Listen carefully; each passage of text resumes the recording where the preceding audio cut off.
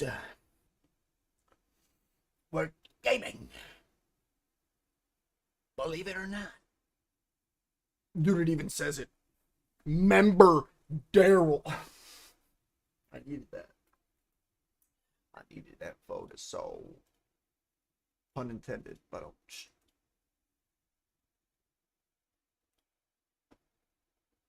it's just so classic.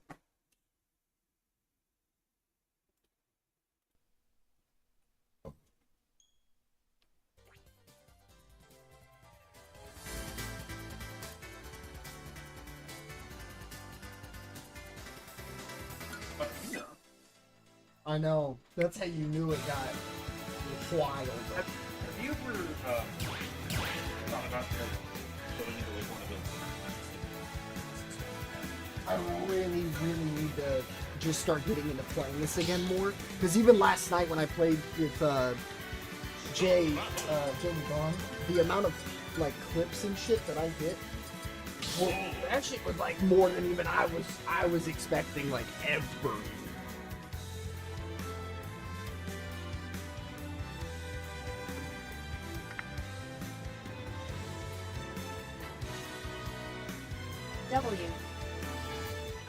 W. The machine therapy. Broken. If it's how you know. I speedrun this. Oh.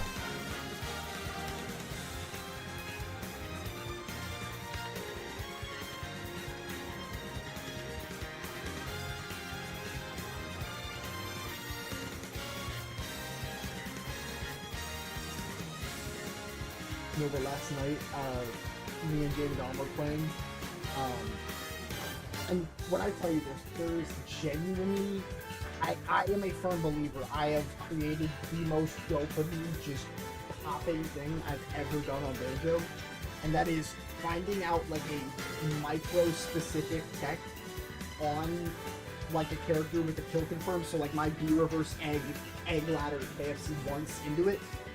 When I went Falco as me in his last game, unknowingly, and I was like, no, tell me, because he didn't go Banjo the whole time we went random, and I'm like, I know you and I don't think it's the worst, but it's still really bad, and he's like, oh no, it's good. End the game, I'm at like 10%, he's at like, what, 90? Gets me the side of map. Me and Falco got beat. Gets me with it without the shield.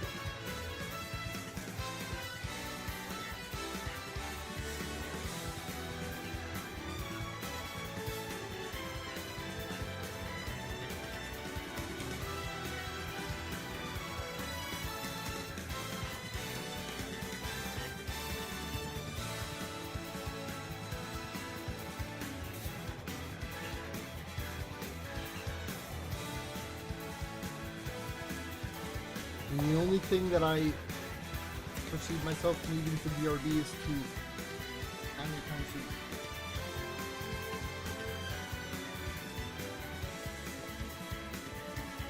Fancy Texas, welcome.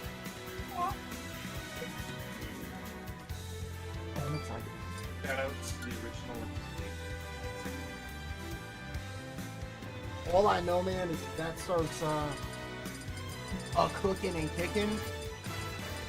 Oh, I kind of feel what did Falco do to bro? everyone's like, if it was today, it is a graduation. Oh my god. Like, everyone was like, yeah, if it was out today, no one here would be. No, real. I'm impressed by you.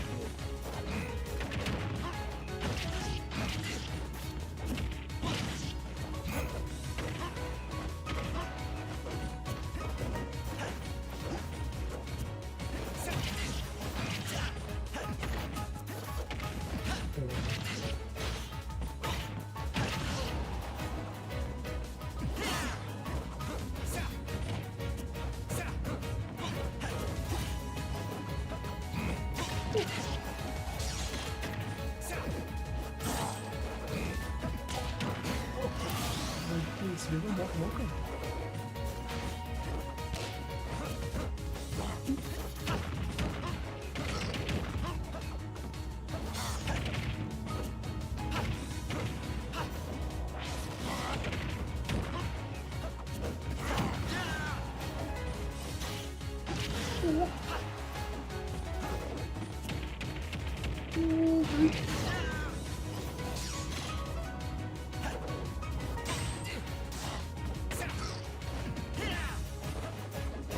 Oh, good land. That was the most bullshit thing I've seen with that move.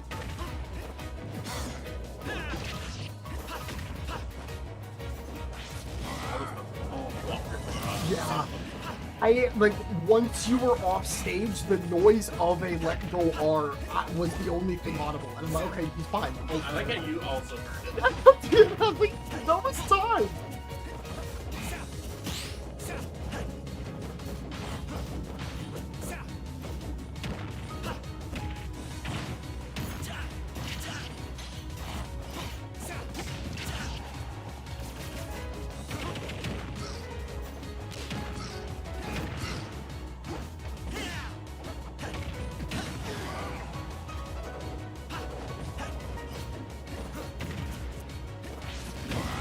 Good shit. Holy. Unironically, I think if it lets one of the hitboxes of it do like a generous 2-frame, that's what that felt like, and that was fucking cool.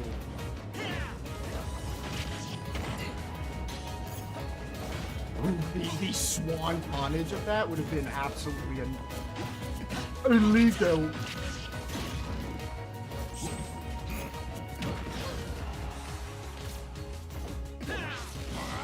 No! That was spooky as fuck, though. Welcome. Bro, this morning my editing stream, because I finally went live pre-noon again. Holy shit. Also, I'm like low-key getting like mad addicted. Alex, with the Happy 12, welcome. I'm low-key getting re-addicted to Overwatch. I had a friend of mine, and the bands were like Genji, Emery, no cat banned, so this fucker now just has free reign. Widow was not banned. Creatures were banned at the beginning of the season. Every match, Okay. there's a total of 4. I think I like that better than like blanket ban. I think they would ban them every season. And making sure I'm not that visible with that, but yeah, and it's depending on what role you were, you just had to choose which bands to avoid sometimes. Did it still roll for you? You can do 66 open, and that was what my highest rank always was, because if I went Ashe and somebody wanted to go triple tank, or you can actually only max 2 tanks. I like that a lot on That's probably better. Remember, Overwatch was like 5 tanks and support was like meta. Goats, unironically, for this anniversary event, there's was just Brig, Brig, Hog, Diva, Orisa, Sigma, Ryan. There's no bad. Yeah. Yeah. And all you did, you would... Wait, no. Winston was it. You're right, no, it was Sigma was interchangeable, or Hog was interchangeable. Okay. No, I had Monkey. I think it was Hog, because I think my Monkey that good for that reason. I know Goat's all about God. He wants to not have God. Yeah, that is very true. I know Diva Monkey and I know Sigma 100%. So that's I'm Kelly isn't Hog because ability. But and I think back in Ghost was the thing, Hog still stayed still. Probably. So yeah, he was never that was a considered. big deal. That's not as much as 6. Yeah. Dude, the old game modes hook. Somebody's storing that. Bro, it's the most. I have so many clips. I'm asking my friend. I'm literally gonna go to Fiverr and see how The many. guy looks like someone threw the table. I literally did. I have one where I killed a guy. I mined the game. I'm on, and this was a thing back in the day. I was like, okay, I experienced my little dash, my leg dash, and I was like, this is all accurate. Are they gonna let me? No infinite boost. The exploits are there. If you 180 with hard casting, which is back to a wall, and you're going to play that all to them your footprints. And like fucking north, I have 2 clips of a sim setting up her like teleporters. She has to walk up to the wall and to throw them. She gets like 6 of them. She gets 6 and slow. But do I tell you? Slow? But it was a stacking. It might slow still, but not as much. This shit, dude, you walked in, it's like a wait, and you turned, you were like, the car wash. That's the thumbnail of the 36 thing of which then get burned down by the thing. The sim running at you though, because like, dude, that connector, the way it worked was the more charge it had, the longer it was. So the better it was, basically. And holy shit. Just like a stream. Yes. But the DPS is the exact same. At max, it is Genji's Dragon Blade.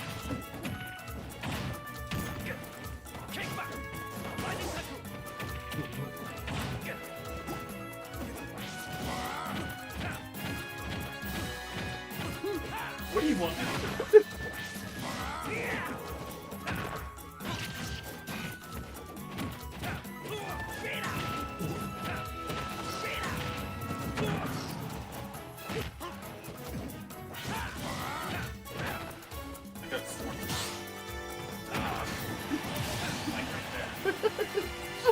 Perhaps.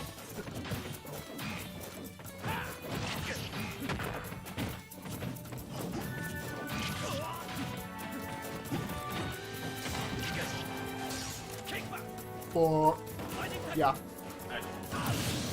No, you didn't. I don't think that's No, yeah, with how horizontal that I was, I don't know if you were.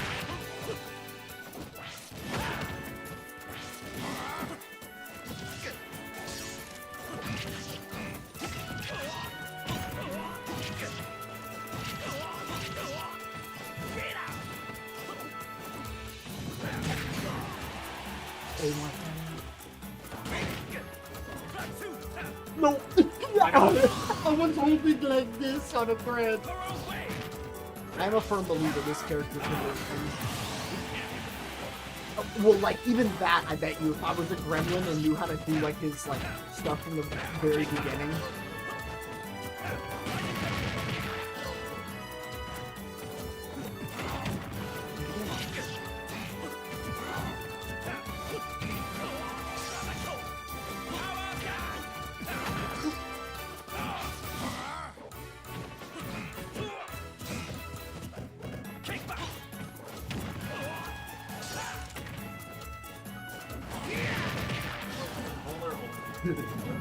He knows how to hold down.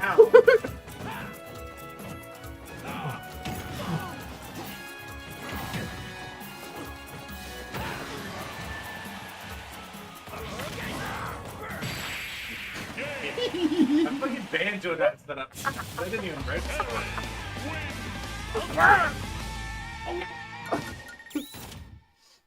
I think he is my favorite character. I still, if someone asks me or like press me on it, I know nothing about it. Do not ask me for Terrence advice. Except using up B, because that shit's bogus. I hit like a goofball up air on shield that he should be able to grab, but he up B like frame 2 or 3. Whoa. I need to see if I still got it. Do I still got it?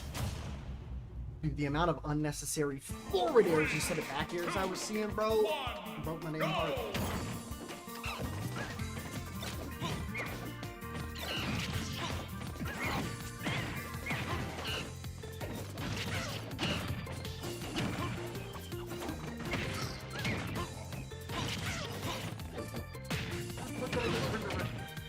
That was 100% I call this medical instinct.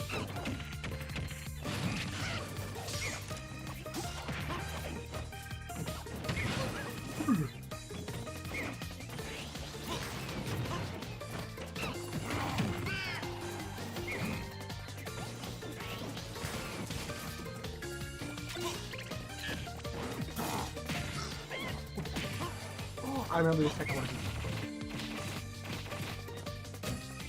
Yeah, he's been thinking. No!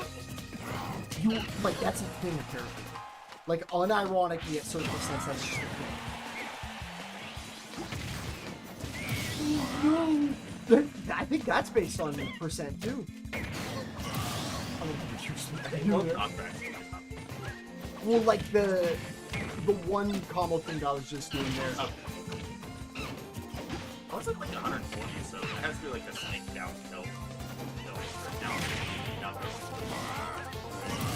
I think I have to be at high percent, or no, you have to be at high percent. I have to have like no rage, which makes sense, honestly.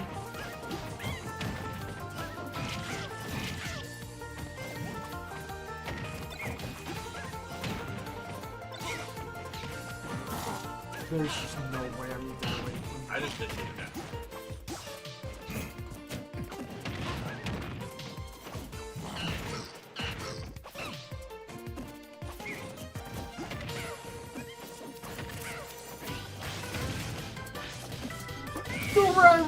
That was crazy. I don't know if you were losing anybody. You were actually. No, I was high air dodge buffered. I was completely there. I just didn't know.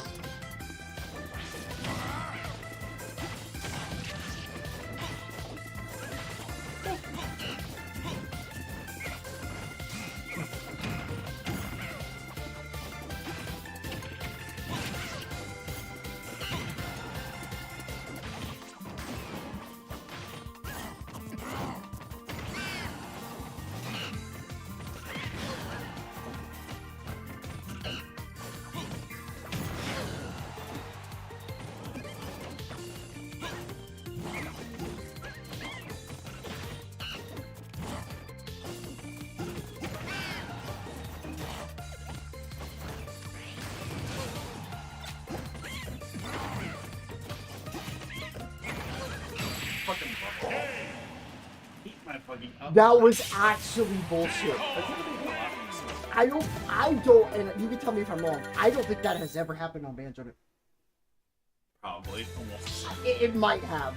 And the worst part is, I think I might not remember it because I think it's happened to you when we were in bracket once. Like that, unironically, I feel like the only time you're right. Yeah. I think that Yeah. you didn't miss second F tilt ever during that set. But that shit happening, I'm like, I don't know about that. that shit, what, hey, all I remember was there was a set where something that, like, the practice beforehand, it was, like, sort of there, and then you're like, no, this is dumb, like, halfway through it, and then you're like, yeah, don't even I think think about it it. like 2 or 3 times in that set now.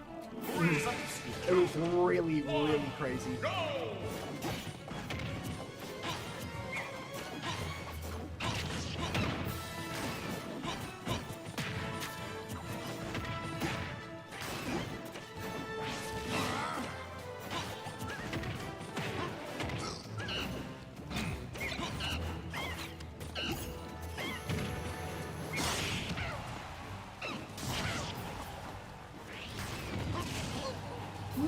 Honestly, I'll take it. I thought I'd like that.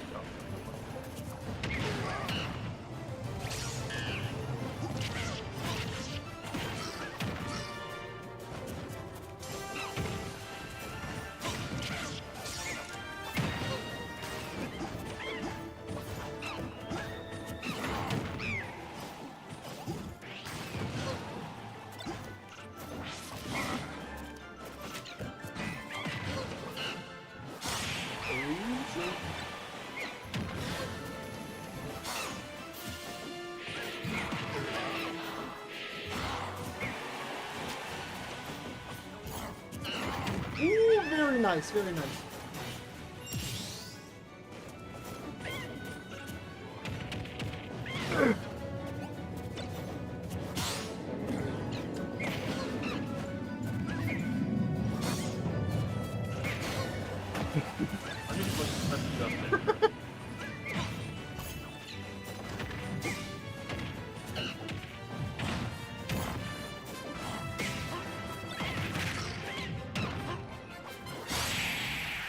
I don't get to detect that, damn. That was 3 spikes. It was. It was. I do think that I need to realize that you have to kind of sit there for a second before you. So if you're ever in a position like, try it. Like, For you. unironically, this is the only matchup that I think, like, there is no such thing as you anything, man. That doesn't fucking exist. Like, unironically, I want to get better at pulling banana quick because I'm scared I'm doing the smash stick. So you see me not do it at start a lot because if I smash stick it, it's not mine, guaranteed, and that's a little spooky.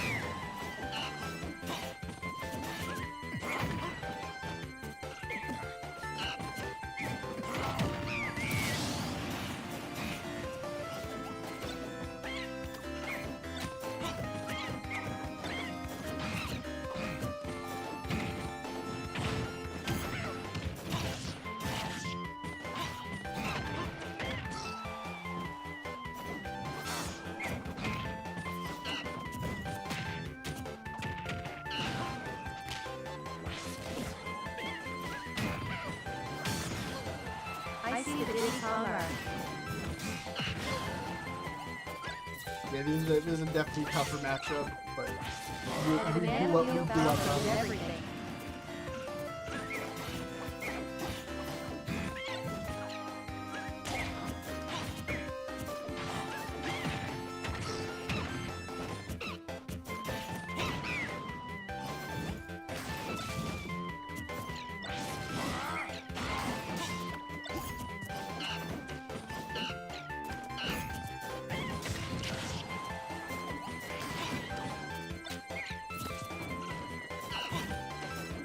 That was wild.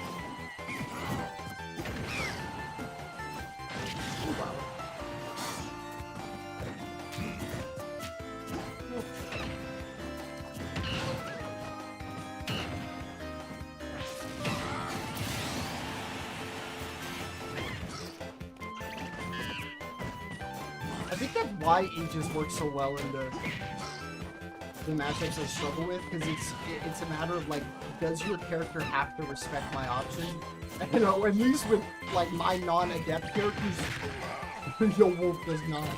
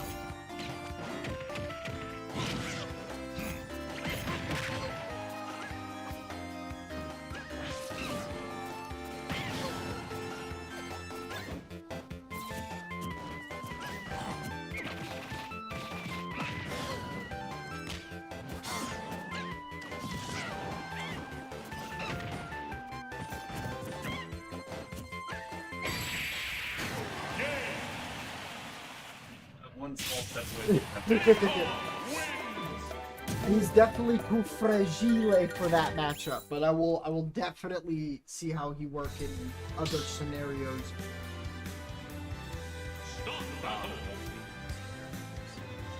I need to blood me that Your light. Diddy Kong skin is the second one. This one or this one? This one goes hard. The white cap. Oh, fucking nuts. God complex. Yellow shirt one. It's beautiful. Mega stomp. Literally. 3, 2, 1, go!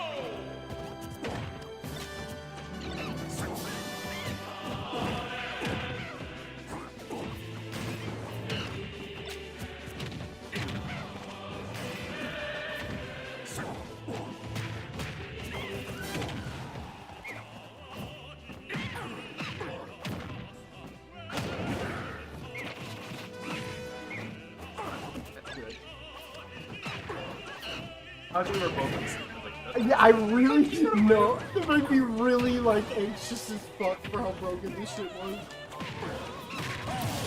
I'm pretty sure a low and width does. I think so. Does get So bad.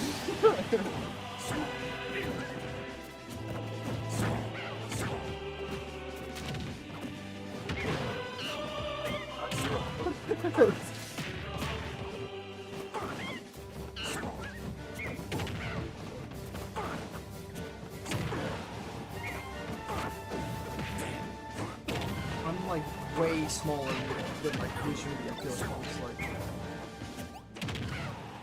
I had the power finally in my brain to do it. Oh shit.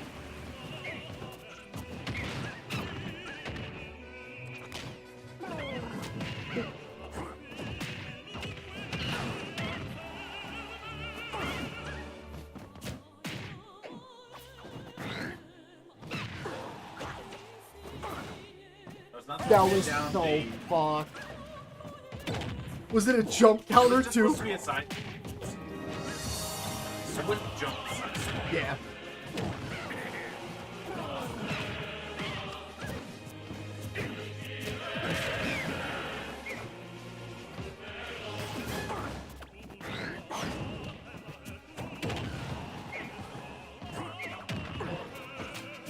That tech is crazy. What's over there?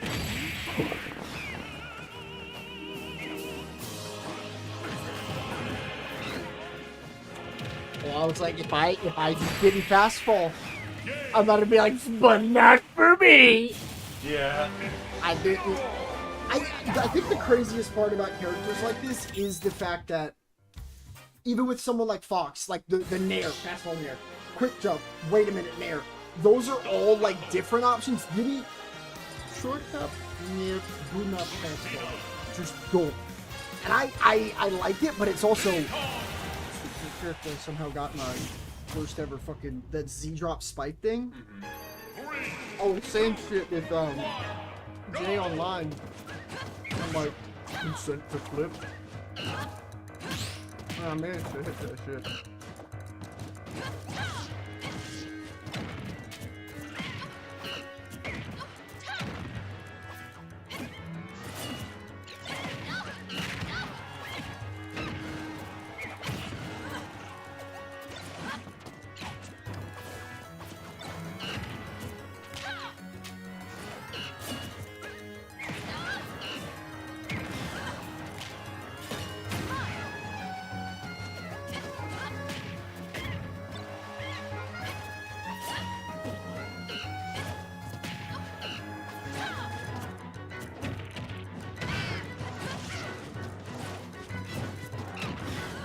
I've made a mistake. I have not finished off my target early enough.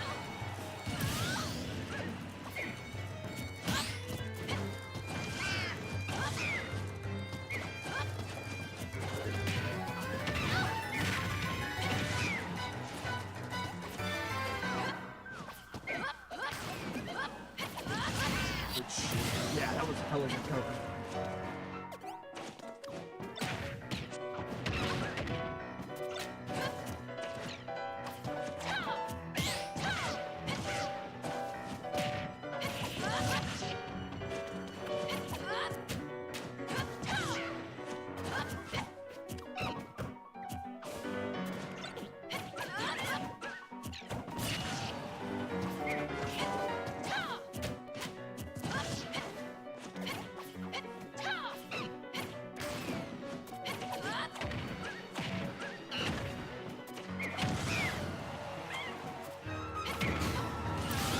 I cannot believe I got under that fucking side B.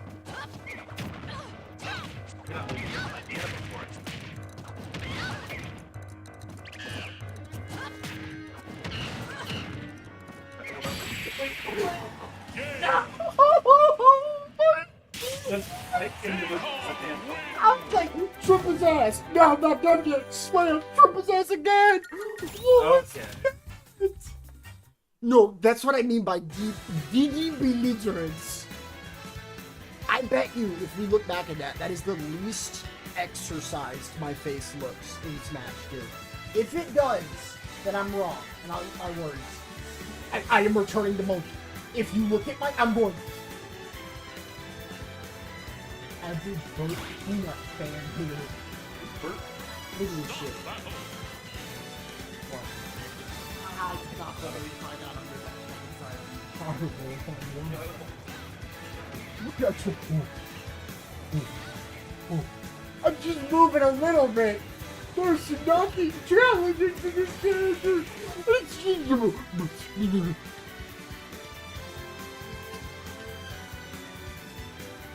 Despicable. Not you, not you. Why did he foot trade with Lucina Fair? Yeah, no, this is only fucking fair. One time I haven't changed. But at least with Instant, I'm like, I'm holding a gun with like Yeah. 2 out of the 6 slots. Yeah.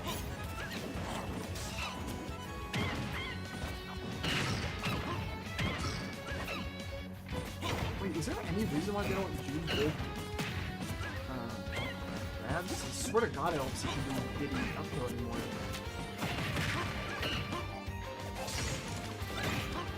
Oh, of course, my one hit. You, You know, if I just got away with that, that'd be a little fun.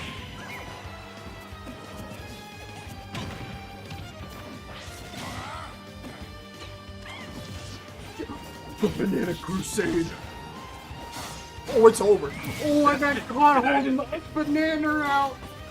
There you go.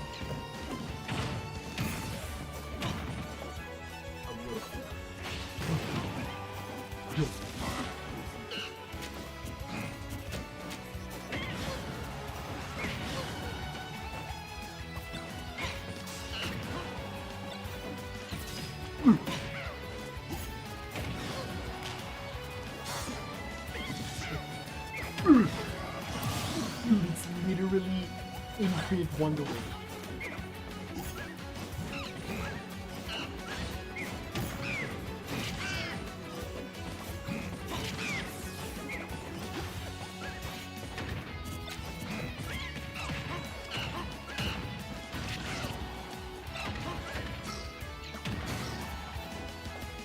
No! I thought Thank God. maybe it killed with the rage.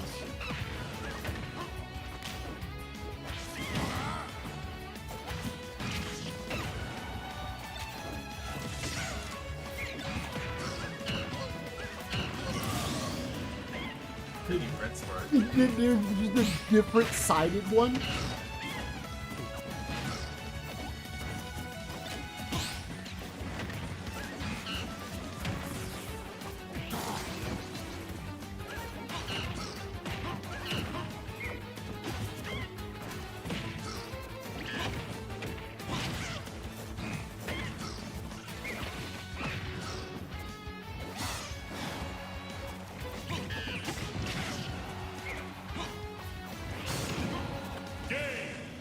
What do you mean? You know how badly I've said this?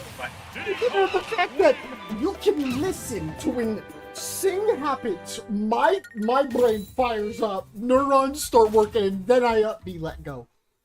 Why the fuck does that even not? I think if you go for it right away, you 100%.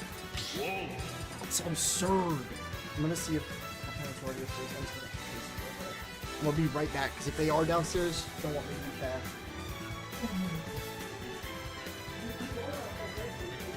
I'm chill, I'm chill.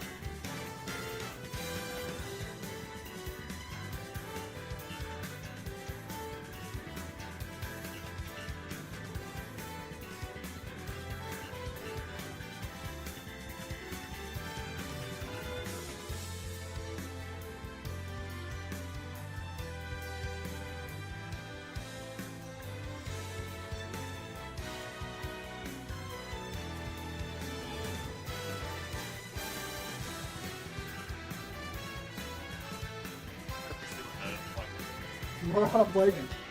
Void Ring, excuse me. How are you doing on this lovely, lovely Monday? Monkey Monday. Not Monday. Tuesday. Tuesday. At least you know I'm really into it, because I don't know where I'm at.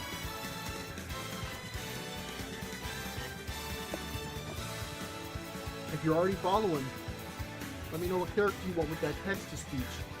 If not, consider hitting that button, it's free. Support me greatly, you can always undo it. Go on to the win. Oh shit. 3, 2, Oh yeah. go.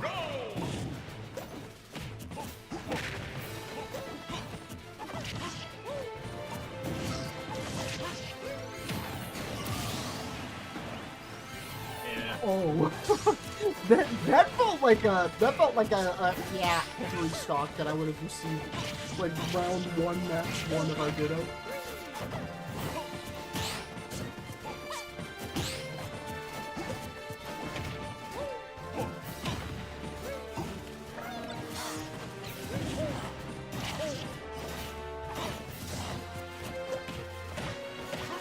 I'm not stealing my name for you, motherfucker. I blow myself up too much.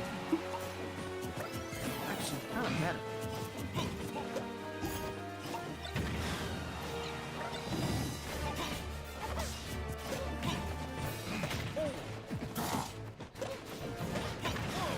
Oh, held into it, yep. Weirdly, I only knew that was gonna accelerate that. I don't know if it would have even stopped it. Whoa. Oh, really good eagle. Third boy reminds me of H-Box. He's 100% winning this. I believe that.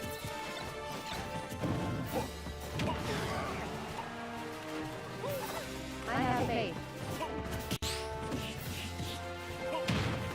Which...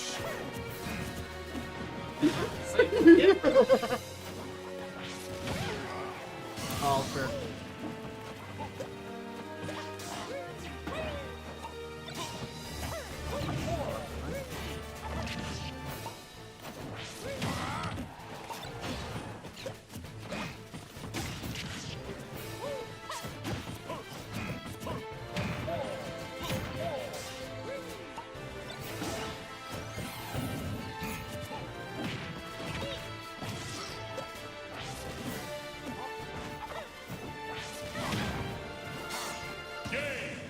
Yeah. That was Yeah. fucked up. I even held down just so that I knew it. If people don't know, for no fucking reason, we don't have to turn around.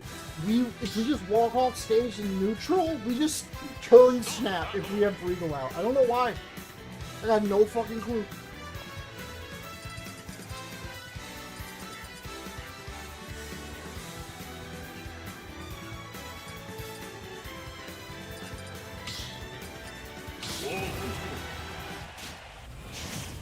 Ha!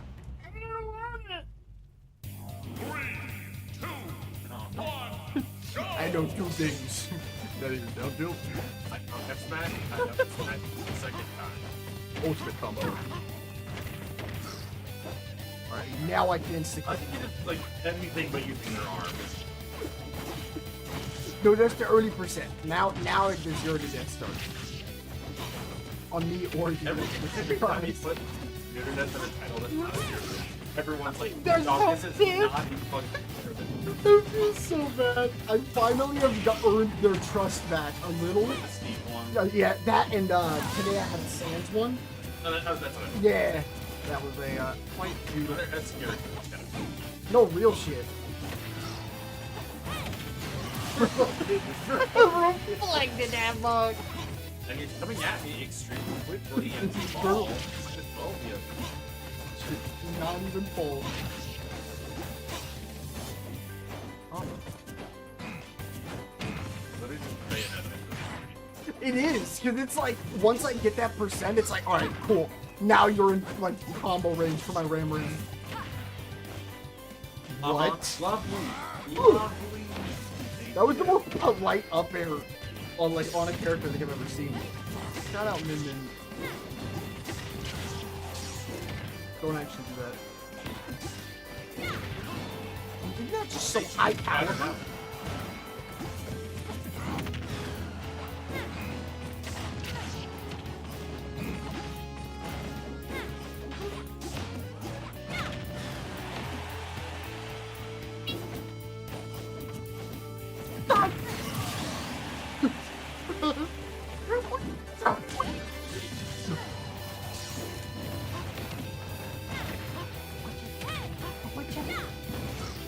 Are you seeing this? High caliber. I'm going to hit you with a fucking arm.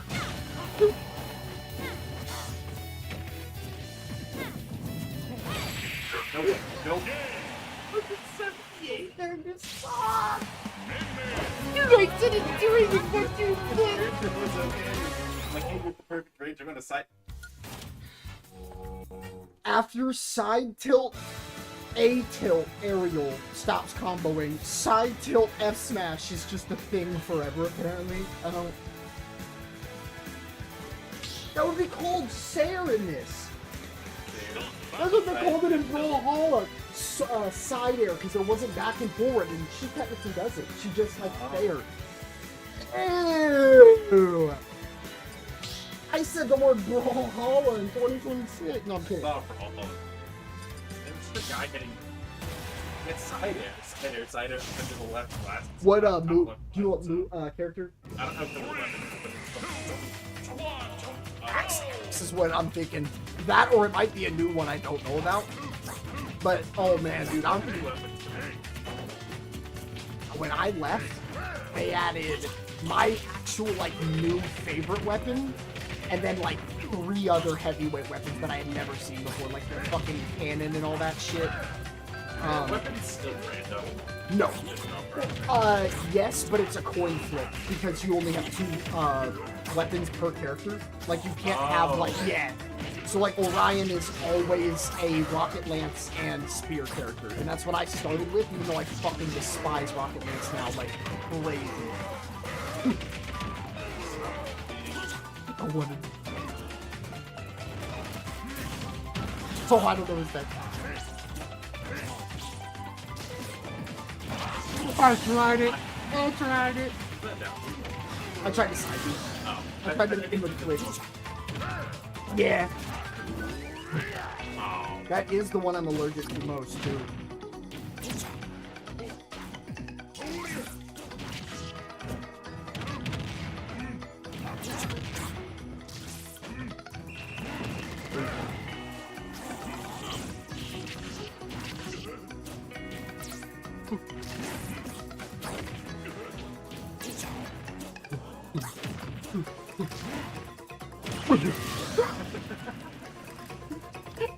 We love the worst part.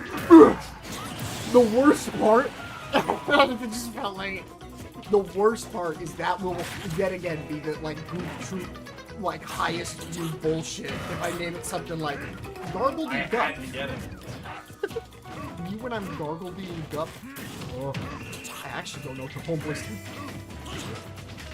Clearly, you haven't played it that long. No air fry pop. I don't actually know.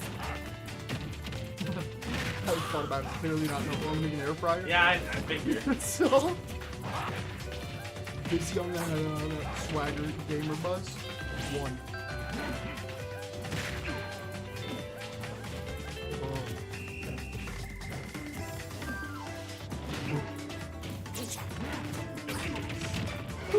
So cute.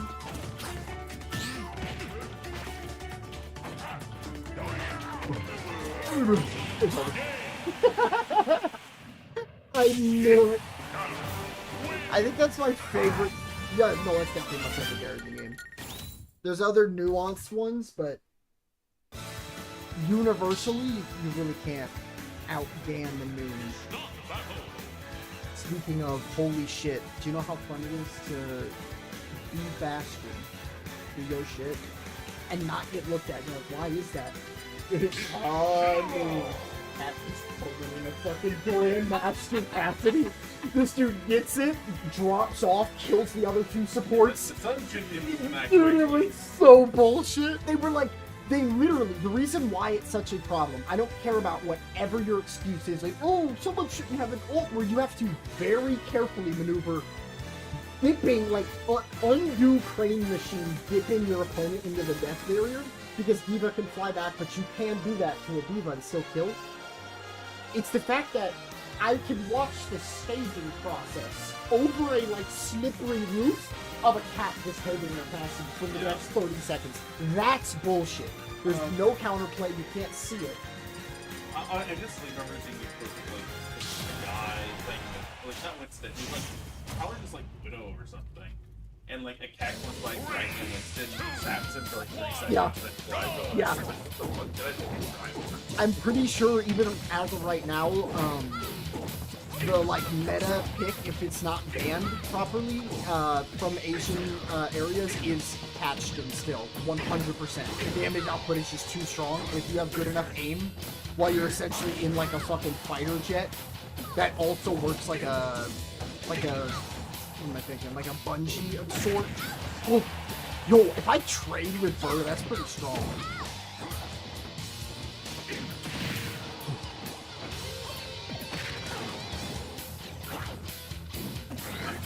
What did I do? Even if I got the hit.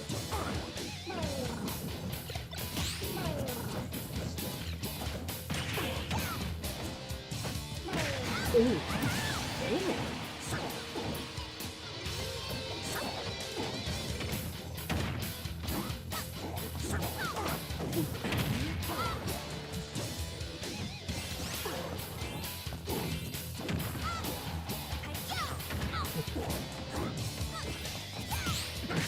Oh,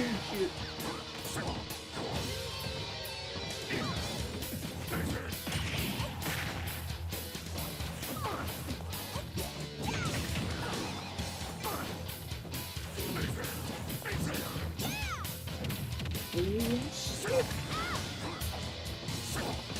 No. Oh, it's...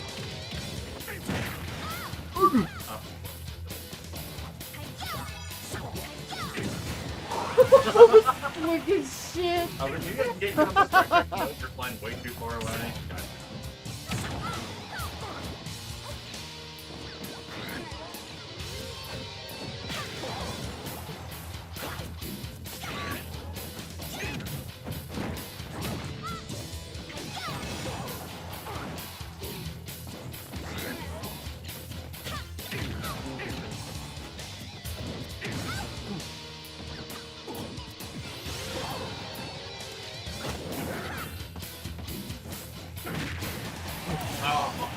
Oh, that was a big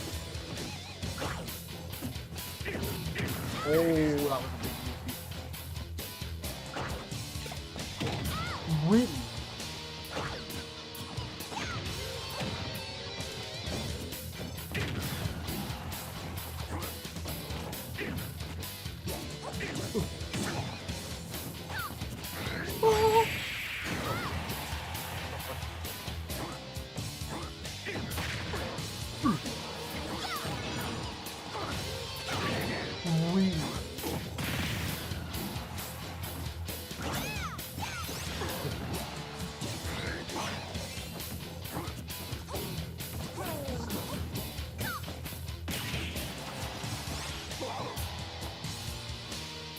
No! I guess not.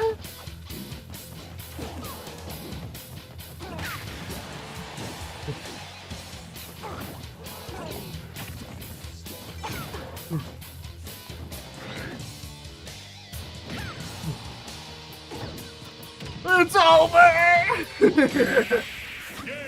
The original was backbreaker. insane. I remember when this game first came out, like, I like watching it, like, he just like destroyed Isabel.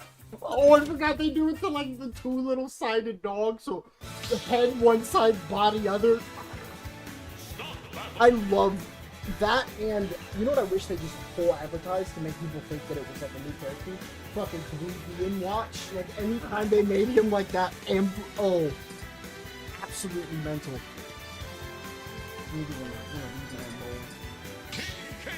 Oh, hell yeah. Okay, welcome. If any of y'all have a character request, please let me know. I just realized I didn't press refresh and it's still doing the streaming thing, which means there could be people in here, but I cannot see at all because I'm muted. Cool. Yeah, an extra viewer just went up from that. Let me send it on.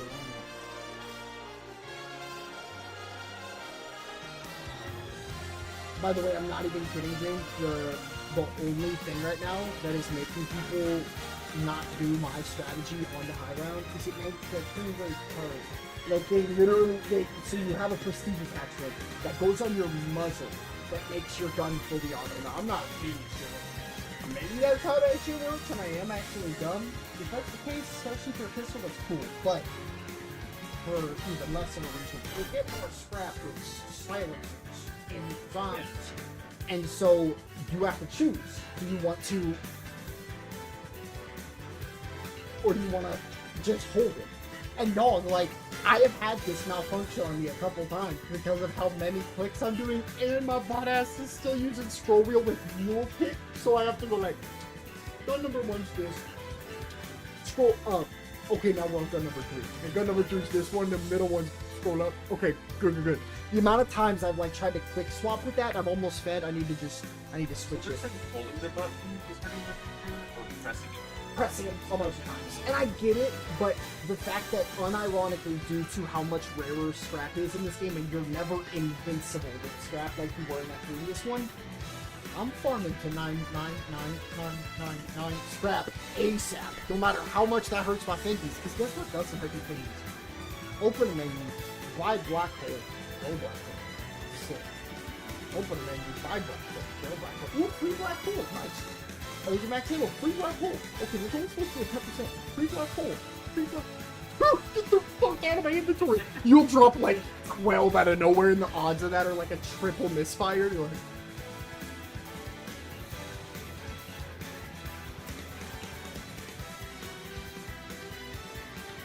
it's crazy. It says has a chance to not consume or has a chance to return a clone equipment. Does not work with combat maps. That's the only exception to it because it is stickless. I swear, in all the games, the most random. Yeah, both. But like, eating 70% of like the spread of a drop. Yeah, but the bow, the arrow, the connected bow, that's like me from playing Apex. Yeah. What was it called? Bow or something. Somebody asked me, I love it. Oh, switch your bastard with that? That map was my favorite. No. That's the last time I ever played you. Whatever that was, that's when I stopped playing. I did hate flying on that. That shit. Yeah. My brother played so what's the name? Valkyrie. Jetpack. Who's the one that's like Junkrat? Someone like looks like Junkrat. I don't even know if it's a guy or girl, but you think Aaron, you're talking about Gib.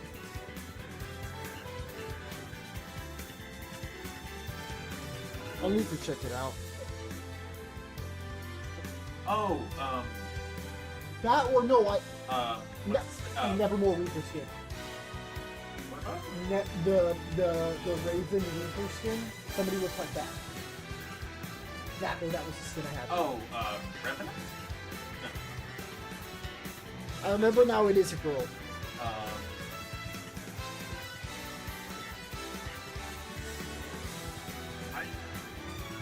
no, honestly, I'm in the same boat. It's not the guy who has the throwing knuckle class pad. Because that's like the only Junkrat character. That is a good. Definitely one for things. It's definitely more. I was. If it's like the person who goes down the column, like go up it, like the vertical, like grab gravity column and it's fine planes. Gravity sounds right.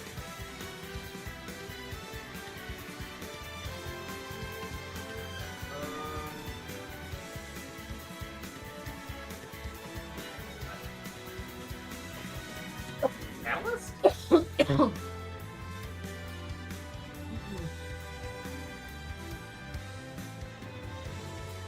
Oh, Horizon. Oh, no. Played him. Octane, yeah.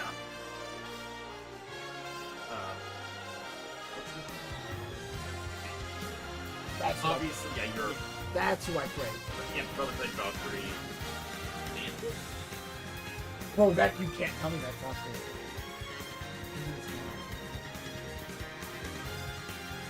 Okay, I only This was is like I the last unironically was just checking. 100% another trick to remember this play. I think my brother played Bandit because he loves games. Do you know why I was checking that? Yes. I was seeing on the. I was seeing if they went all out. Yeah, it's a sniper too. True. Well,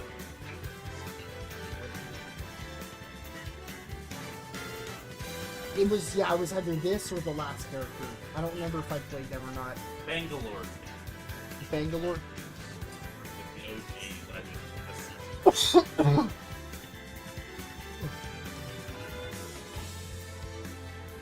Of the OGs, I was impressed. And then when Octane.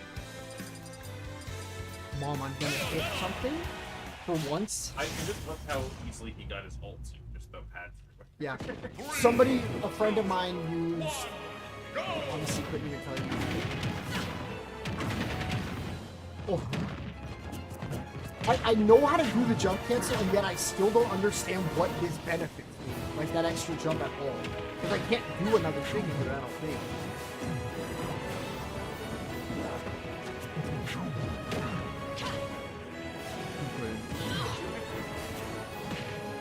Maybe. Oh, maybe just one of them. Like, play a choice.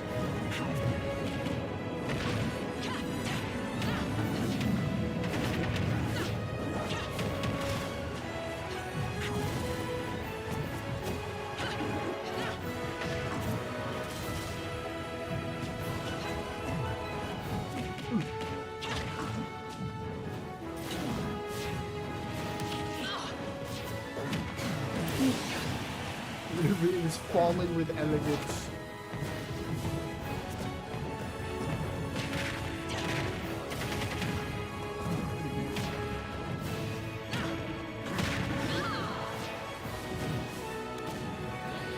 I thought maybe.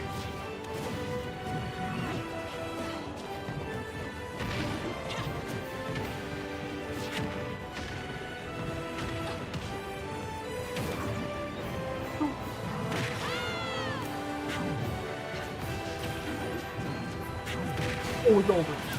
Oh, the real guy is ridiculous. Sam, what's gonna go?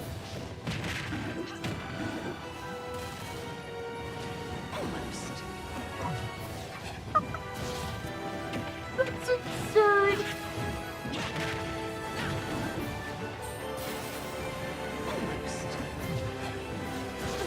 It looks like it's getting worse.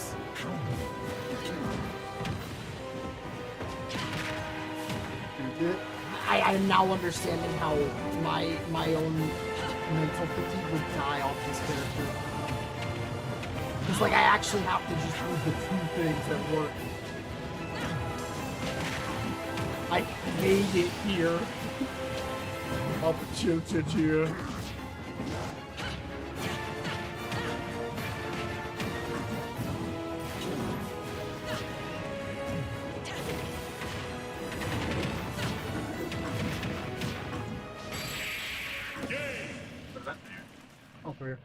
I did relate up there so it would like kind of send in. But kind of, okay. Someone's gonna tell me that up there wasn't sure, and I think they're right. I'm like 90% sure they're right.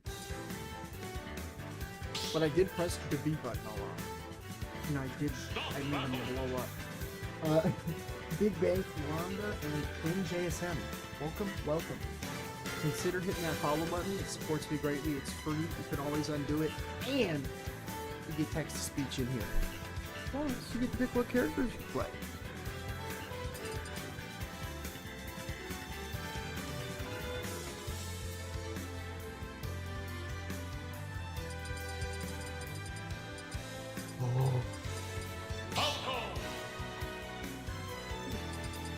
Seth, Bad FSM. the Falco. 3, 2, 1, go! The Falco.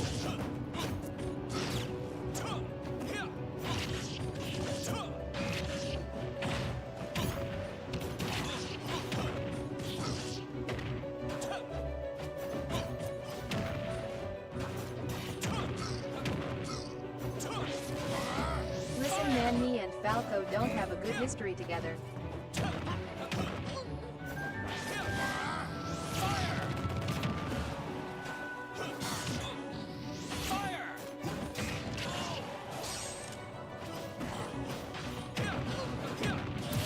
There's like deja vu.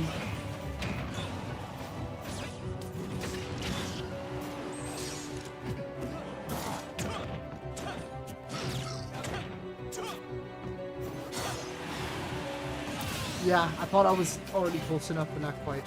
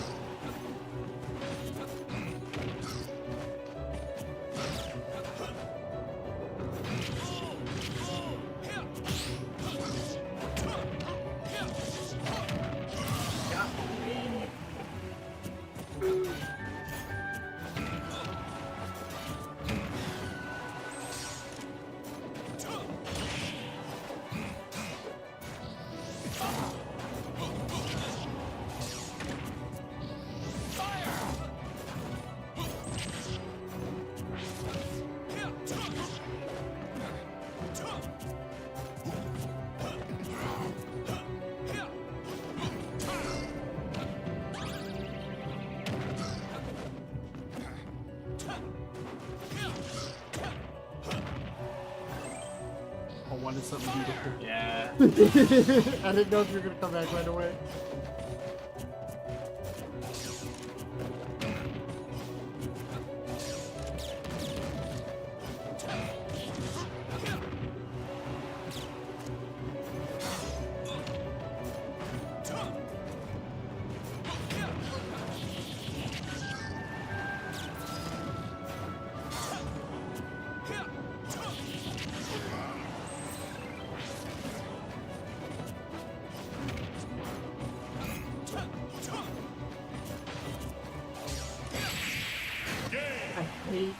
When you don't like unground from a B reverse landed and it's not the right way, it's just like I'm just a fucking rock. I used to do that shit with Joker. I'm like, I'm gonna dash right now, and he just goes, and then he just cancels everything and just stands up straight like the fuck happened. Listen, man, me and Falco don't have a good history together. Shit. I'll still say it. One of my favorite characters in this game. 3, 2, That makes this character genuinely look like a redundant DLC. And that, to say that about a character this fucking sick, like, hurts. What's his initial neutral? That down tilt, baby. What does it combo into? Nothing, baby. I wish Seth was better. I wouldn't have named Daniel NDL. But yeah, no, that's fair.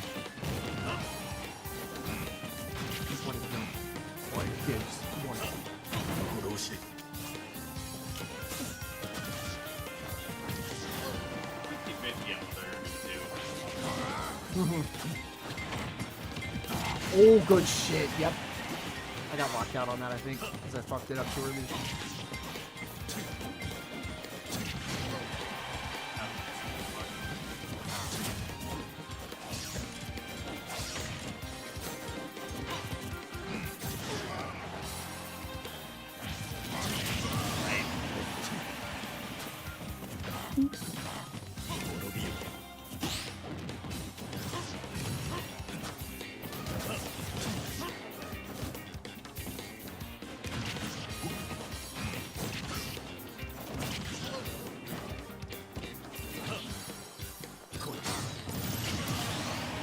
That is absurd.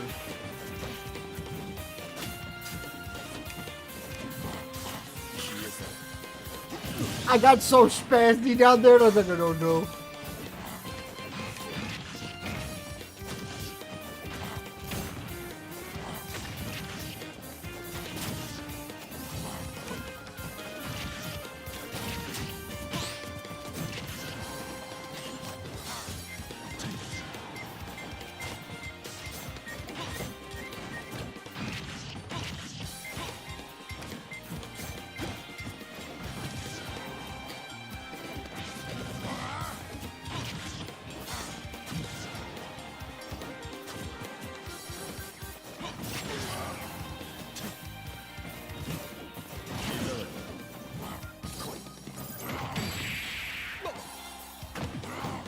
Kirby weight. Kirby weight. Ever since I learned that, I can't shut up about that. Because I remember I said Pikachu and he's lighter. He's fucking lighter. Pikachu's 73, bro. He's 72. Way better. Olimar is his weight. Fucking James. Okay, that's gonna be the thing we have to change. I feel like next game. No way to kill. They're probably gonna have to weight drop down. Because she's... Dude, she's like 110 or something? I know she's like heavy, because she is like made of metal. It's like, it makes sense. Hey man, He should not be like... make this... He should be the most heavy then. Because I definitely get why him, but I think that would genuinely make this character probably the best heavy we will ever see. If he had Tough Guy, I think like Bowser Tough did, Guy and his like... make him a little faster. But all I really want, the only thing that I want is to get him up there. He would... I don't care how Make rough him he is. Steve on the ground, man. Make him Steve on the ground. Like, he has to be like...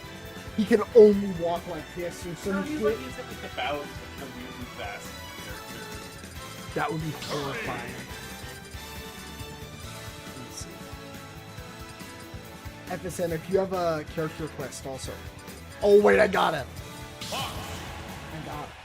Either I die instantly, or he does. It's one of the two. 3, 2, 20 seconds. go!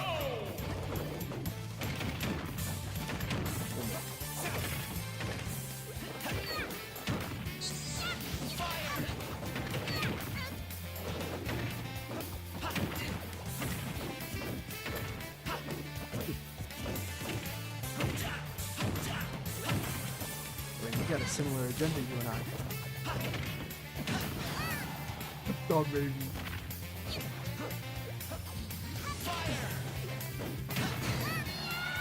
Okay, that is the only time where Fox is still like, yeah, baby, I'm right back in melee. It's like, all right, Grandpa, you're not. You gotta get back in a nursing home.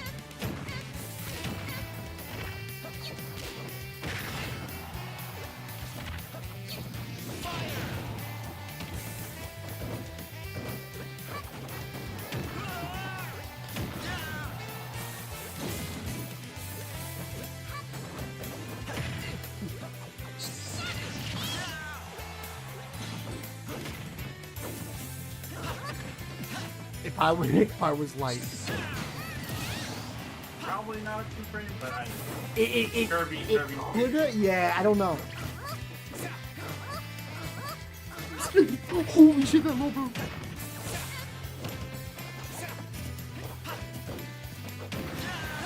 Oh, shit.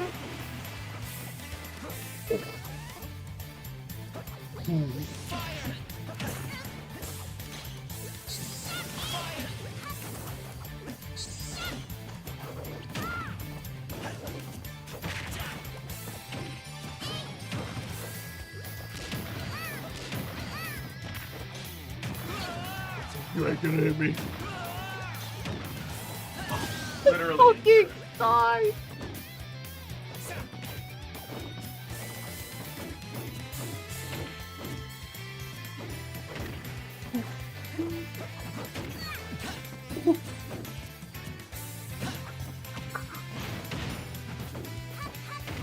Stop, cancel. I don't think we win these, boys. I have to do one thing only.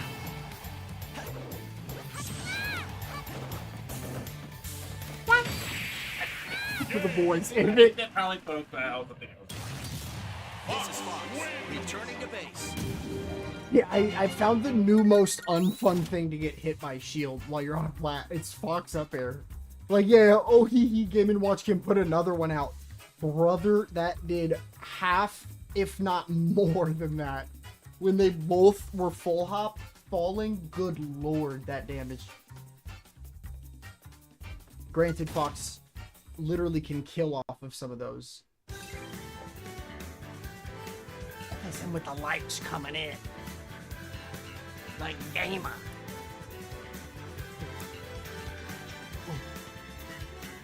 One of my friends from Bellarmine is going to the Go Fest this coming up weekend in Chicago. And they're adding Mega Mewtwo, right? Yeah. So it's like, so my Rayquazas, mind you, they have yet to give any reason as to how. First of all, I'm happy I trust myself. You know, maybe you can get it once and you have a good luck. Why don't you get to a real one and then you play with the idea that I would literally just do this forever. And the only reason is because I know this is blade side and I'd feel comfortable only. But like anything aerially, especially this trick, to not cut yourself, you have to hold it by bite side. Because if not, here's what the trick that the fucking stupid Mika spine with. What is that only because right now that's bite side, which means if I wasn't, once I catch it, I get deleted. So the bite has to be here, and then you have to find a way to get to there. I've caught it like that, but it's really fucking hard. Cause that's an ice pick. That's an ice pick. So I'm. how does he do both like butterfly chicks? He's just spitting that shit. Like, It really is. like those hot dog videos, the guys like doing Dude, Commander Carl is probably my favorite thing to watch when I get like a good high again. The guy that reloads household appliances. Bro, Oh yeah. I came up with that. Like, I'm not saying I did, literally. But That was like a child. But especially if you put this source little HP at 100 on the bottom, and then like it would make like scroll it in Gmod. It felt so real, dude. Cause my dumbass didn't know any better. My brother was like, use the fizz gun. I'm like, the fizz? F-I-Z-Z? What the hell are you talking about? Nick didn't know what physics was converted to because no one knew how to talk to him right when he was younger. He was just asking for it.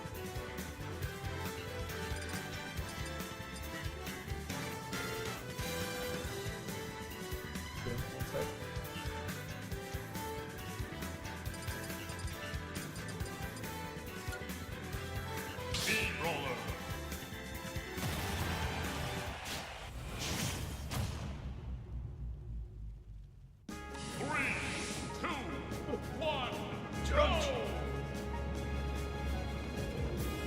Honestly, didn't even remember his moveset. Maybe stomp, toss, suplex, what is that kick? Obviously, death being on this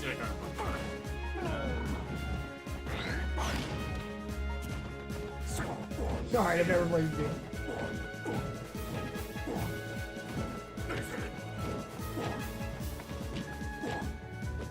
Alright. Look at it with skills in there. Only just eats it. And we're both. I know it would make me very happy.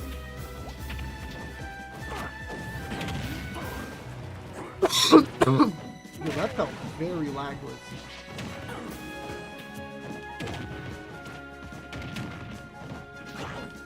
Oh no.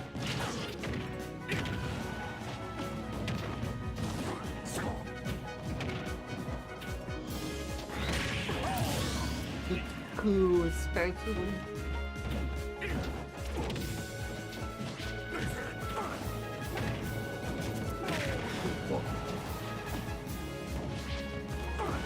I thought I got far enough out. Yeah. He's super close.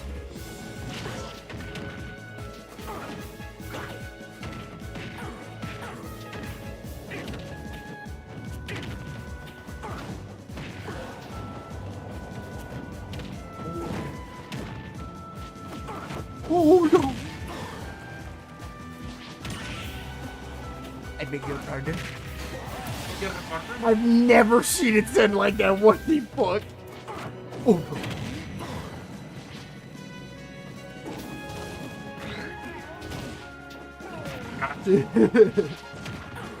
That's actually such a dope knee brawler.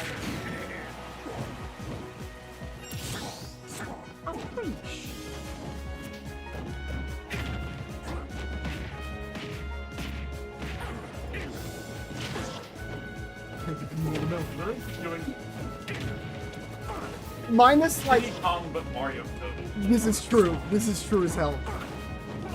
And also the build doesn't work. True. But still combos, zero combos. You know, Diddy Kong. It's over. It's over. It's not killing me. It's over. It's over. Right there. One of the jabs. Is knee brawler technically like Mario, or am I wrong?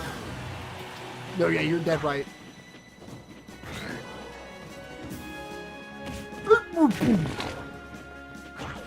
It's a big thing. Oh my god! I blew up. It's amazing. You're turning into playing. So, him and Wolf. I got blown up. Thank you so much. I know I got deleted there. Good stuff. If you have a character request, anybody who's new, hit that follow button. It's free, supports me greatly, and you get a little TTS goodie bag. Morton, bro? T-Nari? Nari?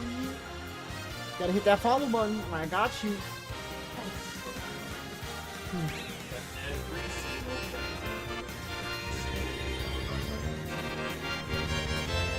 Really? What? For Melee.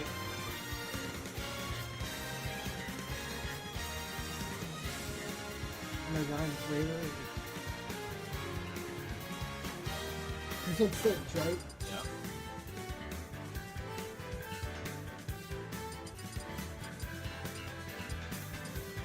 That follows also. Pokemon Trainer. Morden. I got you. I don't know. Wait. Like Pokemon Stadium? Bowser Jr.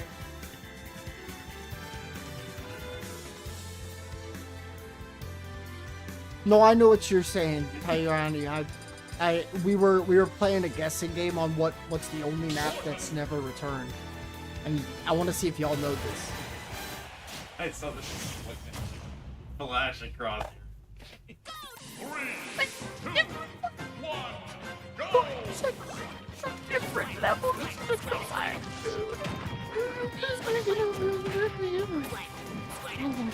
I think that might be the first like wonderful oddities about. I'm just standing on that map, and seeing how long I can live to see if I can see a loop. Because if there is a loop, we know this.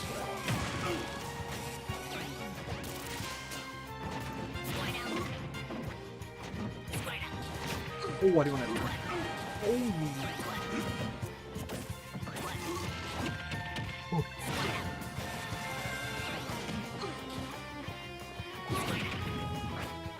Oh, it was just...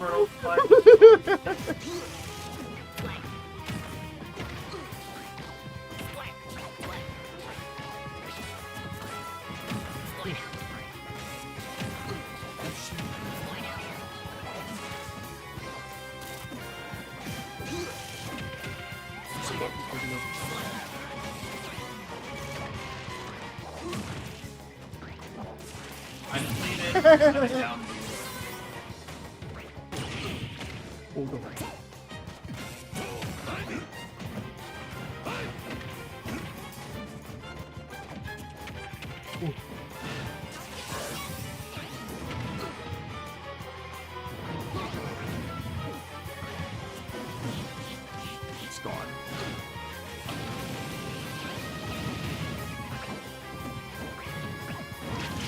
wait. I got spooked. How do you do the air up the back of Morgan so well? I miss often. Yeah, it genuinely all just comes with the amount of time that I put in on it.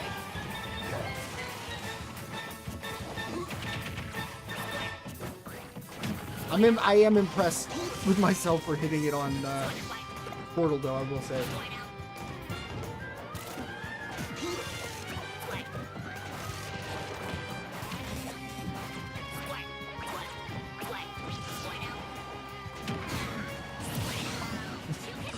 Yeah, I didn't expect it that early, to be honest.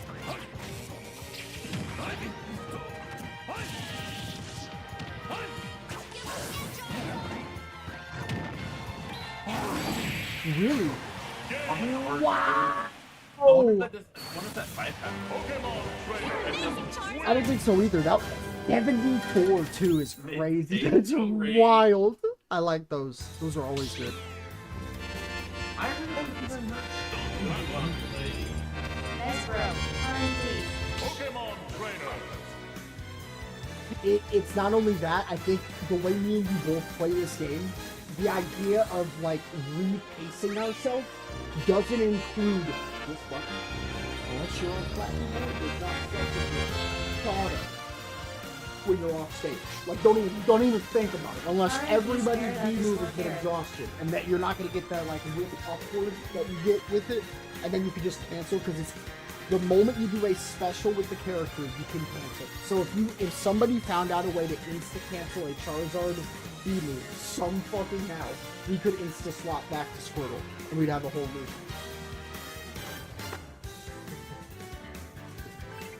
Fourth year. Sorry, he was showing me something goated from Pokemon Go. I thought I was gonna have that, and then my 17-day-old Diplin that I was telling you about, he went out. Okay, dude, my Switch is fucking biased. I swear. I still do a new sad face. You still need a Mew. Hey, you get a free research for it. So once you keep playing the game, if you let me know what your special research tab says, I can tell you what special like research it is once you finish that you get it. Because everyone gets it.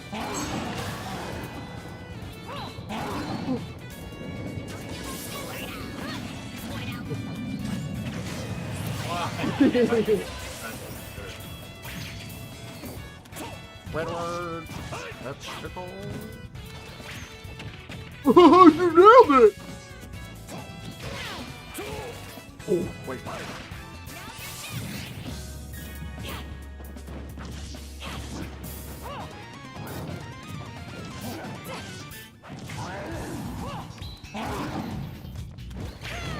Oh shit.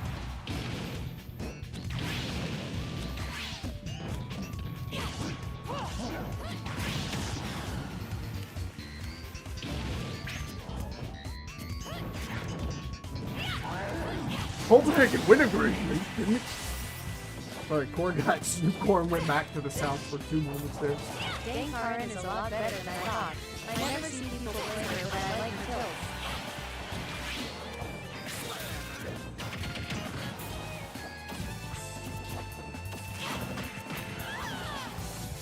Yeah, her tilts are amazing. You can make it tilt. Yeah, I would actually unironically say these two characters might have some of the best tilts in this entire game. Squirtle probably just eking that out. I do think the best character with the best character. Velma? What I think is crazy is I still think I would contest Snakes. Because snakes could go like Europe. True. To be as like Yeah, no, okay, yeah. But his drops, I've seen his drop, you know?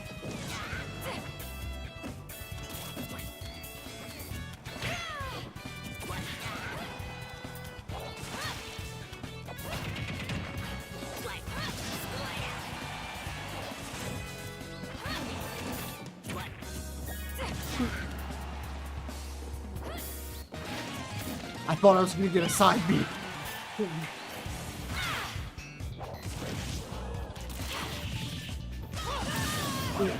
what is? No, I got caught on the ledge. I was like, I'm coming down here. You could not. I don't think that's it. No, I don't think so. Nice. Nice. Thanks. Thank you. Oh. I never see people. I thought that. Land row. Not nice. I have. Oh, dude, that'd be amazing. Plant? Pokemon Trainer. Corona Flash. Yo, with that gold boxing glove, bro. Thank you so much. Gold pop for the gold box. I can get behind this.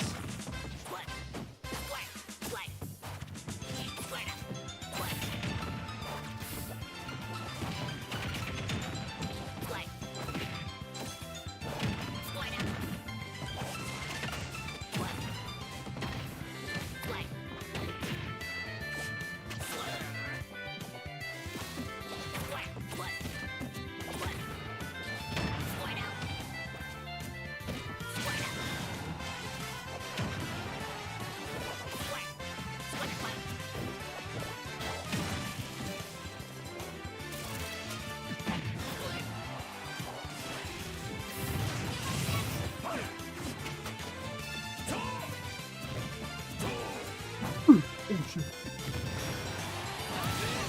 Dude, that move is so fucking unreal.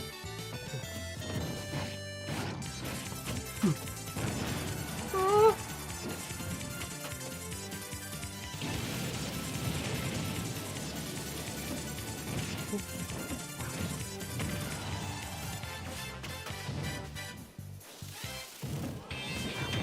He knew. He knew. I get impatient on my second regrab. I remember your ledge start. I want to. Yeah. Anything this sequence. I want to get off the fucking. Yeah. Right, I'm gonna get as far away from my process. That is true. That's so I guess how stupid. much of and I don't think you can ever. Yeah. You can always overdo it if you're like egregiously outward, but if it looks like you should be able to get it, you're actually too close.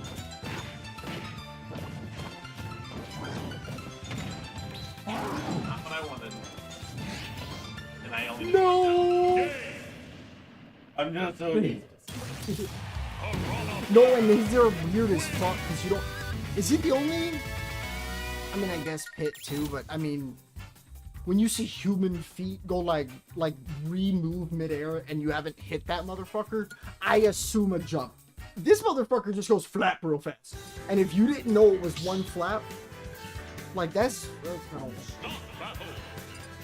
I'm a devious motherfucker for putting this near my fan at this time. I don't know. This is like my old work experience, and I fucking love it. Old feet.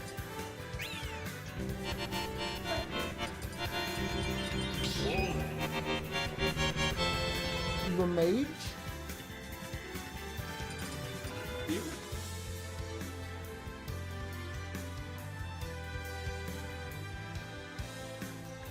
Robin. Yeah. Yay. I do think it's really weird or funny that the first character that was fucking wrong. Like they went out the gate with like all of their creative teams. Because like look, That's why.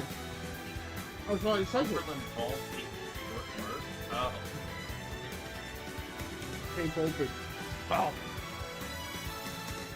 They're like, Wait, no. gotta go with the soccer. Then a night. Duck hunt. But you know, he did do an uprising then, so that was weird. Dude, I don't think I can do it. I mean, if you want to see Utter Annihilation, I will still do it. I will oblige for you. I'll make that a rebel. My head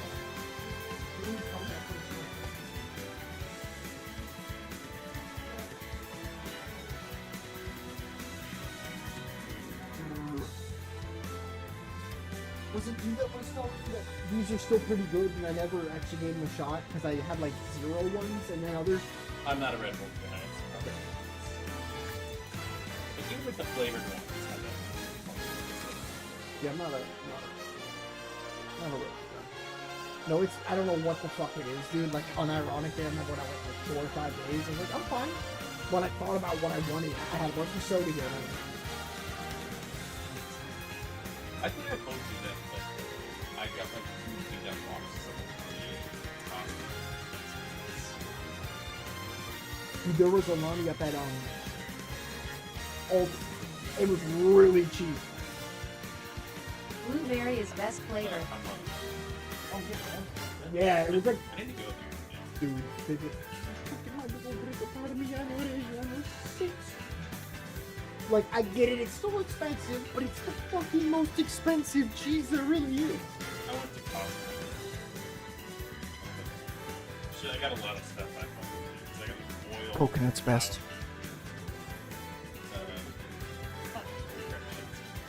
Best flavor.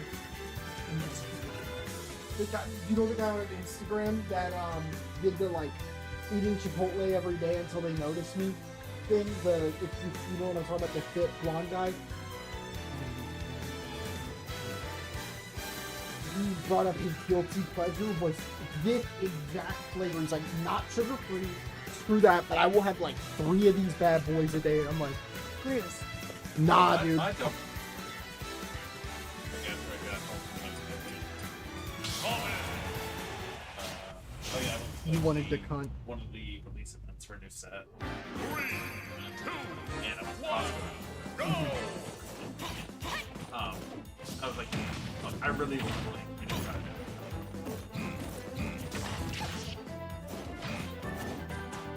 Oh, hell yeah. On the way home, and like on the way out, and I want to get the points of the work part.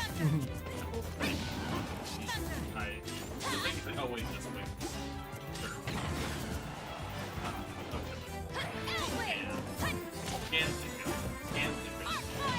Manager. I'm like,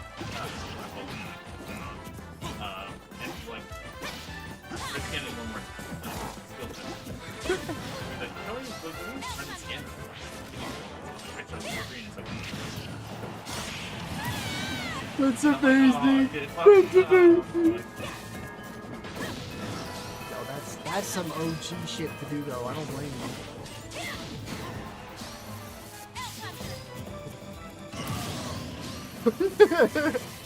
I didn't let go. I think it probably let go on my shoulder, so it kind of buffered it. Yeah. Because I tried to immediately.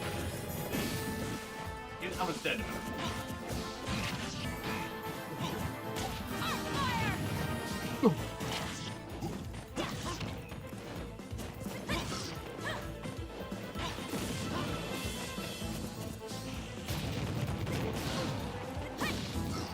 Wait, I could have done that in a bear, and I think you just blow up.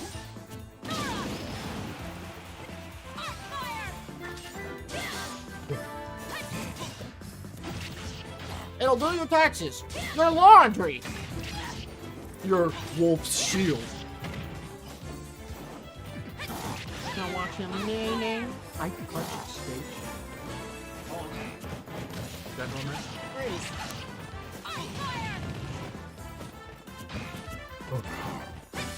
Is gaming on these chances? Yeah. God, that swing is so like, vertical. Yeah.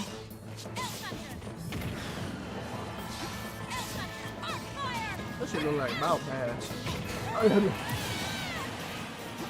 That shit did indeed look like the Fortnite battle. Forlorn with the news. What's up, Revenue?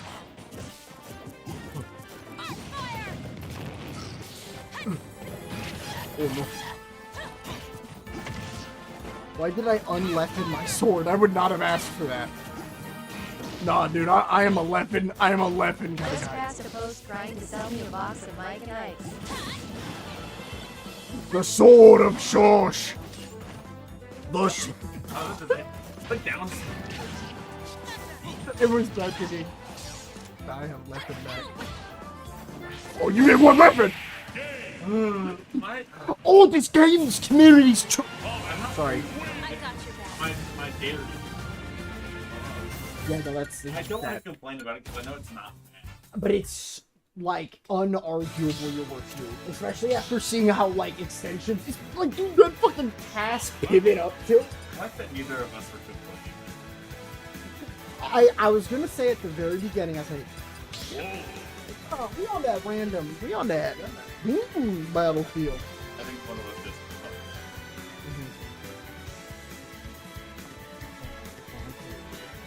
Just past the post time and some of your fonts. That's wild. Oh yeah. Speaking of the release. Oh yeah. This was a set that I really liked, and I wanted to buy some boxes for it. And they were like not cheap. The bigger ones are probably gonna get to pretty down there in terms of price, and it's still pre-release, so there's no guarantee that it's not gonna have them. Yeah. I bought like 8 That time, bro. and I'm gonna open them all on Friday.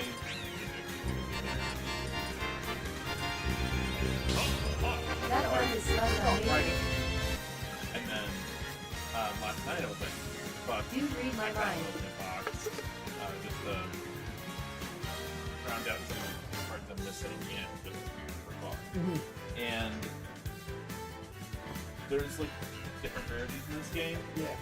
And there's all which are 1 stars, 2 stars for signature, 3 stars for thinking I can again. I've never pulled anything above a 3 star. Yeah. And what'd you pull? Till last night, and I pulled 2. And it looks nice. See, yeah, no, I'd geek my shit out if I went like this and I saw the fucking, like, that sick-ass, like, hollow and gold text together. Like, Welcome, everybody. and it's still released, pre-release, so I have no idea how Total much with- there's no market value for it. It's fitting. What you gotta do? 1, go! The store won't ever buy it from me. Just- Yeah. Immediately.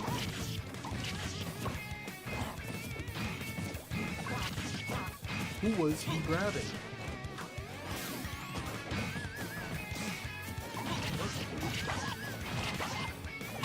I am blown up. I am gone. Oh, you know what? I'll put it in. Make Not use of the oil barrel. I hate to be the bearer of bad news, but I will do that a couple times more. I want you to be the bear. You know, this is true. Also spam B when you hit him with the frisbee. I love y'all. Y'all are always really supportive. I promise, if I thought there was something I could do in this matchup, we would be doing it. But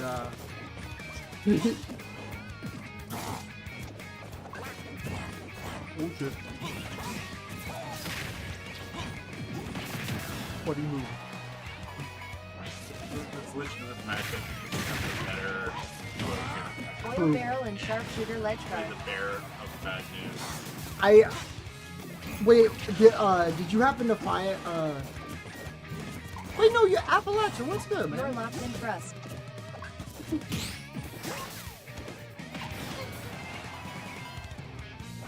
I have like a depressingly high number of hours in this game. Is the only reason why I laugh at it.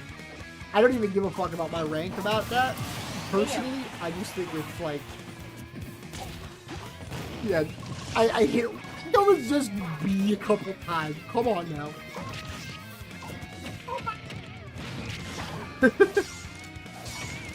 The reason why my clips aren't popping off are y'all motherfuckers not knowing what you're looking at. I'm dead. Like, I will consistently get over, like, 1,000 something views for a really good KFC on YouTube, but nobody has any idea what the fuck they're looking at on TikTok or Instagram. I'm not kidding. It's the only ones that always most perform on YouTube, and it's hilarious.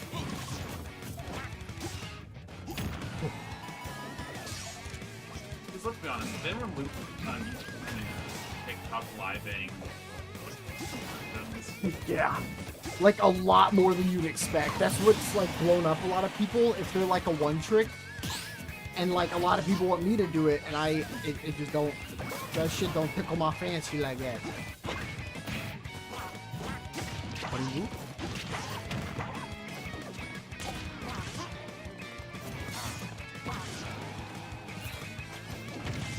Oh, no.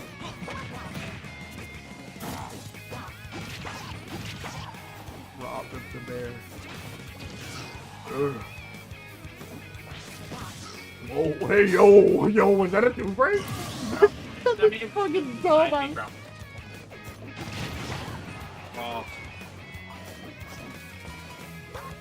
I didn't even decide, but dude, if I got that, Keep in mind you're a zoner and you don't have to get his first nose to and get get boss the race star recovery. boss. That'll just pop you a little.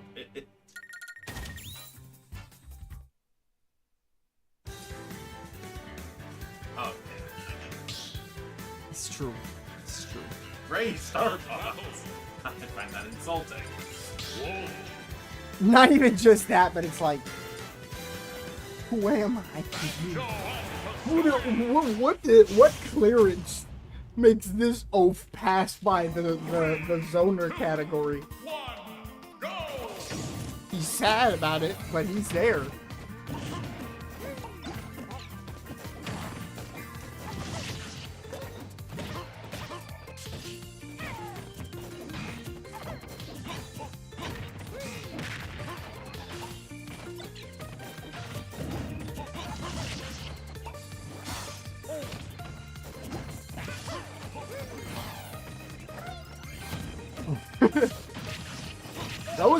That was more than Nair, I think. Yeah, pull my legs up. Yeah, it looked like you full dodged it with Nair. That was insane.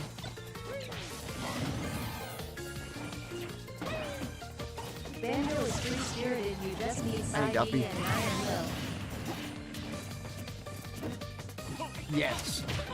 I have no idea. That's all you need to do. You're right.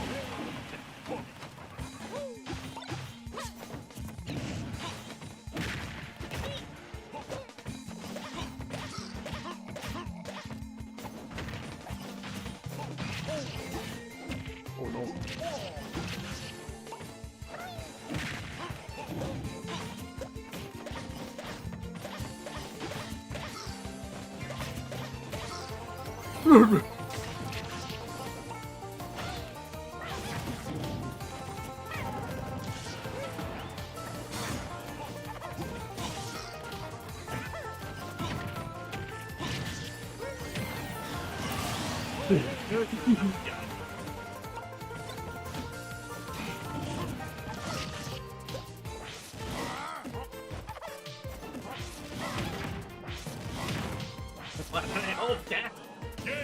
Holy shit! Oh my god! That finish was insane. Hold me now! Just the way that said it was too good. Adrian 24. What's good, what's good? I feel it, what are you saying? Don't worry, you're not missing anything for not having a graduation. It's so boring. Wait, who was it? That's amazing! Five, we do.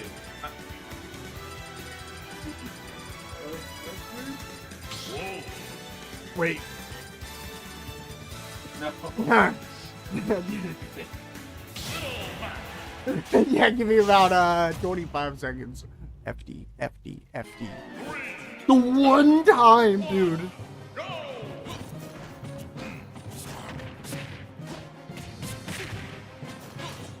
Barbecue Bob.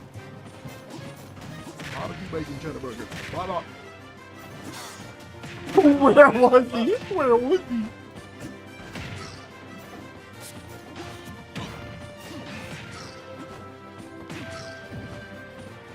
Y'all up swagging our docious right now. What can I say? What can I mean, I'm a man of swagging. Oh, fuck. Help me. Look at a hole. You think you're a hole. Oh.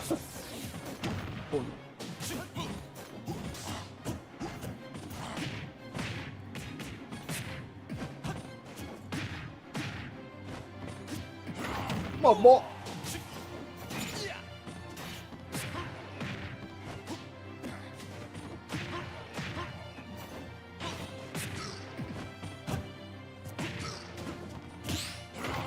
Go with it. Go with it. Green, green, green. Green, green, green, green. Bro, I suited up for that mug. You already know. Uh-oh. Oh, he wasn't ready. He wasn't ready. I get the fucking not one knockback spike.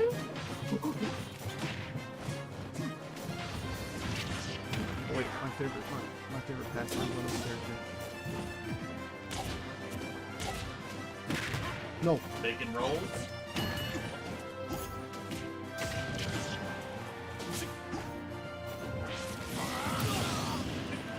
Who was he down there?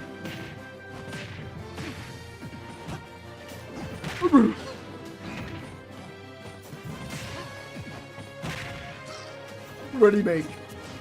He should go. Ready, make.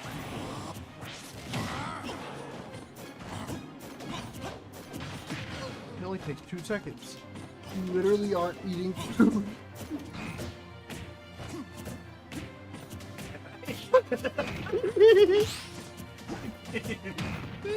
Gameplay. Fuck me. I'm just killing you. I just want to get the side. Way to go, man. Why is it only freaking a fair gets fucking It was like the most perfect one. I think unironically, because I was trying to go off to read it with a KO punch. You just buffering it, I was jumping into it, I think. No, it would be holy clip if I hit the Yeah, I know. side B or if he hit the KO. But no, unironically, they're not even wrong. Like, I posted stuff on accident and nothing's happened, and it's like, yeah! Yeah, I've like doubled the title once, and the right title one got I less saw used than the, like, right. Oh, it was so good. Yeah, I put, like, folk back to back, and, like, it made sense enough. So proud to double folk.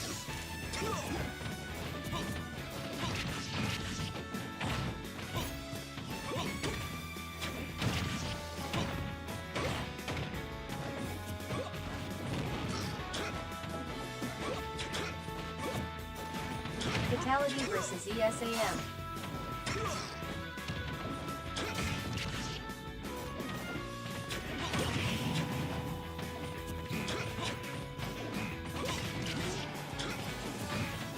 Wait, what?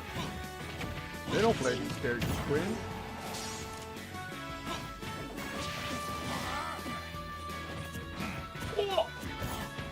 Damn, Joe relative? Who expanded your relative? I did down tilt I mixed up. I went boing. His balls fell off. Oh no. The wrong victim. The wrong. Who was the correct victim?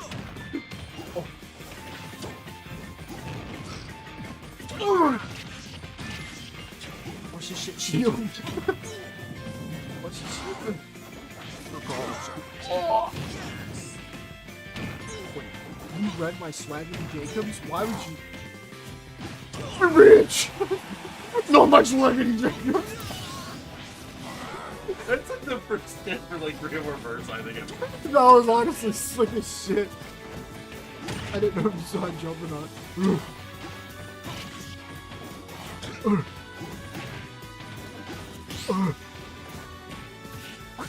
No, he knows. And I know he knows.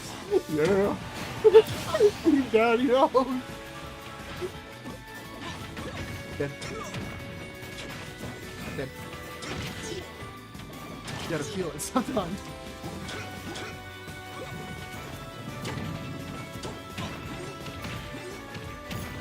Sad. Both of those were trying to be down. Oh, no.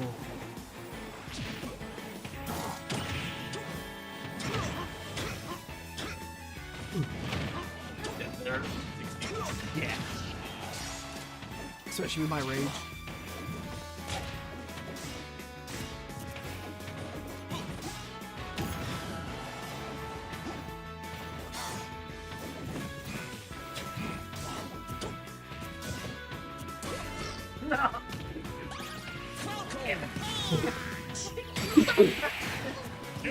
That barely. It Me, really- so that was not. That was fine.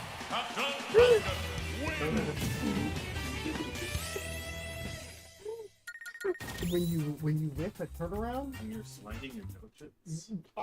I don't know when I said that, but I felt that the goodness in my heart there. Why did the down B go so far? Like, I feel like you're not I think you were on time. Oh, like my slide off from the. I'm definitely putting down B off. Oh You my have to go all the way to the floor. yeah. Like I think unironically, if you didn't hit that and I didn't have a jump, I was dead. I was completely dead. Down and down B. Oh yeah, I definitely did that.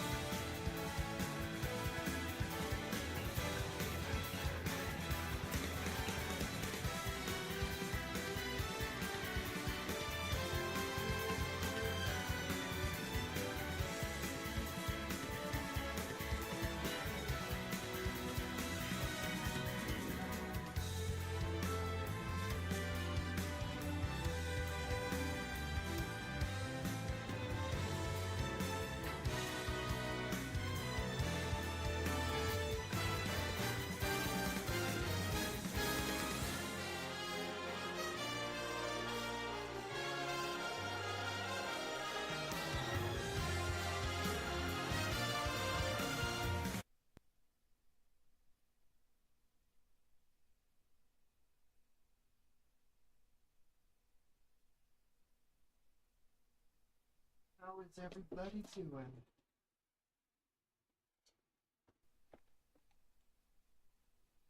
Ah.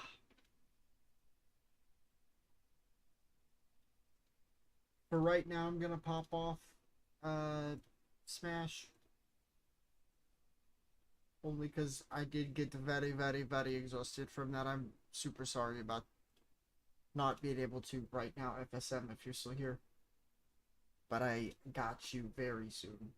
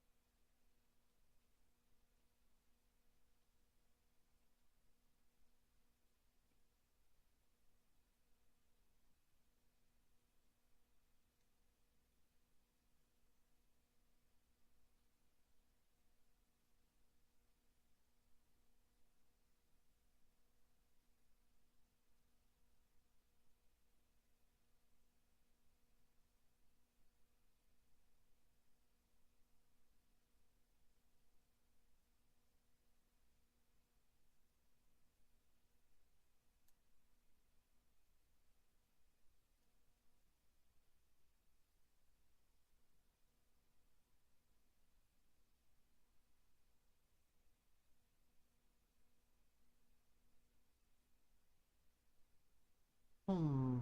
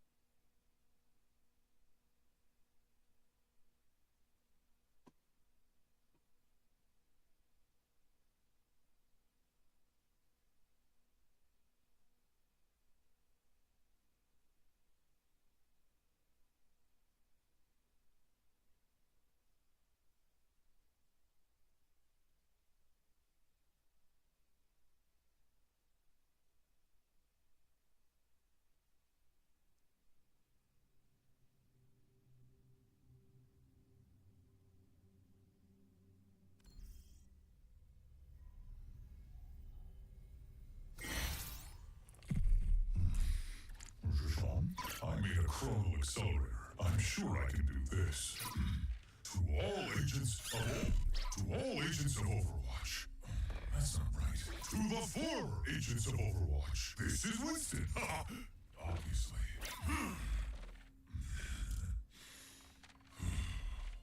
30 years ago, the Omnics declared war. The nations of the world had called upon a small group of heroes. Overwatch was created to rescue humanity from the Omnic crisis. We became the greatest champions of peace and progress mankind has ever seen. You were chosen because you had powers and abilities that made you... You joined because you...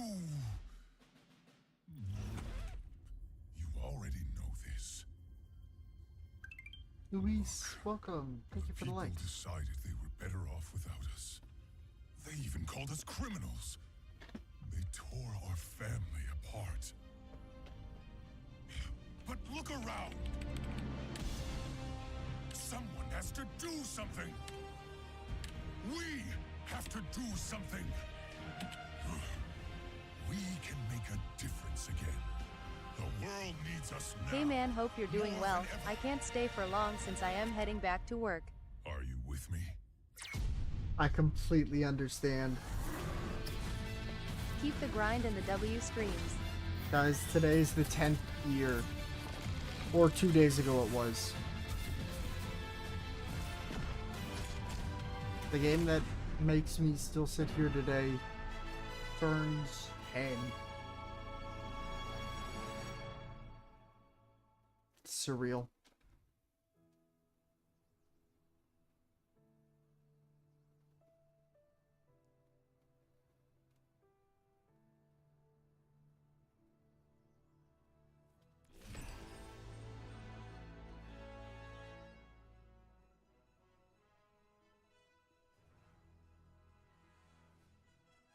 Damn, bro, that just hit me in the feels like a motherfucker.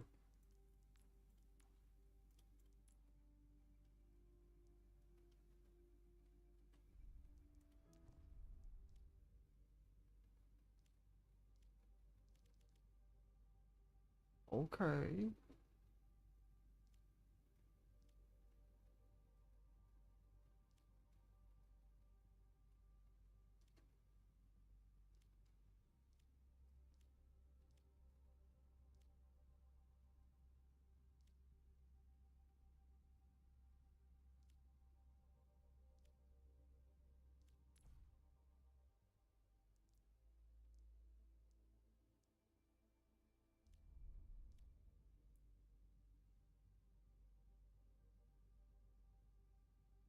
Oh, that's cool.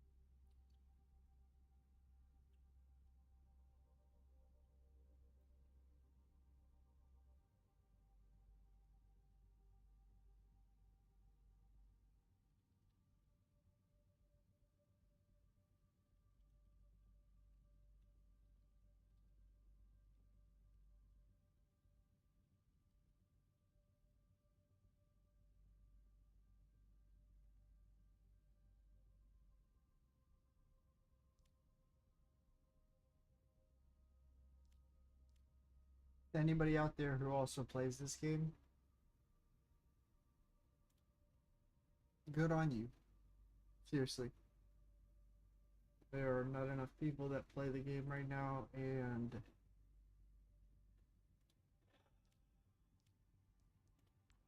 I didn't realize how much I missed it.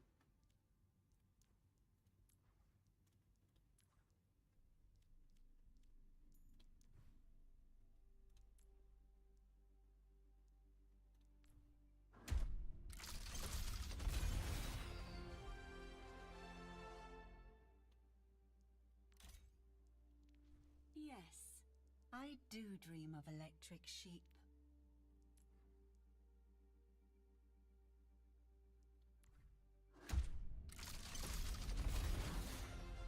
Dairy. Okay. Yeah, I don't know what that's from, but I love it.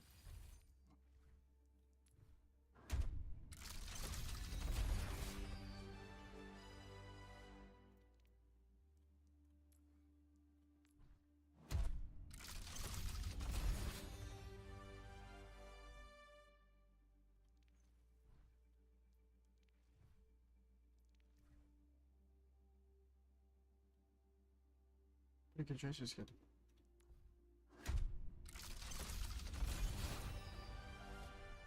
Oh, hell yes.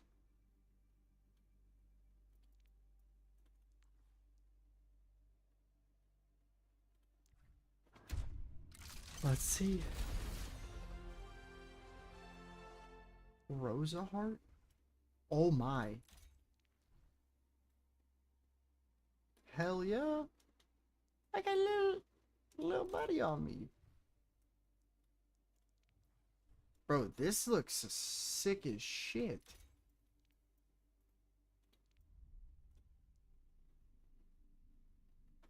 Low key, I'm gonna swap accounts so we can check what the other one got.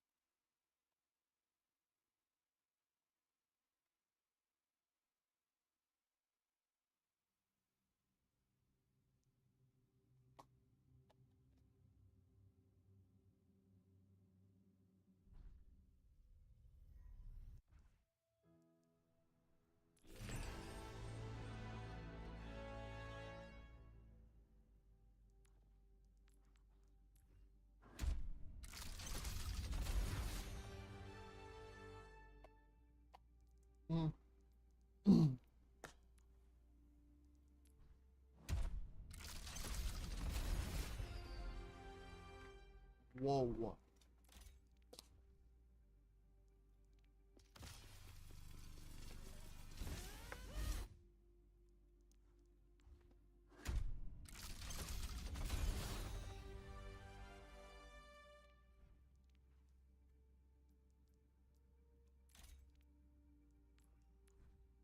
Give me something I want there, please.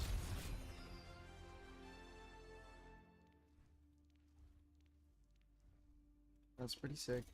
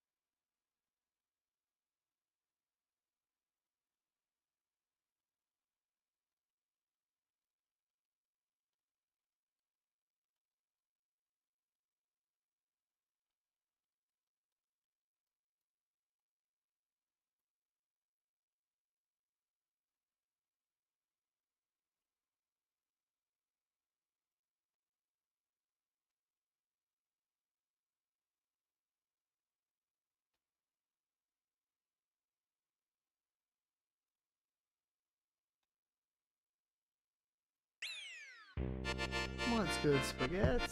Thank you very much for the roses. Sup.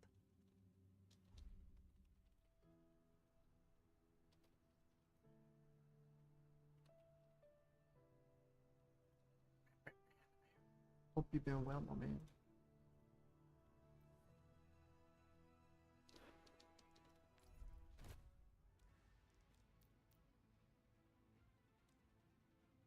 I am doing G good view. Very, very good. Got a little, in my mental feels wise, just because I'm realizing 2 days ago this game was a decade old, and it's the weirdest feeling ever. I love it, but it still feels weird. I need to see this Ash skin because this shit looks sick.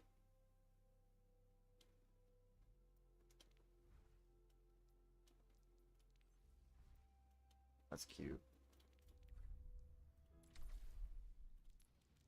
We'll probably rock some stadium. Get the tank ranked up.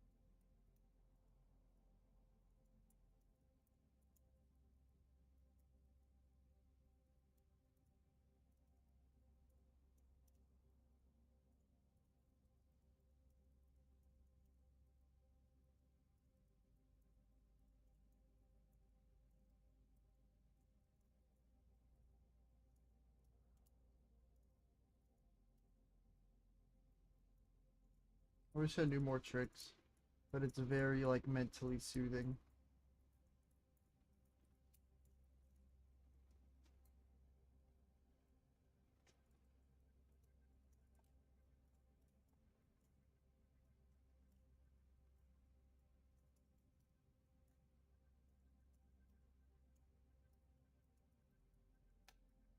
No.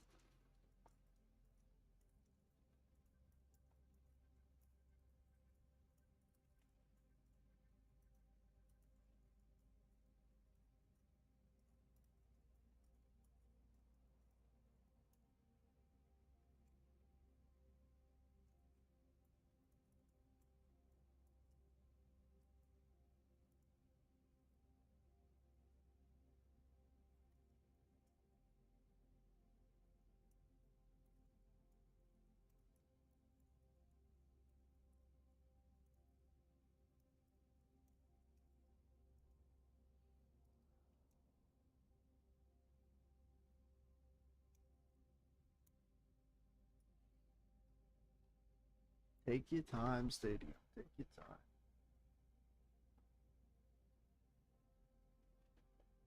No, you're gonna anyway, so I gotta just say it.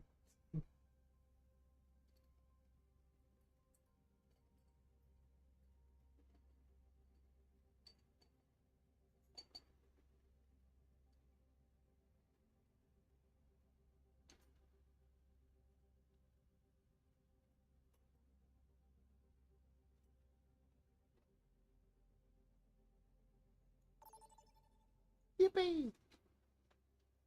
We're kicking off with a pre-game setup.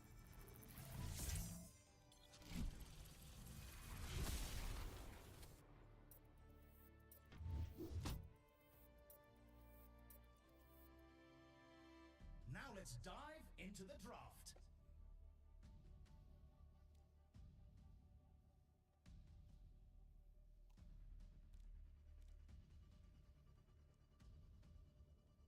Do I have time to... Let's see. I'm gonna try and refill my Brita.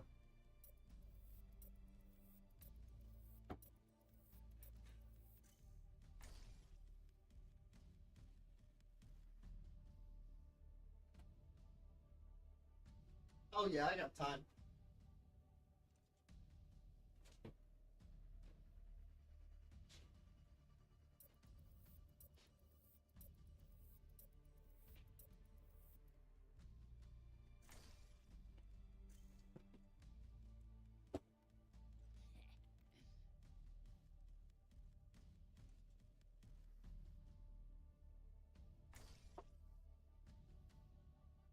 Bro, what is a Reaper doing here? And what? Oh god. Oh goodness. Look at This that is game. this is Both teams rough. have locked in their lineups, and the games can finally begin. It's time. Who are you shooting, Reaper? I am... Maybe I don't know. Welcome to the armory. The teams are gearing up. Every choice is crucial. What?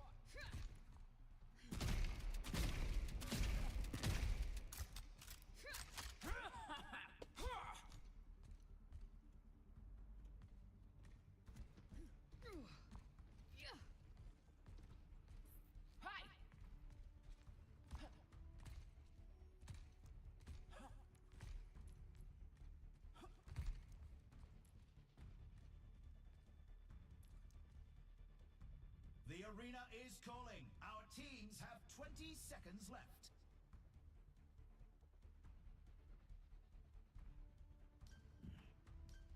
What are you looking at?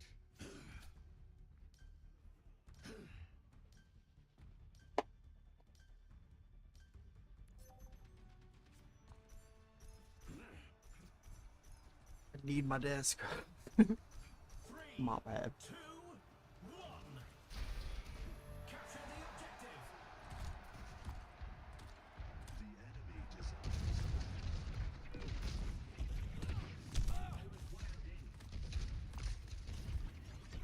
Heal me!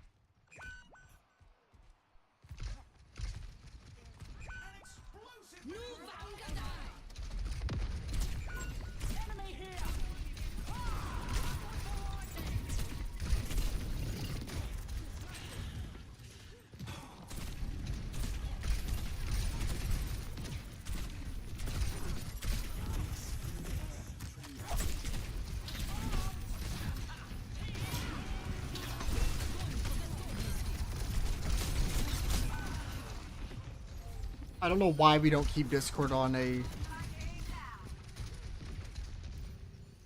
main tank like that, but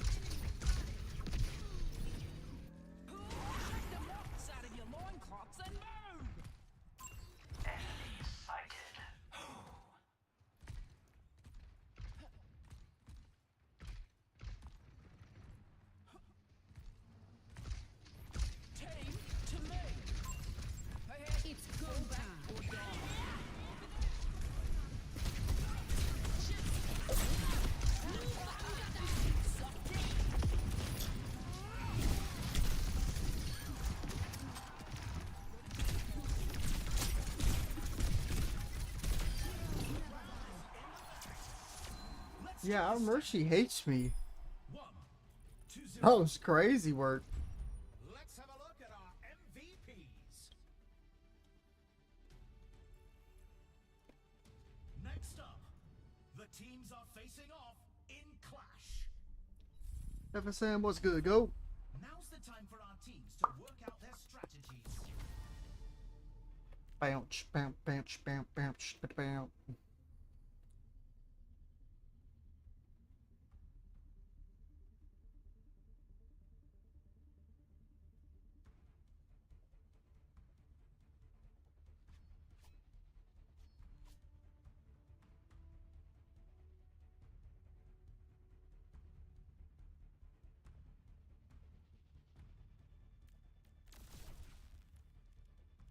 The arena is calling. Our teams have 20 seconds left. Played that very poorly.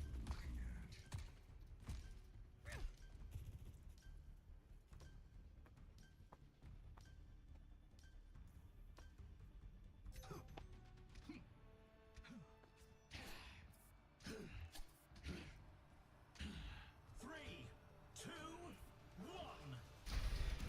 Commencing attack on objective B.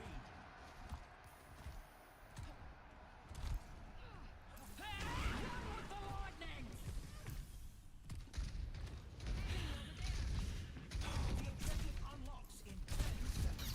There's one. Stop them. Here, Lightning. Enemy here. The objective is out.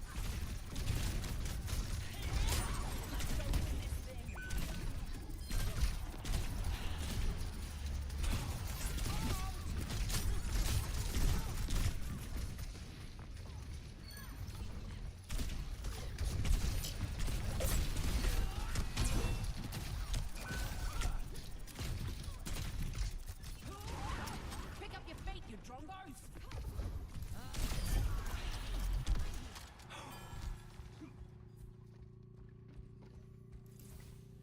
Over here!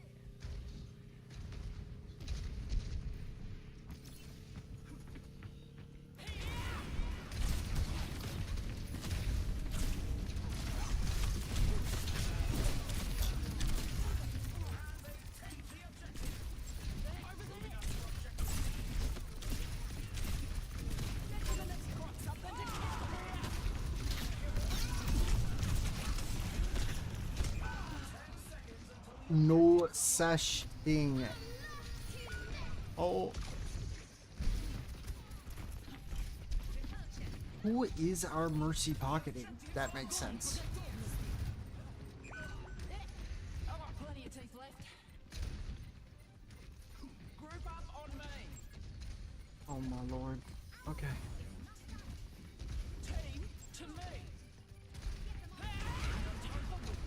Move out. They've lost that point. Falling back to objective B. I'm dead.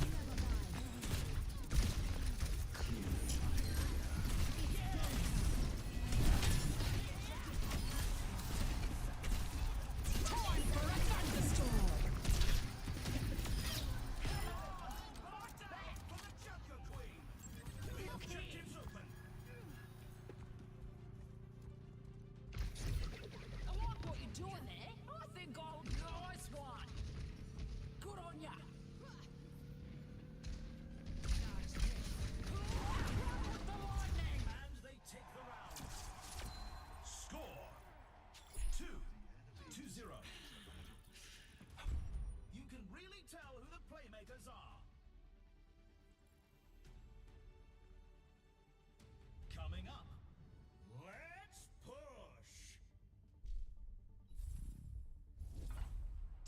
teams to gear up.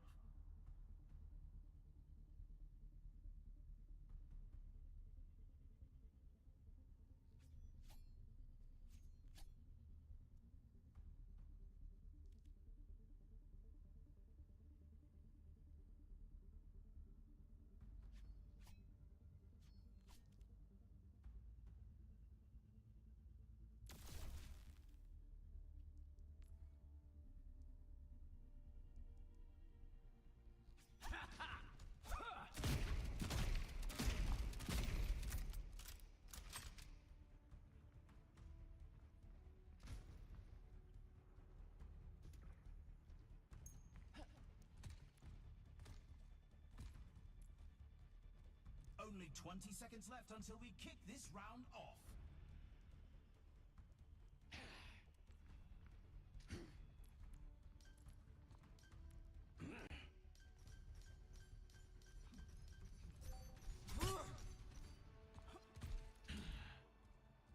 Greetings. Hello. 3, 2, 1. Time to capture the objective.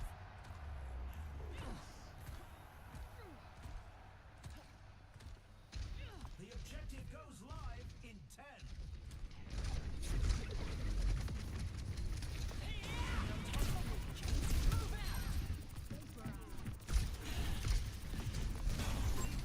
Something to kill here.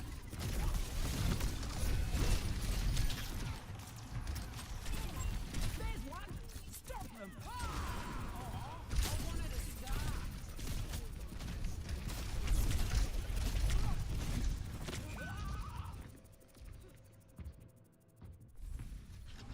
I got bodied.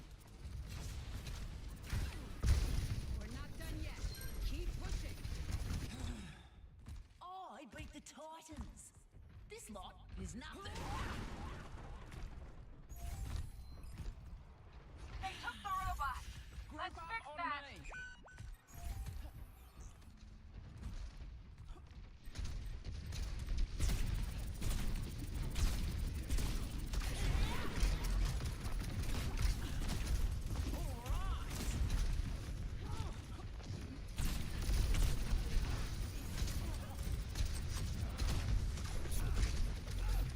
Mini bullet.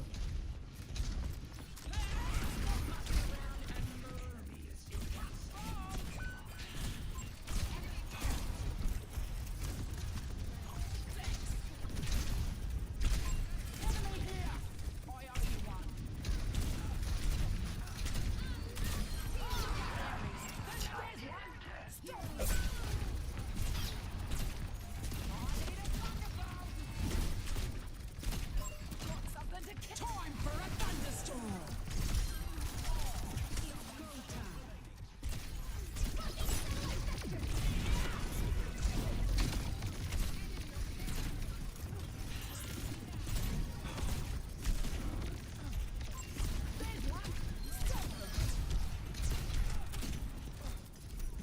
Heal me.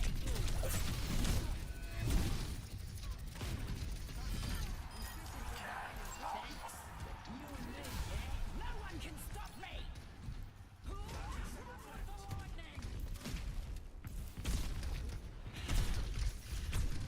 Forging ahead.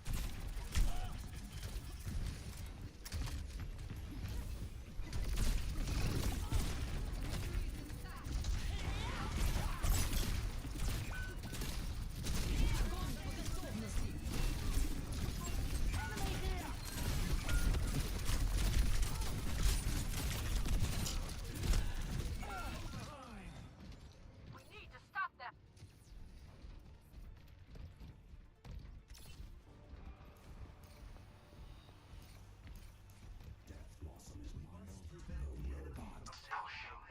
I'm getting back. Time to go on a rampage.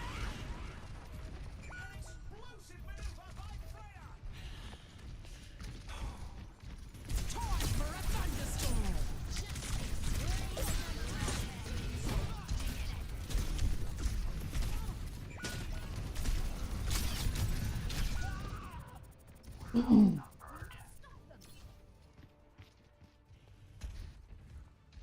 There'll be consequences for that.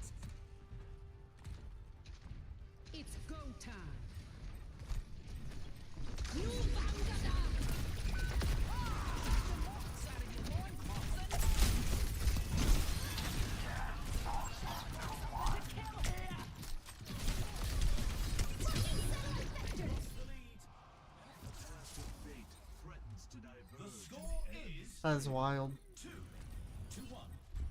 Quite the performance from these superstars.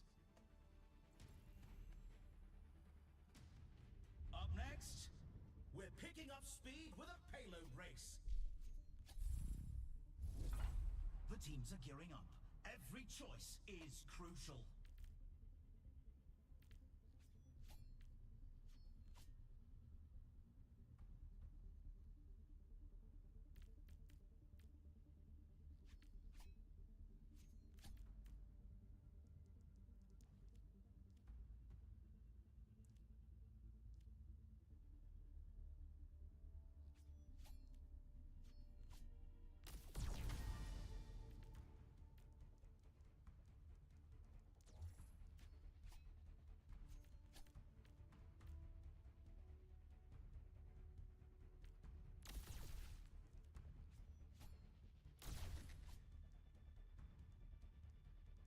Only 20 seconds remain before the action begins.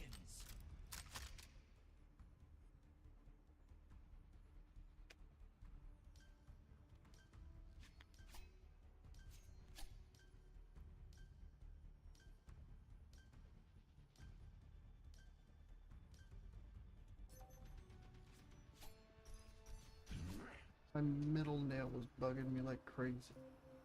3, 2, 1. Let the games begin.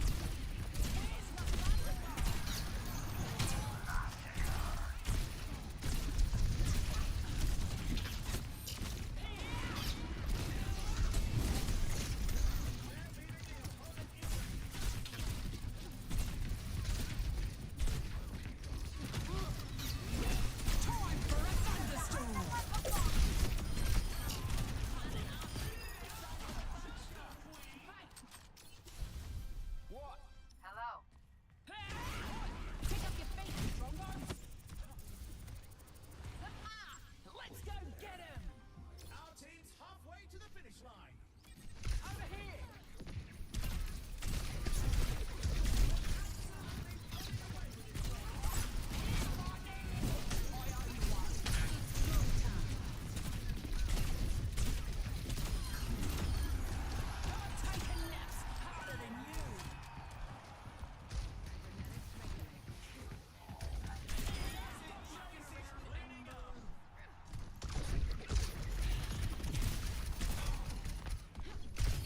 Yeah.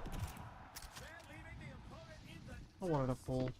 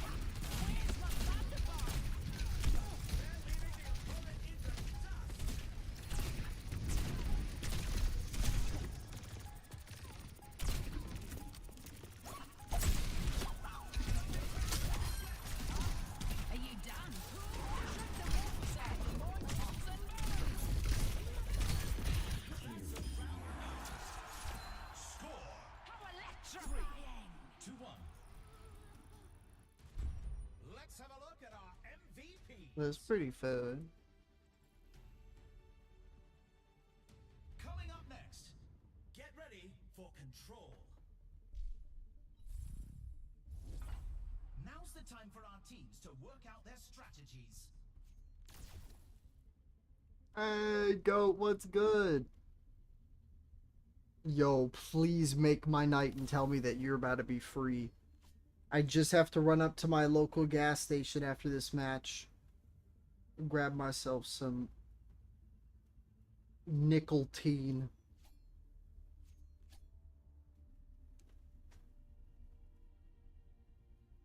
Yes, sir.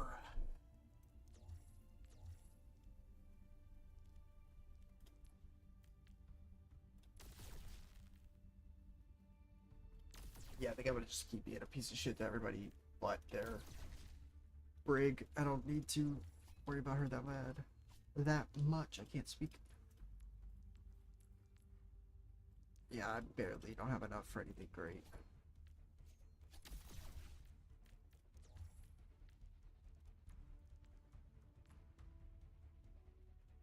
Yeah.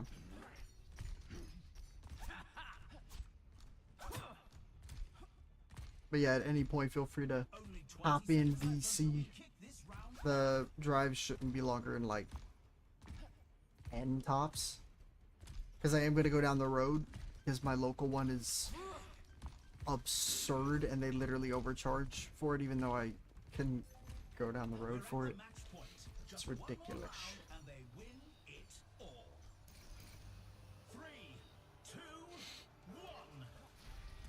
Capture the objective. You and me, yeah?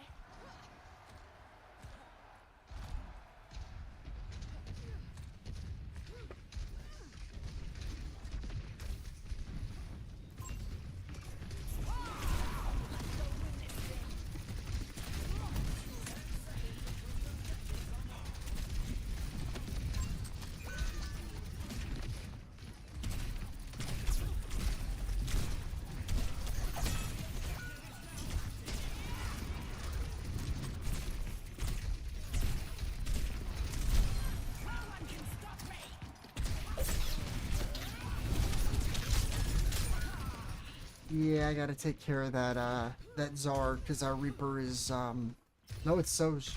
Damn. She's getting deleted. That's no way to treat your queen.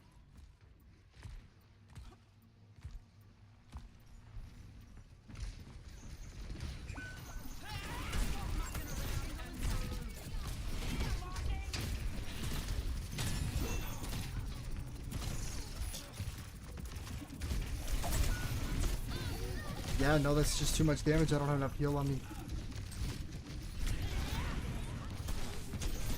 Yep.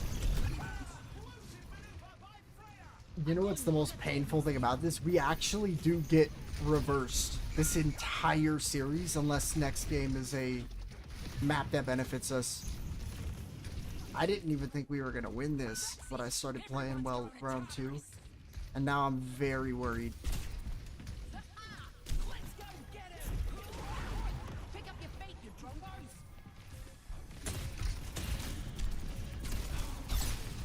Time for a thunderstorm. Got someone to kill here. Yeah. A lot of kills.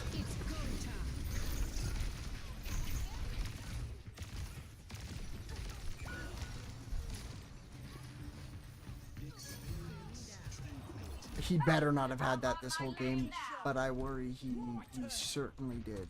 Shake the locks out of your loincloths and move. Looks like the win was out of reach. Justice reigns from The above. score is 3-2. Some intense competition this round. I don't want to play this many, dude. This sucks. Coming up, it's time for Clash. It's time for the teams to consult their playbooks. Yeah, I gotta play for myself only. If I don't, we're in a unfun spot.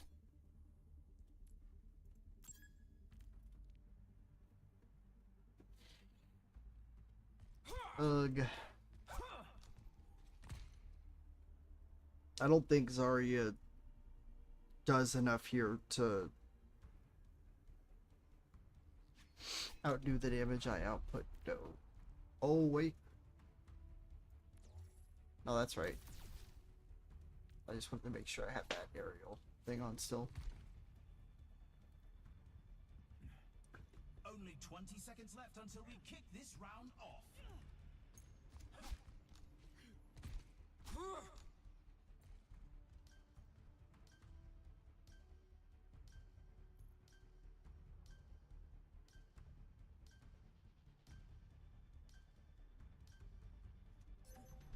We're at the match point. Just one more round and they win it all. 3, 2, 1. Commencing attack on objective B. Group up on me. I don't think that's gonna actually happen. But, you know. The objective unlocks in 10 seconds. Am I just... Oh.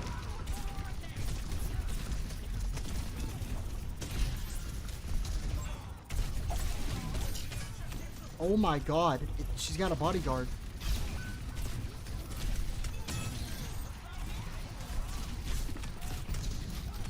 There's nothing I can do about that many enemies, but if everyone else is shooting and doing enough, then it's worth, I guess. But Lucky shot. doesn't look like we are. Right turn.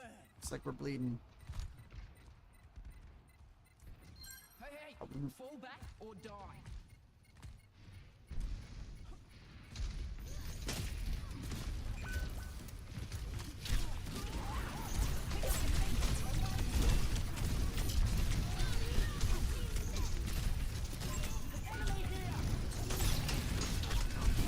Yeah, nobody else focused the Czar with me there. This sucks, dude.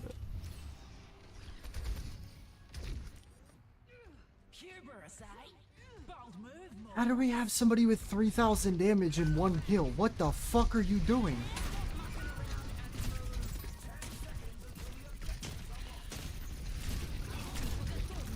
Yeah.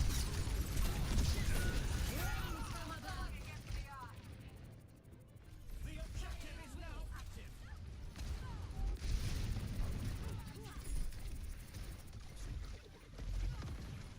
Experience tranquility. It's go time. Heroes never die. Healing.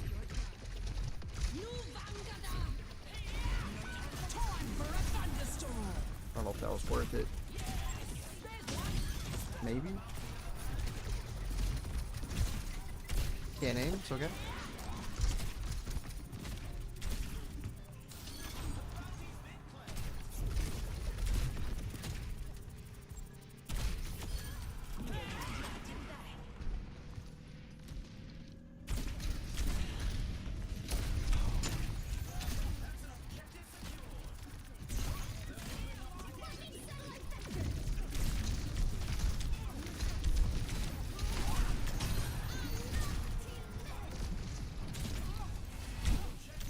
That was perfect.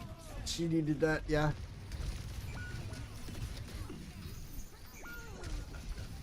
Our mercies. The objective's live. 1 HP Czar again. Gonna get out. Because they're doing it after their tank's dead.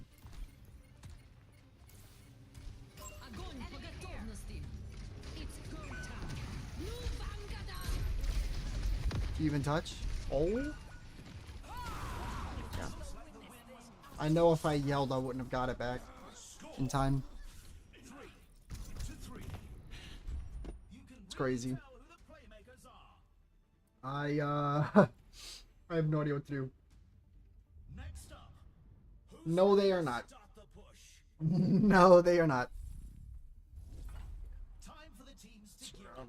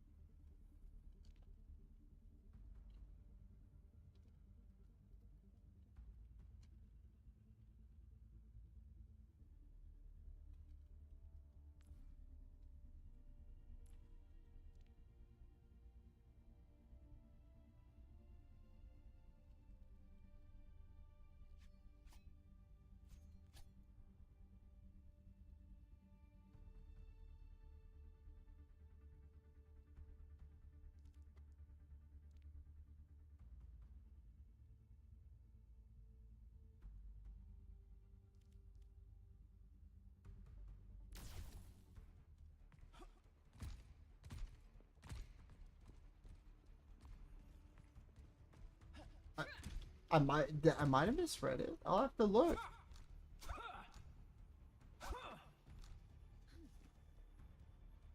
Only 20 seconds left until we kick this round off.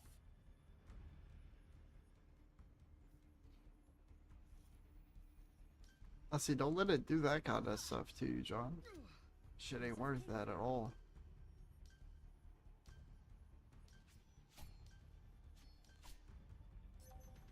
The teams are neck and neck, but this round decides the match. 3, 2, 1. Capture the objective. So I can pop off here pretty well.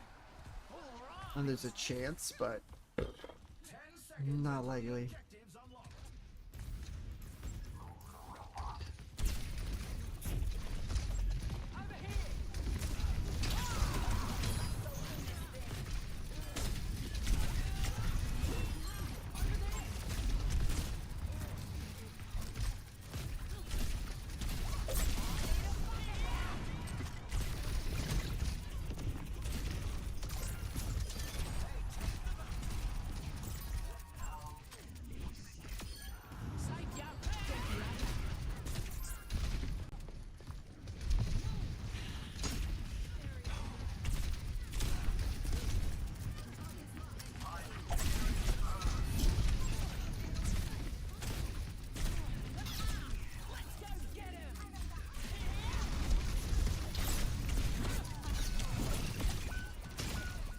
Cool.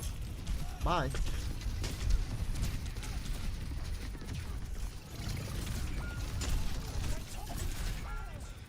maneuver by Freya. Out heal, right? The enemy's pushing. You can literally see it. You only lose if you stay there. They're not killing a shite. They're just kill taking with me. That's wild, man. What's good, Trin?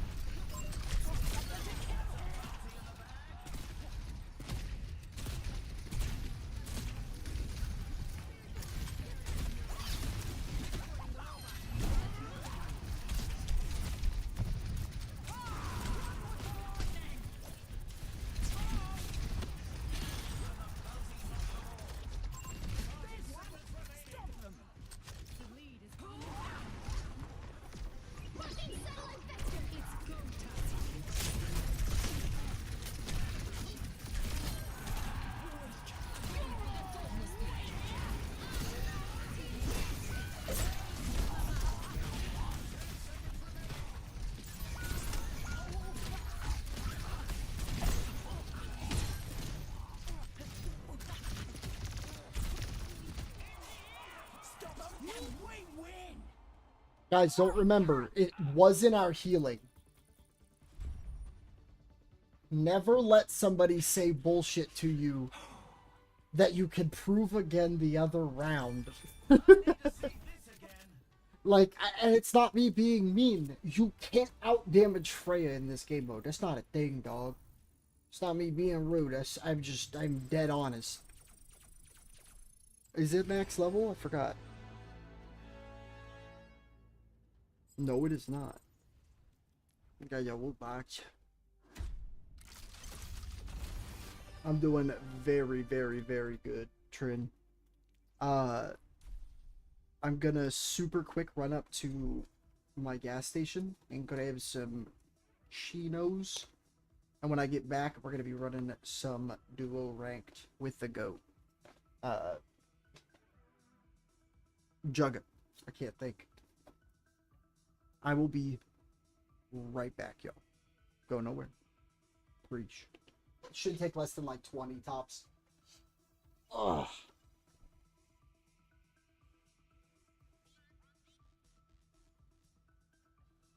And hold down the fort, Trin. I'm sorry to do it to you right when you got here.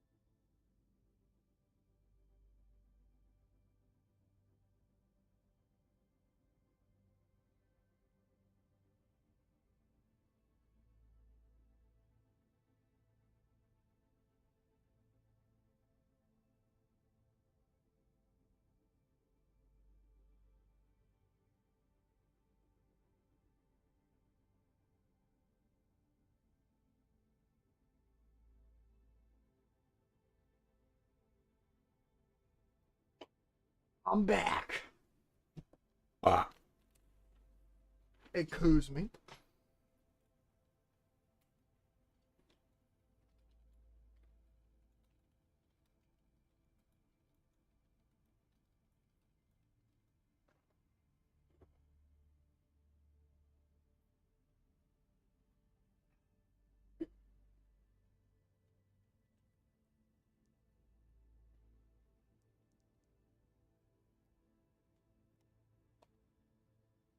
You still there, Juga?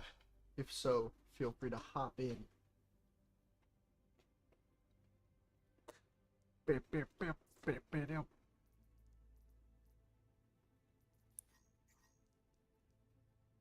Yo, yo, yo. What's up? I heard the mouse click. Let's do this. I couldn't tell for show. That's me, dude. I got motherfucking unimaginably nostalgia like Yeah, that like 10-year bro, thing. that and like oh my fucking god, I just remembered like a couple days ago I thought it was the 26th when it like first came out. Let me do one thing super quick just to make sure. Okay. These are all yeah, I don't care about getting that title on both accounts. I just want it on one, that little table flip.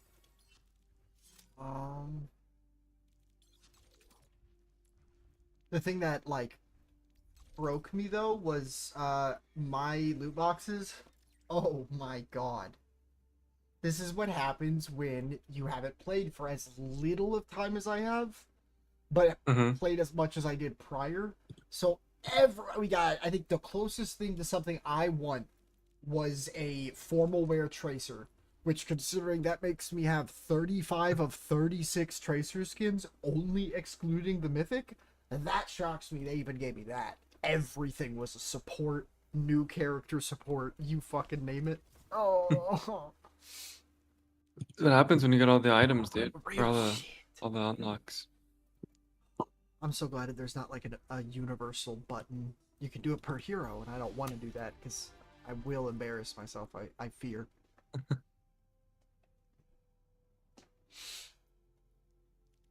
Alright, should I queue? Oh, hell yeah. For money.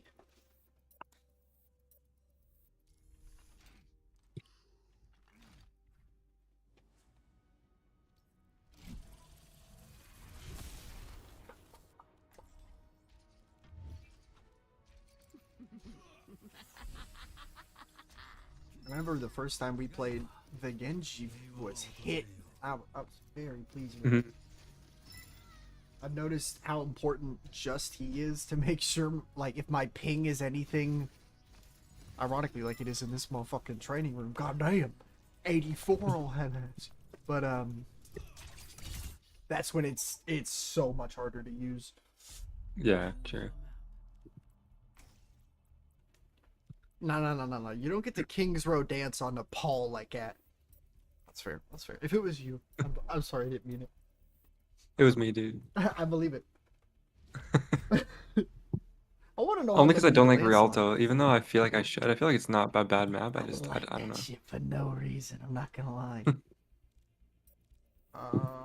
Yeah, I'm cool with whatever. Select hero bands. Dude, I'm telling you, Arissa is OP. Oh my god, yeah. Like the way you were soloing tanks with that, or like soloing teams, I should say.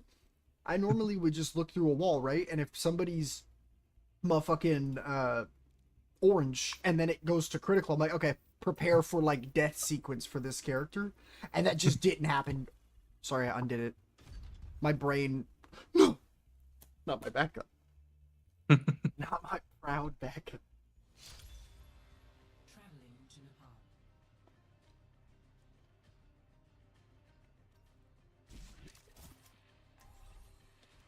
Let's see. The no bastion, I feel like, is huge for Tracer. I can't believe this.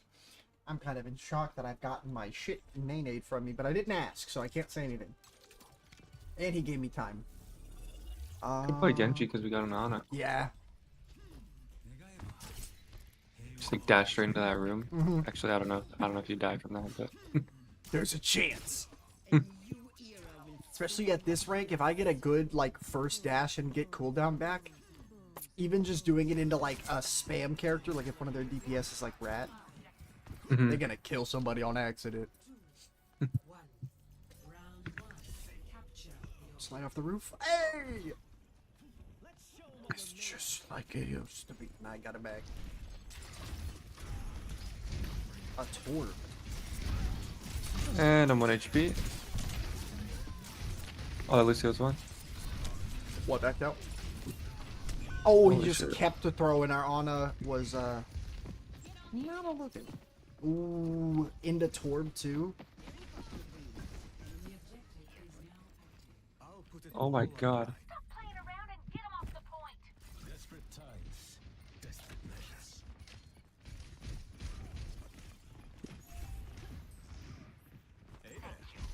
I'm taking insane damage.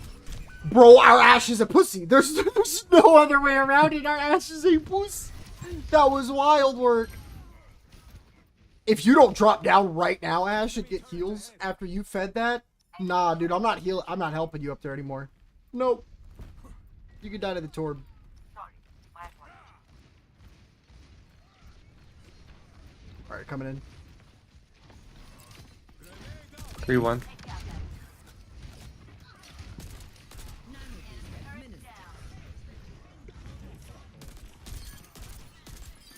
Dude, our Ana already has ult, like literally just from healing me. I've taken so much damage. Yeah, she has 3k heals already. Holy. Yo, I'm into it, don't worry. I just needed to get a fucking spot, or like, point.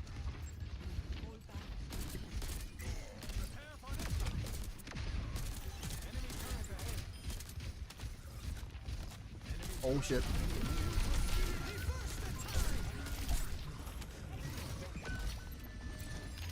Here, Cass is one on site.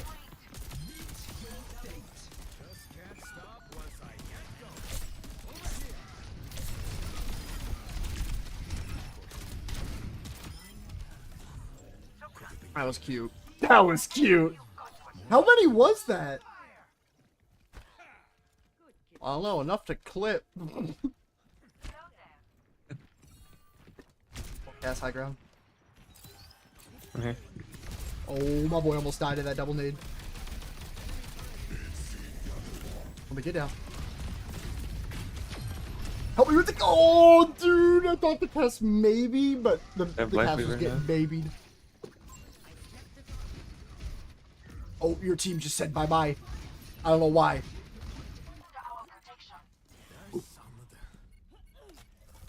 Oh no, that Ana's got sight on you. I'm hauling up.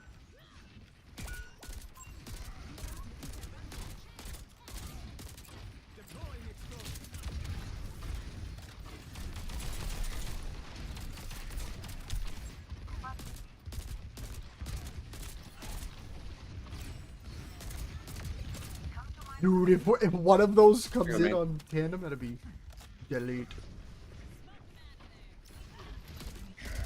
Holy, that was insane.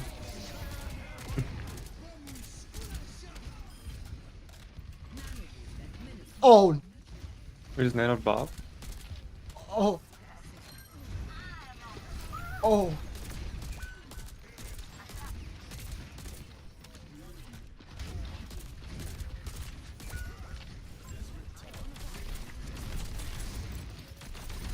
Oh, I can't get ult. Bro. Please, please, please, Nano. Oh, he was right for you. Are you gonna be Mr. I'm not gonna join voice. No, he is. Oh, I should have said something. I should have said something. I might have to swap. I don't blame you. Oh, wait, we don't have an Ashe anymore. I heard it before, but I just don't get why people don't use Bob as the 7th player he's broken as, especially on shit like that. Like, She didn't suplex a motherfucker on that corner. She angled that shit intentionally to go 1 inch Yeah. forward. Alright, I'm gonna stay. Because I think it Yeah. might be better on this map. I can like boop the Rhino if he plays Ryan. And then I'll get a shield too. Watch here.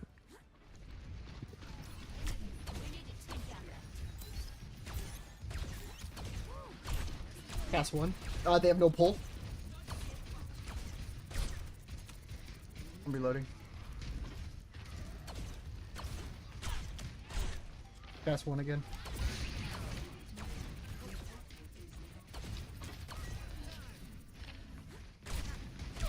There we go.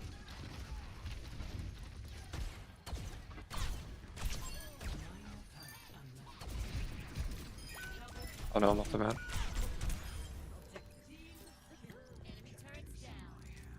Yeah, they do not know what to do when they actually get pressured properly. Whoa, whoa. Did I lag there? I don't know. That was so trippy. I'm clipping that. If it doesn't actually show up on y'all's end, whatever happened there. Yeah, we gotta play. I literally lagged off. I'm super sorry. Oh shit. I've All good, never all good. seen that. My people are dead. Oh my god, my aim.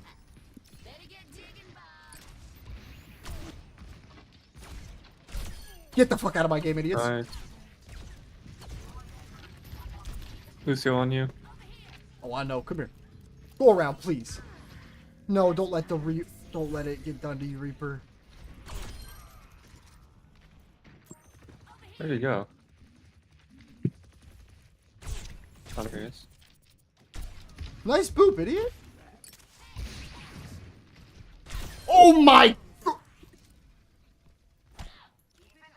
Yep, he's toggling. 30% scope crit, dude. Hello? This character is a mod for me. Oh, funny mob moment.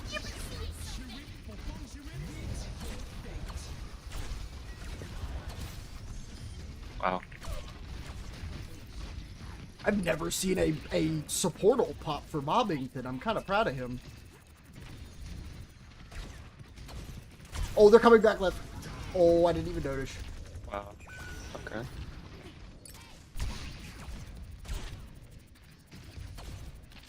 Get the fuck out of here, Lucio.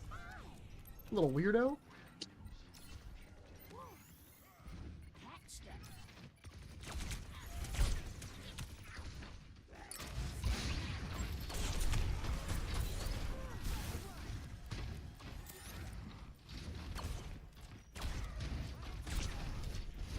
He's wasting fire charges on me, dude.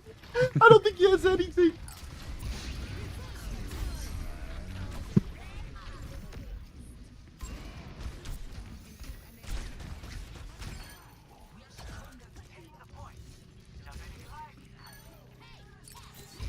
Wow, that didn't hit anybody.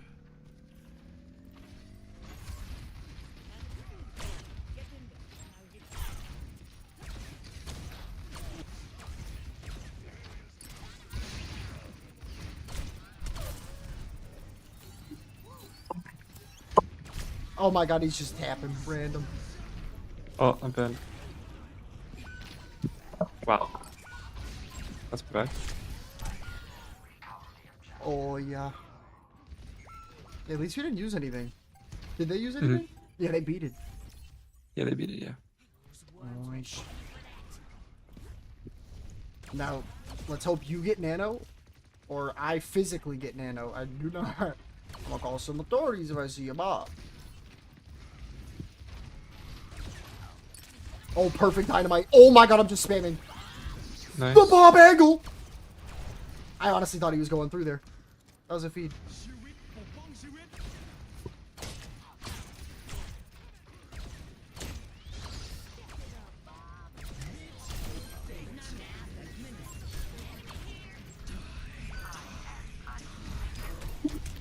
Lucio got double dinked. He's absolute. I have never shot on a Lucio that hard and him still get away with it. That is insane. Triple dink and you kill With the head, like with right click? No, not with right click. Granted, but it was Okay. it was literally bang bang bang, and he doesn't even go like under half. I think. Like what the fuck? That's crazy work. That's what I've learned against Lucio's. If they're too close to me, it's not even worth scoping, even though I get the consecutive. Yeah, sure. My dumbass doesn't even think of this. One of my Gotta friends do the like showed quick me. scope thing. Yeah, you could like shoot and then immediately shoot cancel and do one scope shot, and that's what I do. I don't know how I needed a friend of mine that like just started the game to like remind me the coach gun is a bullet too, so if you ever need to get out and throw dynamite, it does blow it up. And my brain I didn't know never, that either. right, I never comprehended that. Yeah. There's like a full build for it on Stadium, and it is bullshit. Oh, they're all burning. Oh, they're trying to You want to get. rest as well.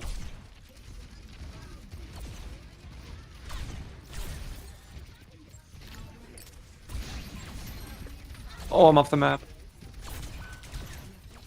Wow, that javelin launched me so far. Let's see. Oh, they're all anti. Oh. I think I'm dead here. Oh, please. Dude, make that quick. Thank you.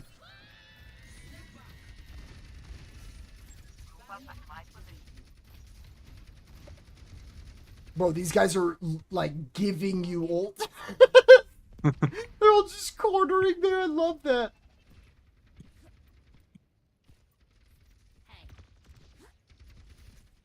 Dynamiting. All burning. Or is it dinked?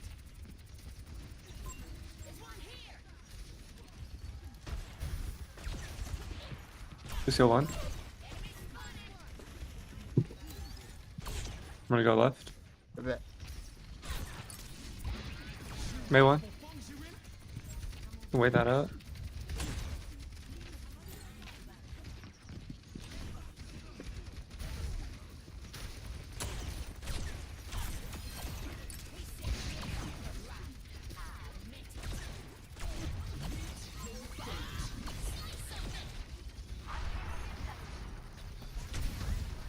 May low.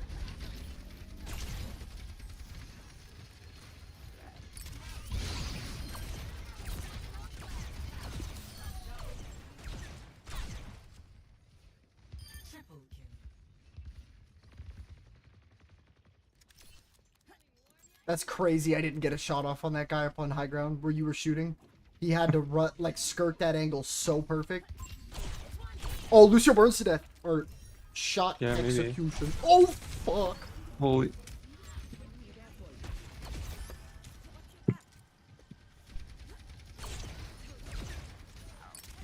Burning Orisa. 1 HP Orisa. May on point low. She has no cryo. Where's the one?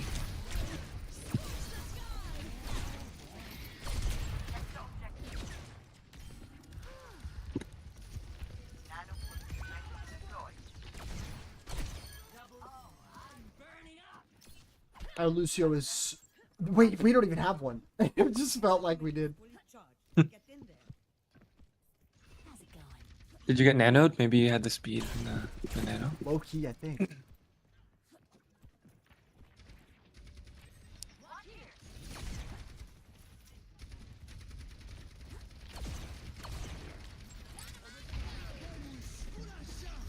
Oh my god, they just... Yep, Orisa cares not for me. There's 3 on me. Holy shit!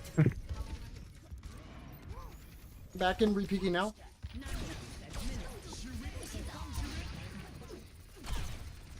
May no... Yep.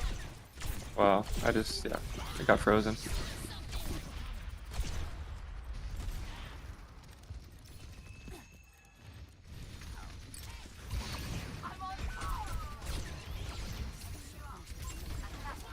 If you guys can live, I'm coming with ult. If you need to live.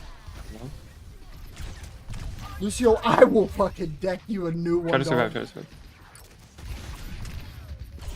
Yeah, I'm here. Pass on point.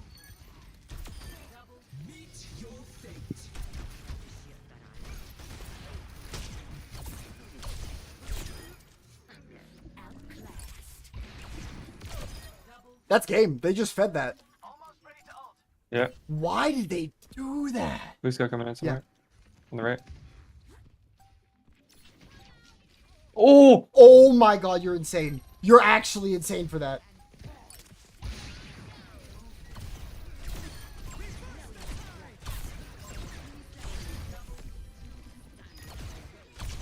Yep. Yuppers. Man, Okay, look, that's nice. it's so weird when you press tab, you look at the two top damage and kills a lot, you just... something. I think the most bonkers thing to me about that is they don't put that anywhere in calibration, even though it totally know. is stats. Like, and by all accounts, I am saying that means like if we do bad into shitters, like back in the day, that underdog buff thing that would say, dude, was it the most insulting looking thing ever? Yes, but.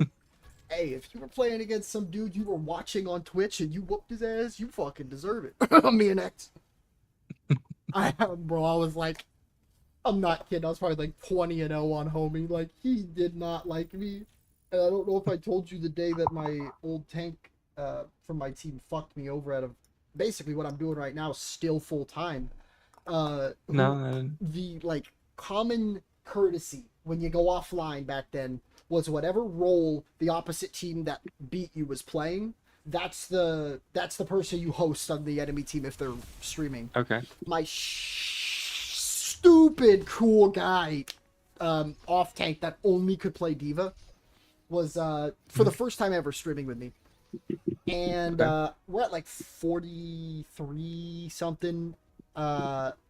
And I legitimately carried the entire game. Like, it wasn't even close. I was literally making X, like, false fucking throw, Fire Strike into, our other tank, which was Zarya with the bubble. And then I would just keep bubble and I would literally solo him. I could get him down, like, no armor and then would just be a piece of shit. He hosted my boy. And my friend was like, I'm going to get off after this game. Talking about the one that we just finished. He got like 36,000 people. I wish I had at least clipped it because it was like 2 people on my stream for, I don't know how long I was streaming for. And seeing that shit, bro, I didn't know. I've never actually been green with envy until that moment. Because I genuinely felt like I had privilege to ask, well, you're not gonna give that shit to me? You're not gonna like get offline right now? Like it pissed me off so much. I got play of the game. X was in the fucking game, repositioning his weird ass like leg position he sits on, and he doesn't say a word about me. No. Damn. It'd be like that.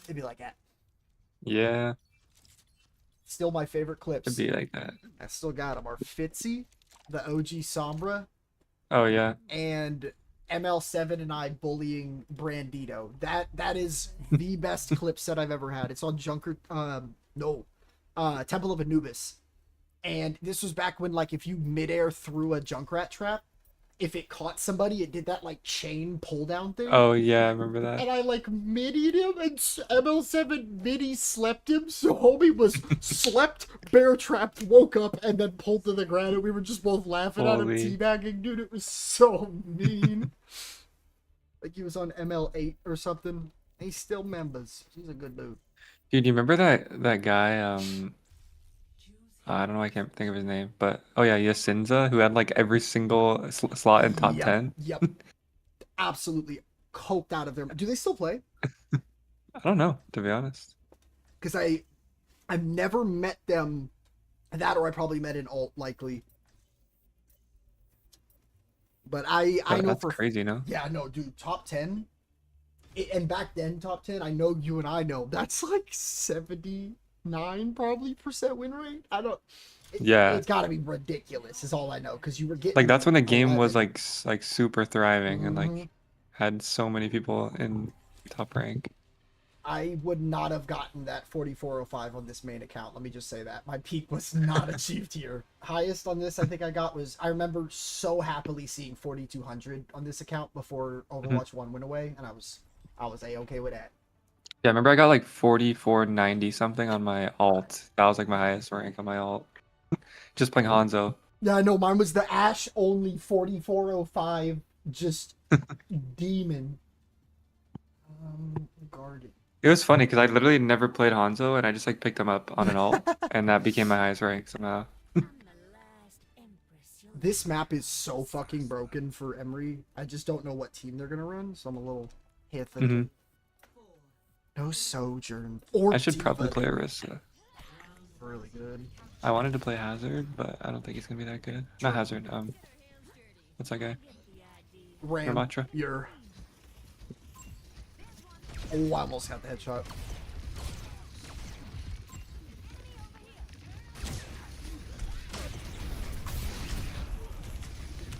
Oh, apparently that was overextended. I had a mercy thing on me and then I didn't.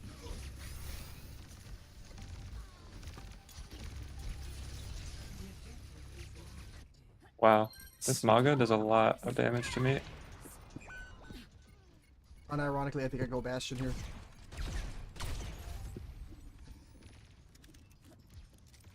Damn it, we have a cosmetic mercy.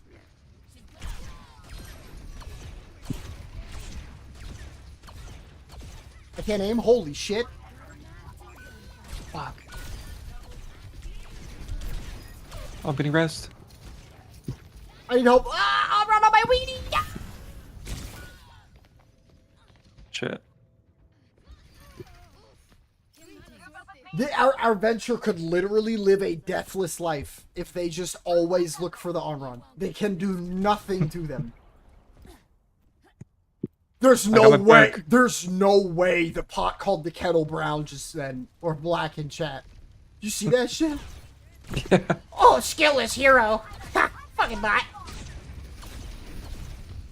And now goes soloing. I don't want to... Is he dead? Nope. Oh. Shit, man. Oh my goodness. Holy ults. What counters Maga? I don't even know. I unironically think, like, if I play a more aggressive DPS and you use Zarya bubble, maybe? Yeah, maybe like a Reaper. Mm-hmm. My dinks are just so hot. I wish I got the pocket. Oh my god, I almost just went off the map. Taking a lot of damage. I got Maybe the... What the fuck was that?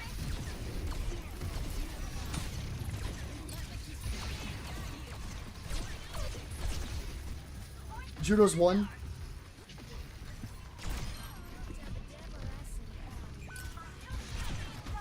Oh my goodness. Yeah, I'm going Genji. These guys suck poopy.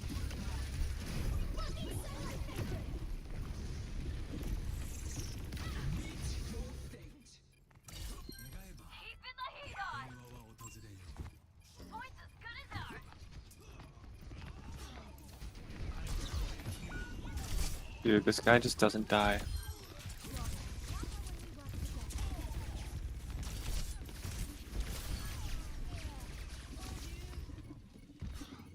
Oh, he does with his cute little pockets, Dad.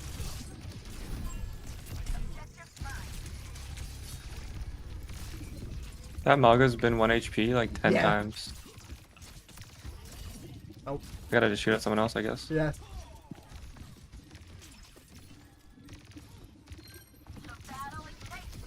Shit. They're so peeled that, like, just me and you doing that, like, breaks their team. Yeah. Bro, look how much damage I have. It's like all Maga. Yeah. It's literally all Maga. I don't know what the fuck he gets to do that's such a heavy heal, but it's genuinely not okay. I don't know. Like, my damage, like, I'm mercy boosted, doing all headshots, and I can't out damage the heals.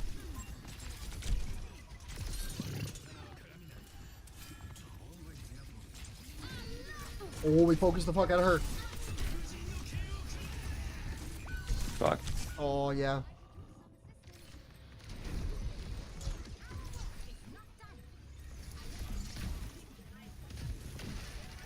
Let's go. Uh-oh, not singing my Gicky.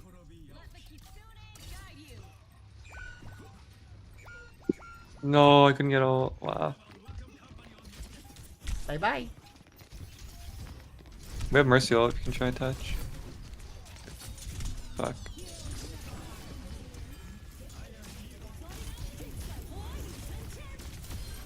No, he hid for the reset. Oh. He hid for the reset. No, I'm gonna give him props on that. He got that. Fuck, man. I should have. I split attention on the dash back. That was totally on me. All good, dude. All good. I think I have to switch. Yeah, especially if we get white here. I don't know. I do kind of like a risk on this one though. Yeah. How about one of these numbers? I'm sorry, but a Genji is not killing my ass. Like, that's just not fucking happening. As this Bastion, like, what the fuck do you do as a Genji? I love it. Yeah. I would ask them to go Ana, but I don't know. Yeah. I think the damage should be good enough with Bastion. I'm scared that the... What's her name is just gonna vibe out.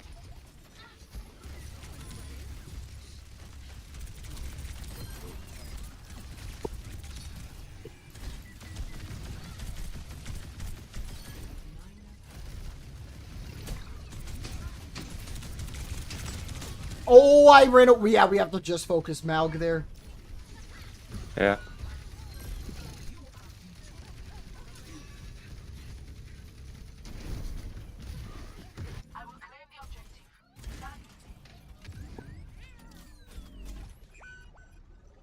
He doesn't die.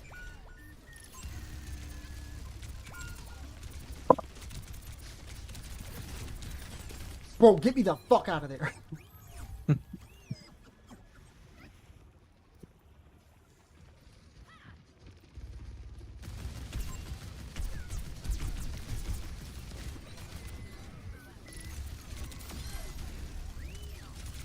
I'm gonna run. Nice. Focus this cocky ass Genji. Get your shit out of here, brother. Yeah.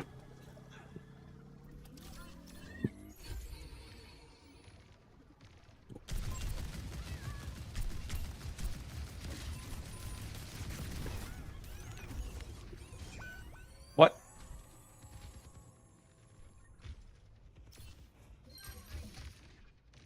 Did he drop you?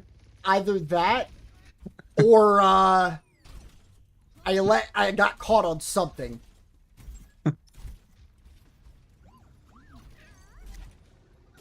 Bro, you did it again.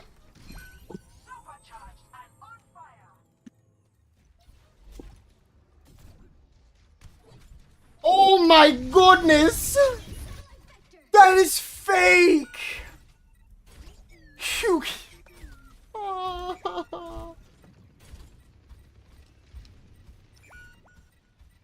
Oh my god. Dude, here, Okay, I'm gonna go Zarya. I'm gonna hope and pray.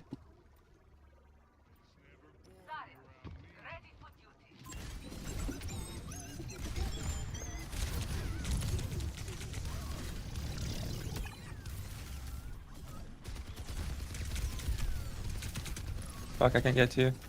You're good. My cat just left. She's just gone? Okay.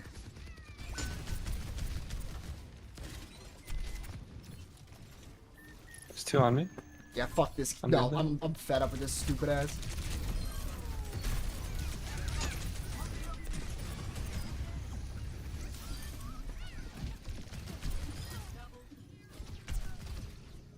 Do you know one? Bro, why am I over here, bro? Yep, go fuck yourself. I'm leaving him. I'm leaving him permanently.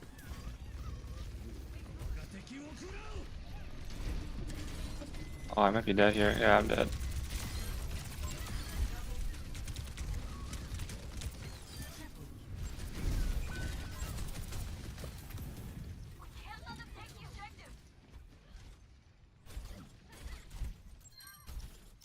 I'm literally gonna just type it unapologetically the shittest ball ass cat if we win this.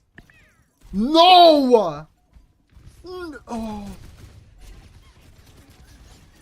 He has, there's something seriously wrong.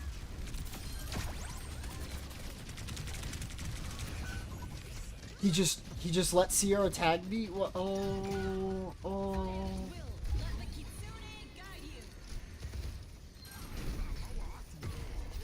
You're on the objective. Push them out. Molting.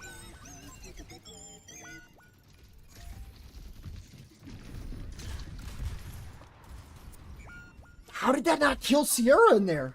Huh? Okay, sure, sure. Mhm.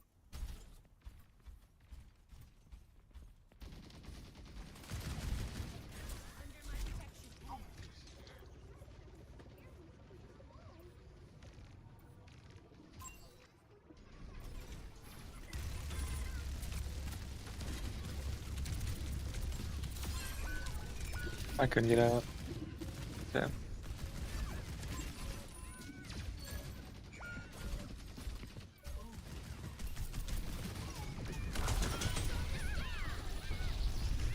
He's just like, oh, yep. Oh, good. I don't want to. Yeah, I don't want to say anything yet. He threw. I've never felt more. I guess the best way to put it is without sounding me disabled. Like, I don't mean that in the sense of like what it sounds like. More like it's very hard to not enable a Bastion. But the fact that the only time I didn't get a kill and then blow up me and our support was when I jumped off and did it myself. Oh. Let me just, super fast. Shoot. I thought they were at least gonna swap off. I actually that. don't know how to counter Maga. That felt so hard. I think it is what we were doing, or like you were saying, I think it's Reaper, to be completely honest. Because if the cat isn't on the same boat as us, then we just get shit on there. Mm-hmm. Dude, they swapped last second. Was it Tragedien or Lasta? Hmm? Do you know who our cat was last game? It wasn't lost, though. It was the other one. Okay.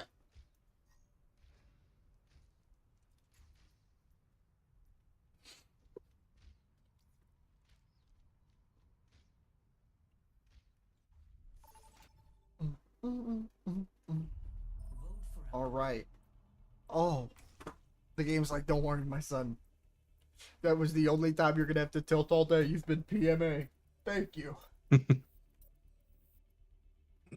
That's fucked. That's fucked. Just tell me that's not a landslide. Stop. Stop. Oh, yeah.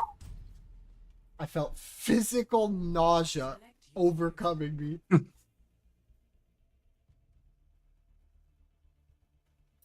Bro, Genji on this map is illegal. It's so fun. Choose hero bands.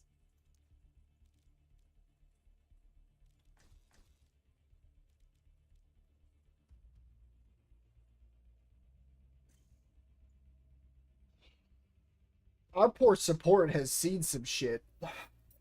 That is the most targeted ass fucking lineup of picks. Like, bro, none of them are that new. Even the new one ain't that good.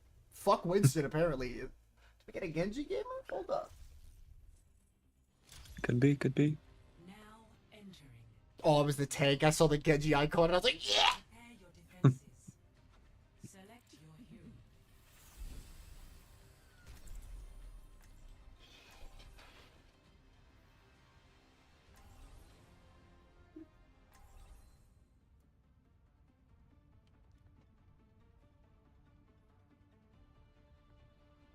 See? Let's go, dude. This is exactly what we're looking for. Are we talking like full one trick ski? Oh my god! We literally just banned his one trick. One of my friends in chat that plays Smash was like, how many characters or role would you say should you know to be able to queue it? And I'm like, yo, my honest opinion, I'd say all of them. And they're like, what? And I'm like, but realistically, you're safe with like 3. And they're like, still, that's a lot. I'm like, brother, that ain't nothing. I promise you. So how many do you have in DPS? I'm like, for some reason, even though I have gold on him on every account, Hanzo is my worst DPS and it's not even close. But other than that, I think we gotta master level everybody else. At least. Gotta prove the others. That's a Widow. Widow. Yep. Just one.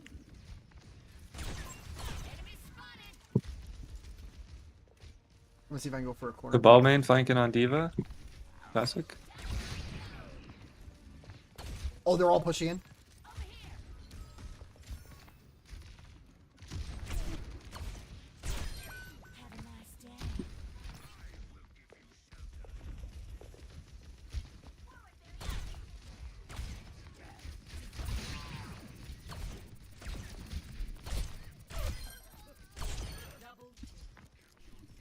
An immediate Genji swap is adorable.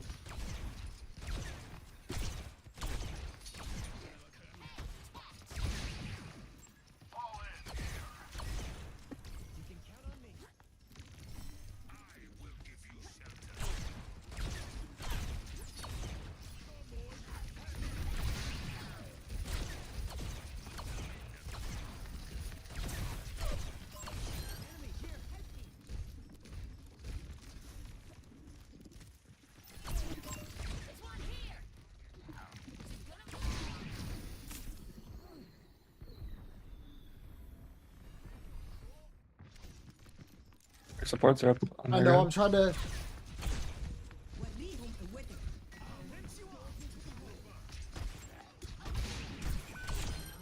I'm slept.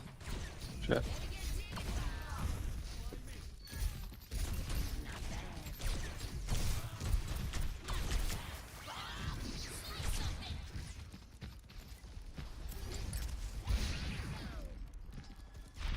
Someone's still up top. Yeah. On a one absolute.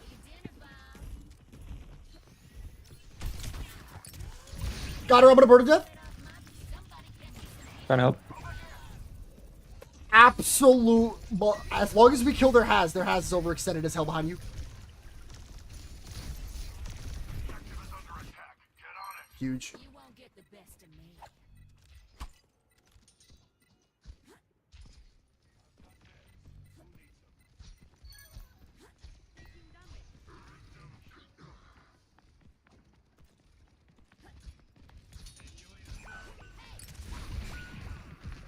Fuck. I'm such a sleep magnet on that character. Yeah. Bro, that is like depressingly bad peels from our supports though, so I can't really say much about that. Can touch. I might.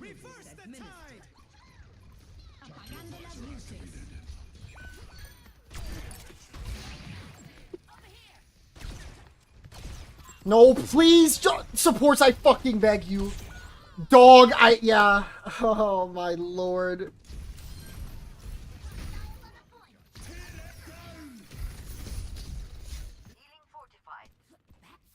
Yep, they can go suck it. I'm coming to help you, CC.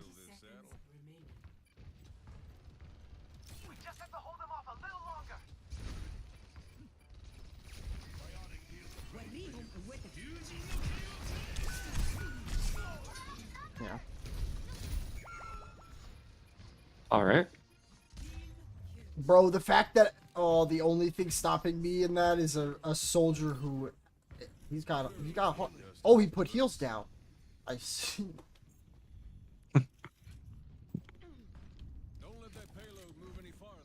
I definitely like the cast pick here though.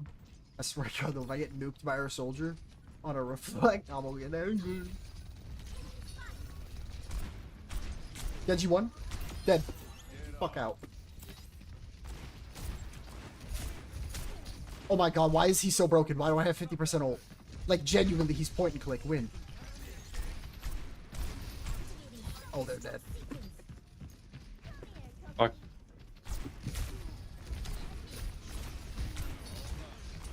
Done one. Empty max. Their cast, or their hazard's very low. Their Genji is very upset at me, and I, hate to be the bearer of bad news, but it's gonna keep happening.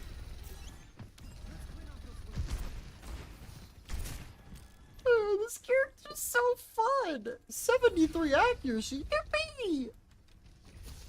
Oh, zombie somewhere.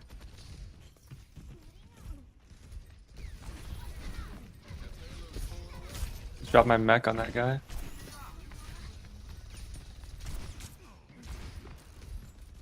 If you have enough eat, I can use High Noon here. I have half. Okay, wait. Doing it now. Okay, fair. Oh, shit. Fair. Did I actually get nanoed? This isn't real. This is not real life. Wait, how does Blood have 35 ult back already? Wait. Where was I? Am I missing something? Do they give it back to you if you don't get to put it off all the way? That's kind of Getting chased. Oh, fuck. That payload's pulling away. There's like 3 on me. I'm coming. Our soldiers just now getting back. We are all now just getting back.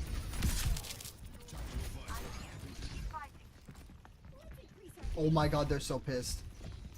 Start rotating forward. We're with you. Sombra's 1, wherever she is. Has is low too. Oh, damn it. Genji one absolute damage over time. His balls are like paved in. Oh, thank god. Yo, you almost duffed that. Oh, no, I saw that.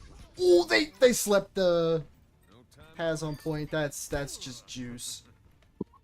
Okay, I'm one trick. I'm two tricking fucking Cass Bass. Cass is so good right now. He's amazing. Holy shit. He's also really good with Cat, like with the ult. Yeah. That shit's crazy. Yeah, because I thought about it and I'm like, dude, I'm not good enough or like locked in enough to do what that other cat got me to do once, which is like, I don't know if you've seen how hard it is to like proper aim during Cat Bastion, like when you're getting dropped down, but you have to basically be like constantly like tracer heat mapping characters, because if you're not moving your mouse, Yeah. your bullets like go around the target more. I've noticed you have to like find the spot that the gravity's being goofy with you at. It is amazing, but it is fucking hard. I think it's just a dub. Oh wait. Remember the Vykovsky Kingdoms? 300 meters downrange. You fired once. I have literally never gotten to use this 1-to-1 sniper sensitivity on this character. I might just end up falling in love. I'm very excited. Loosen up. This is supposed to be fun. Hey, if the Maryland Monarchs could trust me with Tracer, why'd y'all do that? You should just you had so many better options than be like, yeah, Nick, learn Tracer. No.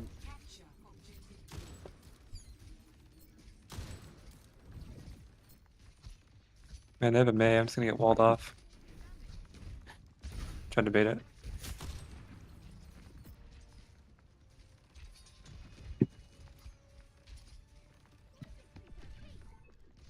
I'm slept. Still untouchable.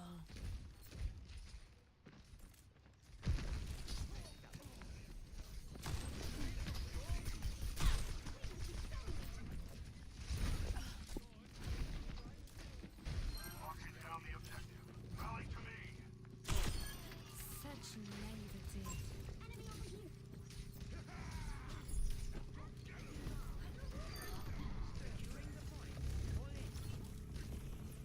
Ooh, almost gonna be hop.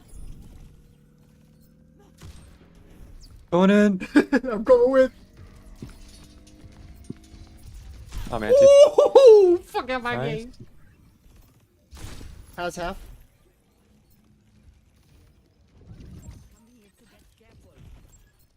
Oh, brother, something's happening. Something's clicking. Something's clicking. The Catching all headshot. these antis. The headshot that forces people to realize they have a objective to play. That's hilarious. Oh, has been a meanie.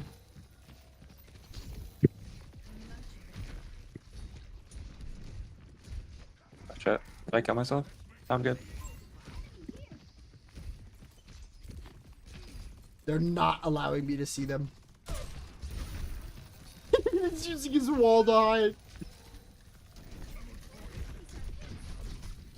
I will swap on death. That's my rule. Jump shot! Jump Oh, shot! I'm walled off. Yeah. Fair, fair, fair. Hey, I'll take that entire cap though, sweet peas. May. Yeah, no, she's kind of free. As not having a shield is just yummy, yummy. Maybe Cass. Oh shit.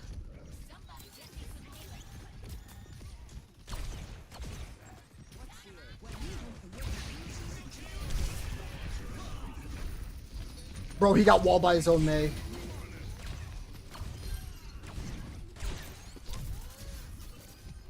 Up.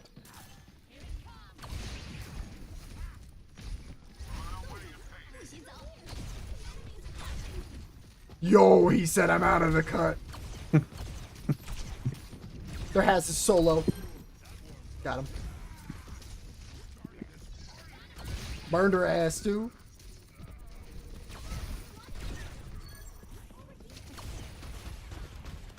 Oh, I can't aim.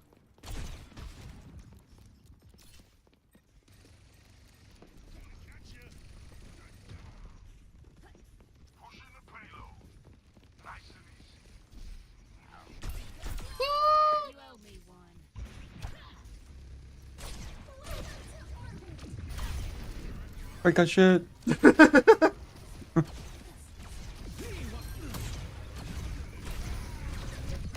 Yeah, consensus, I was missing my headshots earlier.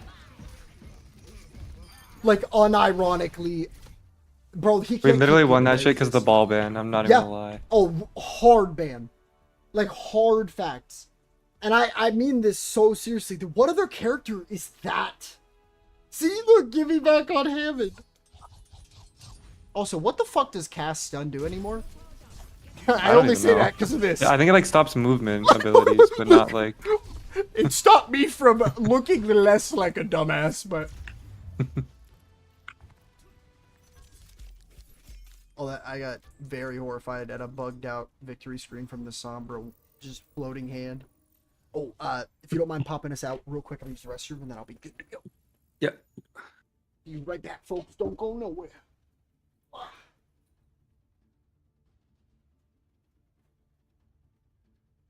Factors when doing breath, body, kind of right. Either a factor like good, bridge, biggest two I see. Chest breath with elbow tuck, curtain, very new, not conscious.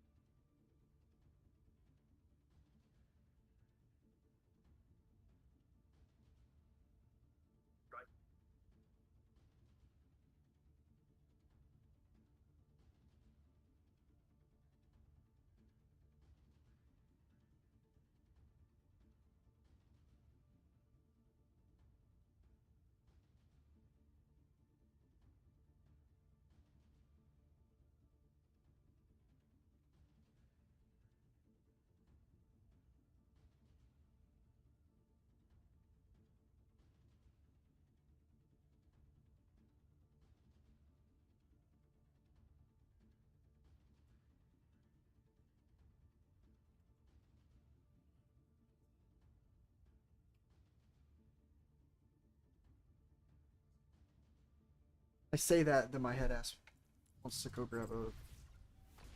Do I? Sorry, my ADD's conflicting me on impulse soda drinker. I'm on the fence if I want a sugar-free Red Bull or if I should just water it up. I think I'm watering it up. Water it up, water it up.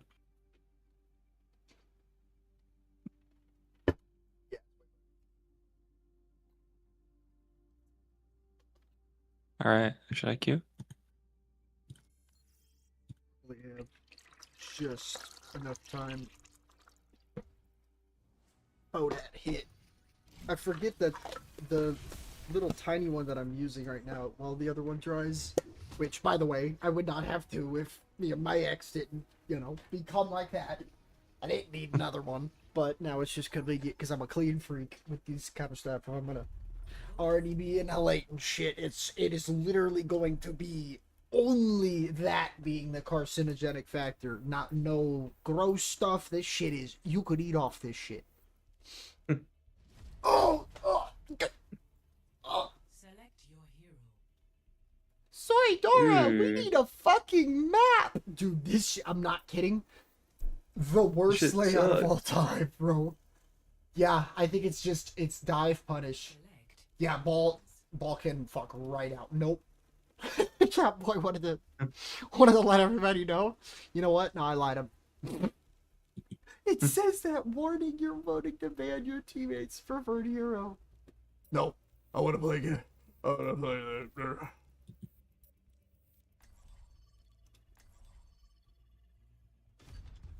Oh my god, no Mizuki sounds heavenly. Arriving at Antarctic Peninsula. Do you know how lucky they got that the size of Mizuki's ult isn't a little too big to where, like, some maps, like, because I can even think about it on, like, the one map on, Nepal that we wouldn't be able to get into. Yeah. The little throne room, not Sanctuary, not Sanctum, but the outside bit.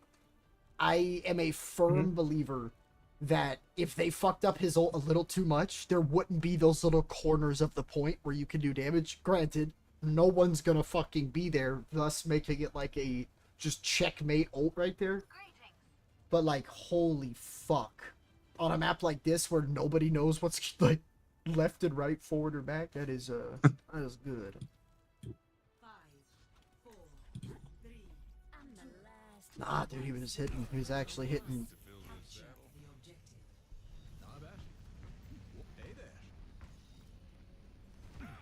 But if Catboy the Pocket has something to say about it, then, you know, I shut up and listen.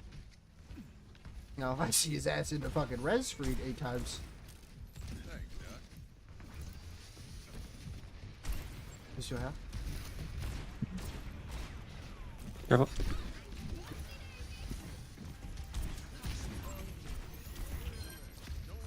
Oh, I'm dead. I'm alive.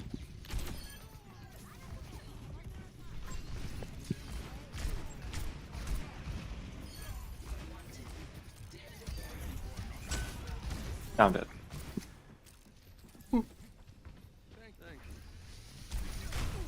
Yep.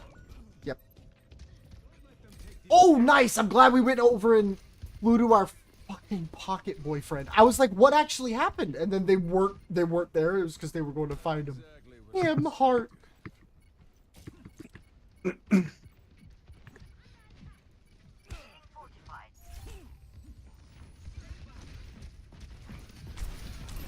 Oh, Venture 1. Lucio one as well. I bet.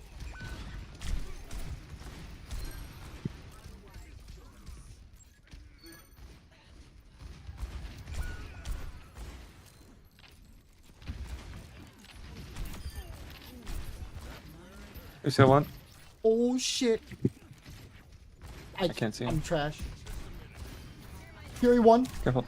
No! I'm feeding, I'm sorry. Oh, very low Curie still, but...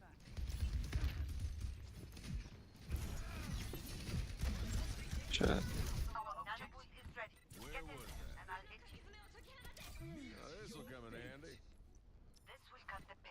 I just got stuck on a Lucio's slope. one.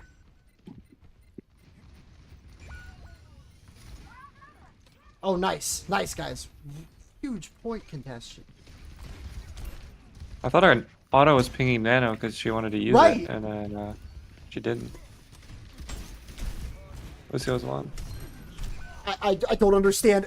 Mercy, honey, please, you have to look for other people.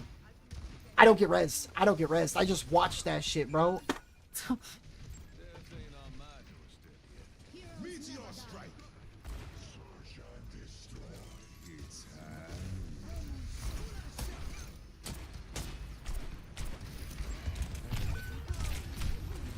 Lucio very low. They're all pushing me back here. spawn? What the fuck? I don't understand. They're literally spawn camping us. I wish I was joking.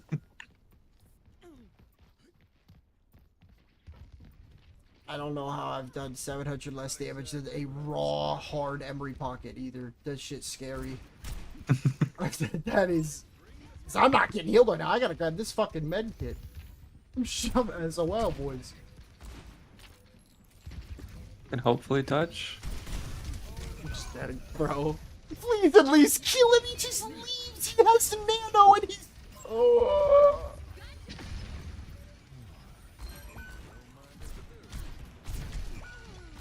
Yep.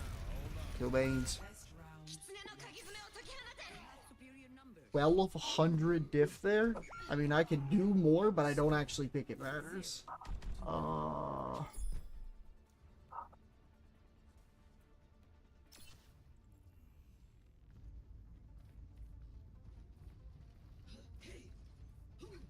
could be sunning in Lagos right now. And where am I instead?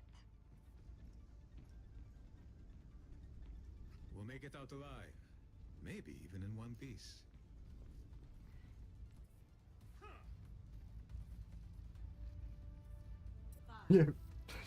If I ever get like this, Jugger, put me out. If I ever am on this type of shit for any lass, take me out back. For real. Oh, 1 frame fucking damage boost for you. Let's go. I'm right behind you. I'm dive Cass. Oh wow.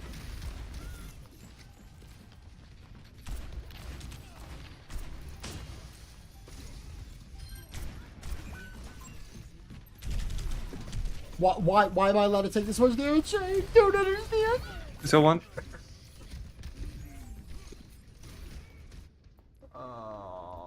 Okay. Nice. Bit early. Dust off the boots.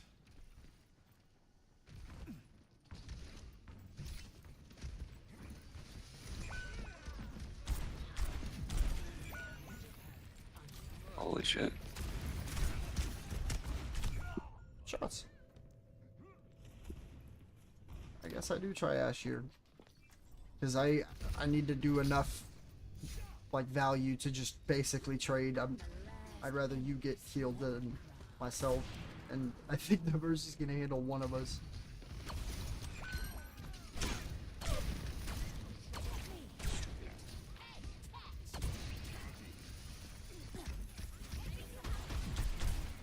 You have no cooldowns 1, so is Lucio.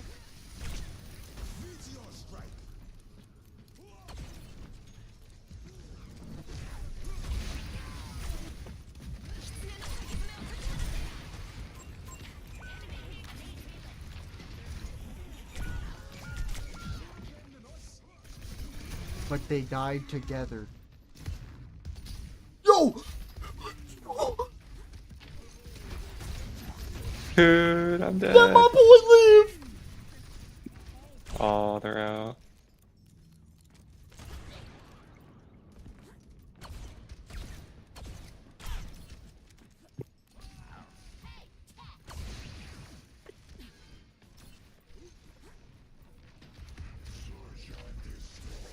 That is, I think that's the. I just got amp weighted.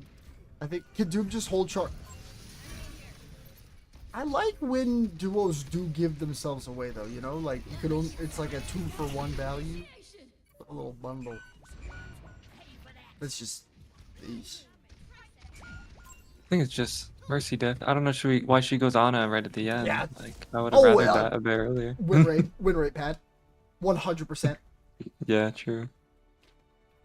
I didn't know that because I remember I would always just dick around and go Torb at the end, and then I would be like, guys, trust me, my Torb is nuts, and it would be, it had like an hour or 2 on it, and it was like 1% win rate. Oh, it was good. Nick Steve is the new owner of the game. That sounded so official, goddamn. Only push map that I ethically align with, but I'm still randying.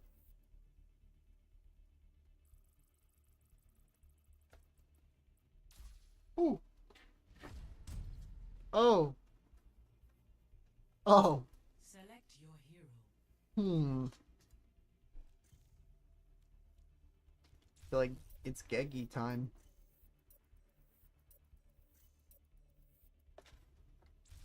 Select heroes to ban. It feels like new game modes, hit scan is king, like because new maps feel really good for hit scan, whereas like it's kind of inversed here.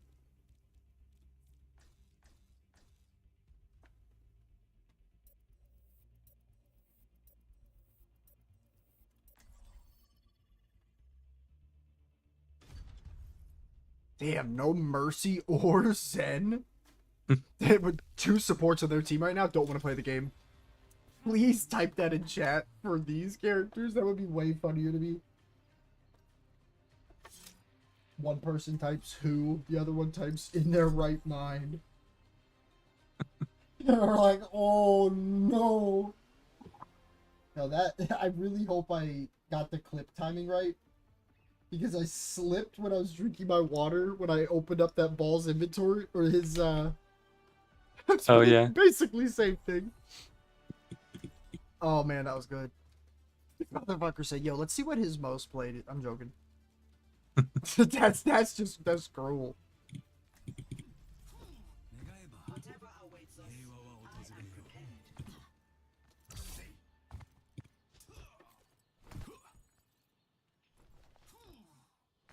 We must all find a cause worth fighting for. Oh god, we got a red liker. Ash. This is what we must call upon all to hate. At least me personally, because I hate red. I don't know why. But ugh, her fucking thingy is so good if you don't match it with her red bullshit. Oh, monkey though.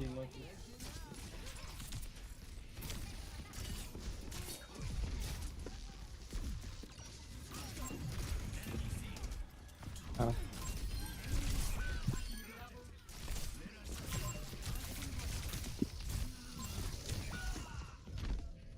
I don't understand what our Lucio has to wait there for.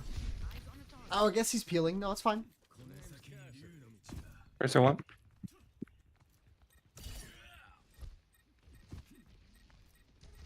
Auto one. Heading back.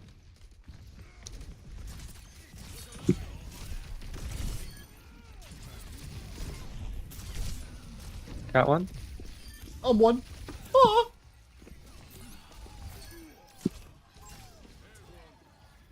Where's your tracer?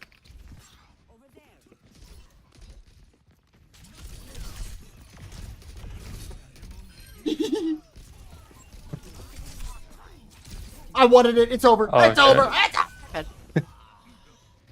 That's all me. Sorry. All good. All good. I'll let the team know.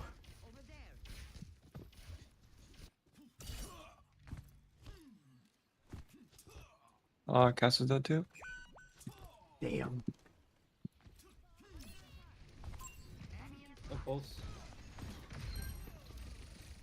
Coming back now. I should be able to get Blade you soon.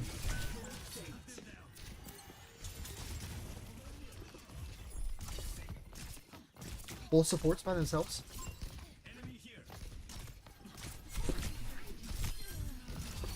No way it was during her fucking nade, bro. And I was antied when I got nano, so I didn't Yeah. get healed.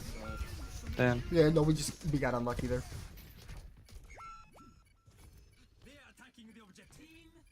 We finally have a team that's in voice. Oh, maybe I'll join. I always forget to join. No, I don't blame you. Just starts me in group.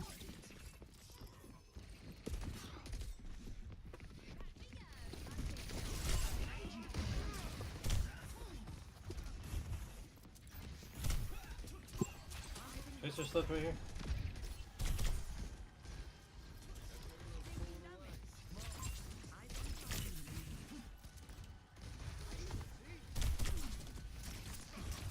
Sigma on point by himself. No rock.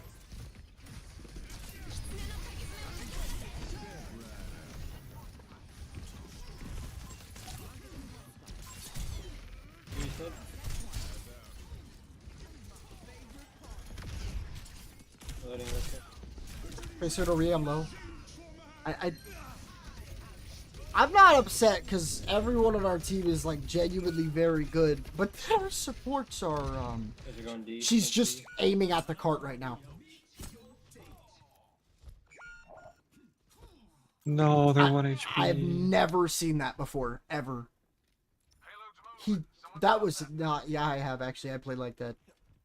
We almost have Data Blade. Let's play together because Tracer has pulse for sure. You just use it. Oh, I can't okay. like 60.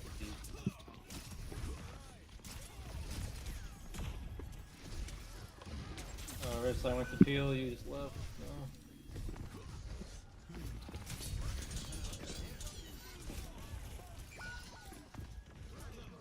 I might have to swap.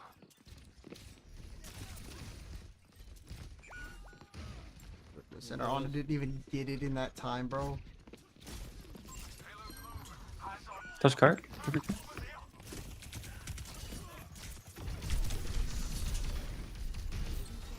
Oh, if you had it. He literally got it on death. I don't know why he didn't pop it, because we won that, but...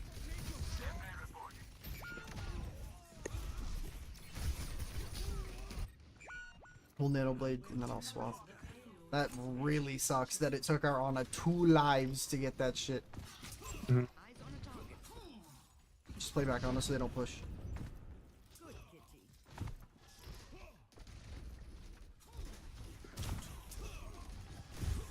You ready? Yeah, dead.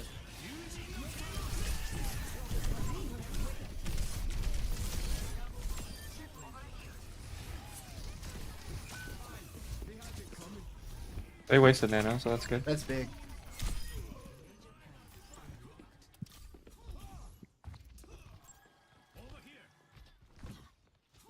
Yeah, it's back, I think. Oh my god, they're just tossing nano out. Or bio, I keep calling it nano.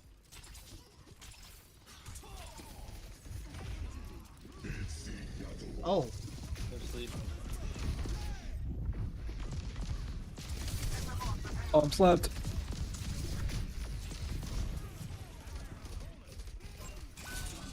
I thought I got there close enough.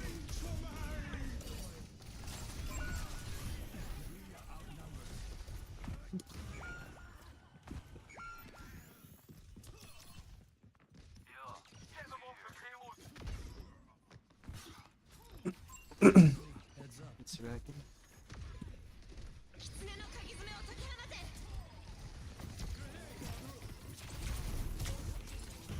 You're gonna die, Trying to Fury. hide. Fury 1 HP? Absolute. No, Suzu. I'm one. Oh god, yeah. They're all pushing back. Do they have Bastion Band? They do not.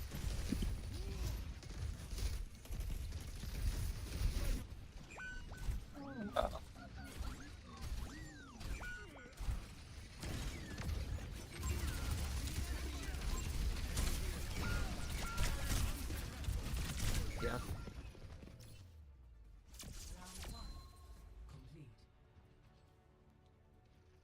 I mean, at least I was right about the fact that, like, a Lucio should not have that little healing at around, and then I saw his damage, and it makes a lot more sense. We got a DPS or... Dude is almost out damaging their fucking, Kiri, bro. Come on, Yeah. dog. Oh, fuck. Now what do I play?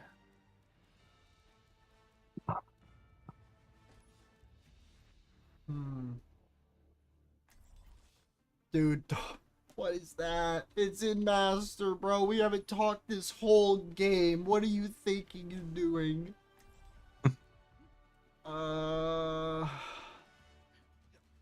What's their tank? Sig.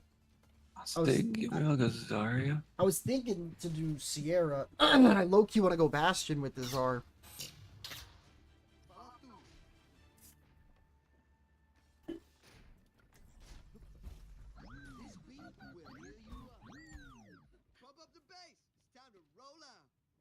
I feel like this is the one scenario where Emery's nerfs are gonna shit on him because I have just too much health. and I think nades and me having armor are gonna do a lot of good. I just have to play pretty dumb looking, I think, and hope the... I know the bubble's there from you, but I'm horrified.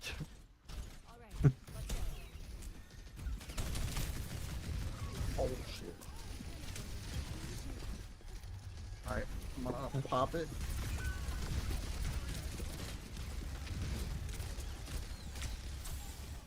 No anti? Alright, I'm max charge here.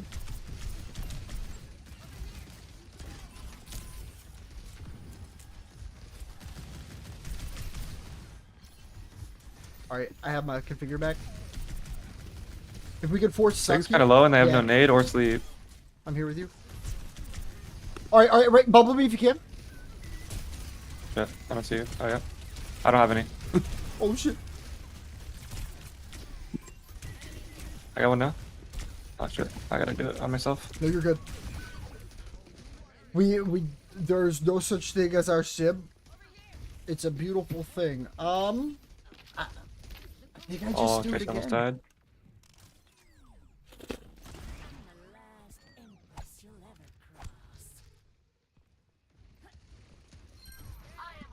Big. There's one up top.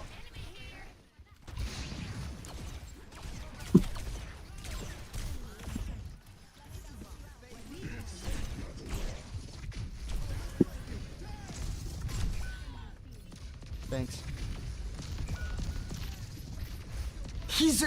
There's not a fucking ounce of thought in Greaseball right now, bro. He didn't care anybody was getting sped or not. It's okay. It's okay. It's okay. It's okay. I got grab. We run with that. That's neat.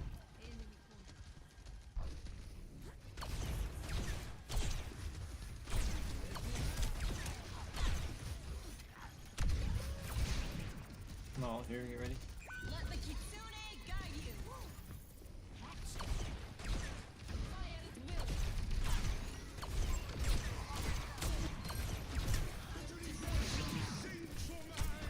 There's one.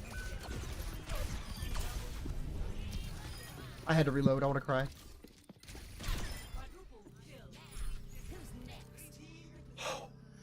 Who's 31% scope crit. Why do I like rage hack when I go on fucking Ash, bro? I gotta just one trick this motherfucker. Unless I'm getting dope. I'm with you on Emery. Oh, this guy dies.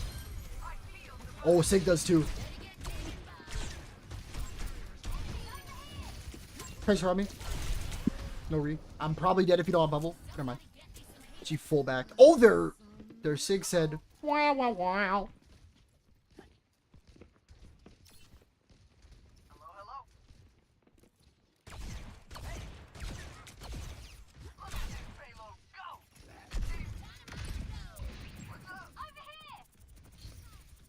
I can bubble you whenever. Bet. Go for it now.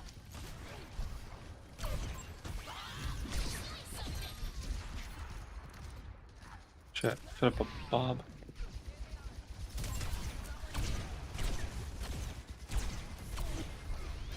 There's Sig's low, no suck. Sig low, no suck. Map 1 HP up on high ground. That Tracer walked in a straight line, baby. Help us, help us, help us. Am I sweet? Bro, yo, it was so sad. It was like when Ace Ventura drops that raccoon in the beginning of the movie. I'm not ready to ride into the sun. That was so sad. I don't know if you if you're in voice, but that literally sounds like what people consider everybody from my state to sound like. I feel like. Yeah, I heard him. I'm gonna fucking die because I think I'm playing COD. Bro, oh, this makes me so hurt.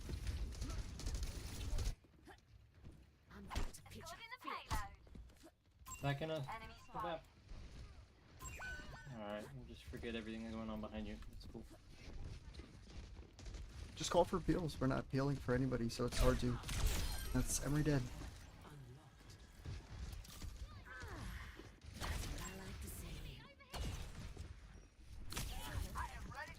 Their Ana's able to damage me. I don't understand what.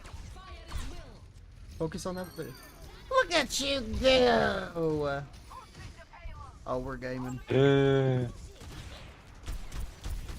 I know that sounded, it sounded like I was being a piece of shit. Did we get 3 on the money?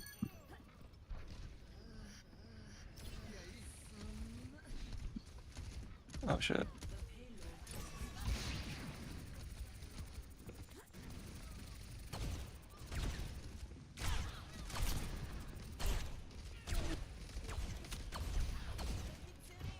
I'm behind you if you ever need a free bubble target. Alright.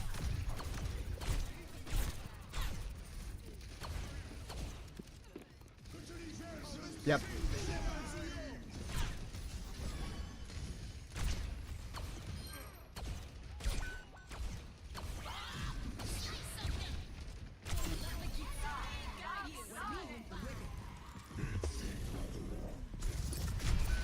I don't understand how he's able to push that. That's wild work. He said, Ash, fuck you especially. Tracer, you had a bubble. Back out, Tracer, you don't bubble.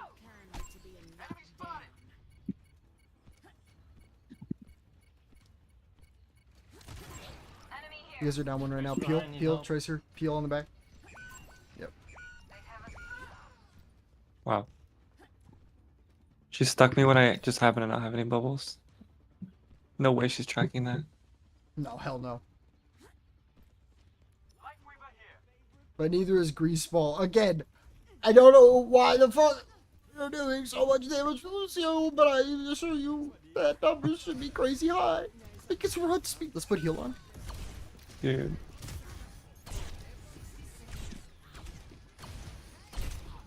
Well, I'm not missing. 6 low.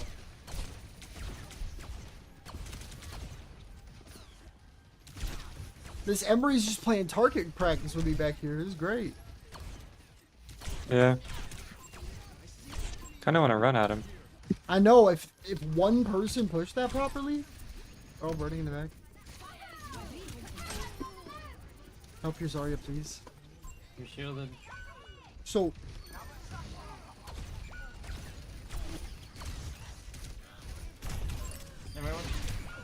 We might have it flipped, but when it's green, we're speeding, and when it's yellow, we're healing.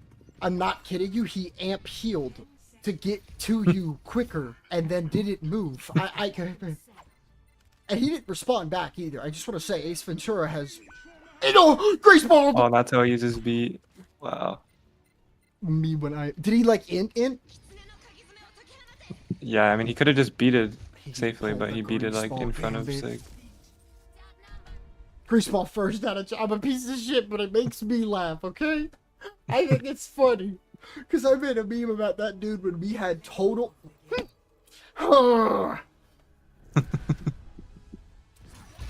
Oh, dude, I don't think I did shit. No, don't show these things me.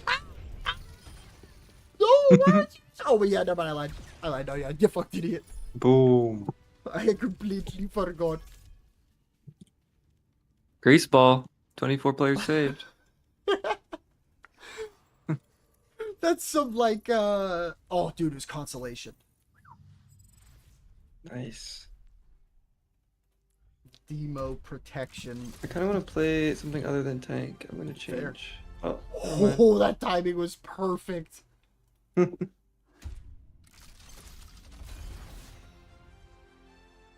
Decennium, Rhine, and Lucio. How close am I to all those? That was a lot. 48 out of 60 rewards, and I have a lot more loot boxes to open. That's weird. No, I don't. Never mind. 3.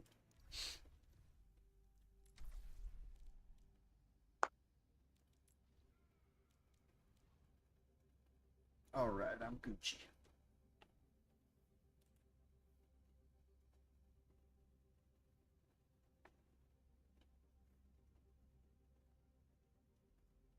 Wait, what happened? I didn't even see.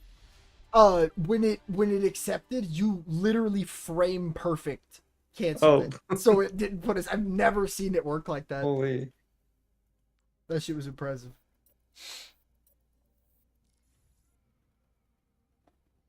Yeah, I don't even think it's ever your tank. It's the fact that supports are too shit to support as like strong of a tank you play.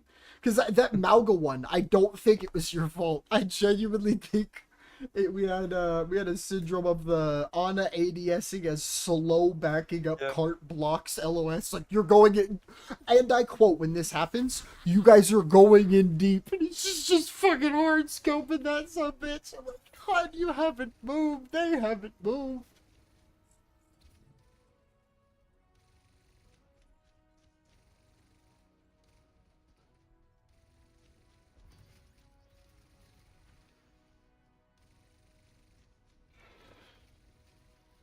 But it's a satisfying thing. I've been like work level forcing myself to play zombies because I know I'm capable of getting the records on them now. And then making this my relax game, and holy shit, has it worked. Oh my god. Enjoying it? Very. Let's go, dude. Like, I mean this so seriously. When I stopped playing the game, I did so because even the characters I found to be a lot of fun, it didn't feel like there was a redeeming charm to a loss. But it feels like the speed of the game now, because Peel is so possible and like aim is still just like king.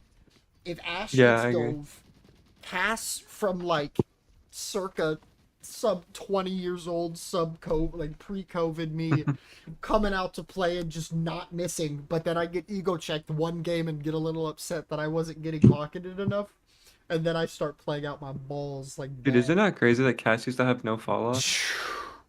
I can't even that guy was comprehend Widow. it. I can't comprehend it. And I remember playing Underwatch. And I can't comprehend double-linked. how little people played it, considering that as well. And granted, that was the that like I think legitimately did like 480 if I'm not mistaken, because each one it was absurd. It was not okay how much damage each bullet did. And I like if you gave that Cass to like a gold player nowadays, they would hit top 500. Oh yeah. I'm not even lying. Just for the right click, like unironically, dude. If you gave what scares me, because I realize now I never actually tested this, damage boosting that, because I remember I just played Genji and I'd like track a Zen's movement and 2 dinks would kill him, and I'm like, oh, very nice.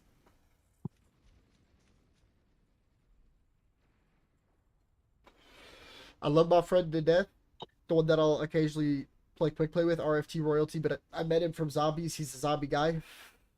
The utter shock he had to learn that I had to tell him there's a very good chance Soldier quite possibly is the worst character in this mode, and like just the only one with a nerf if I had to think about it really hard.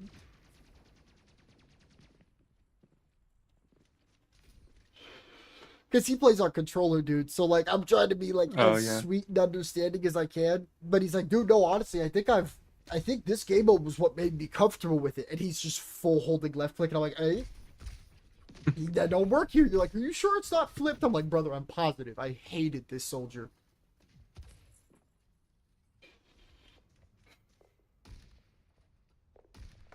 And why is Q so much shorter with tank? Yeah, that makes literally no sense.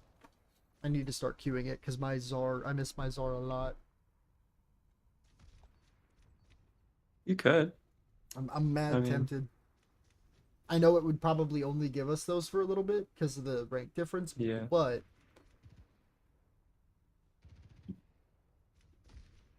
I'm giving this till nice, and then I'll do it. Better not let me make a 420 joke, Q. I'm gonna.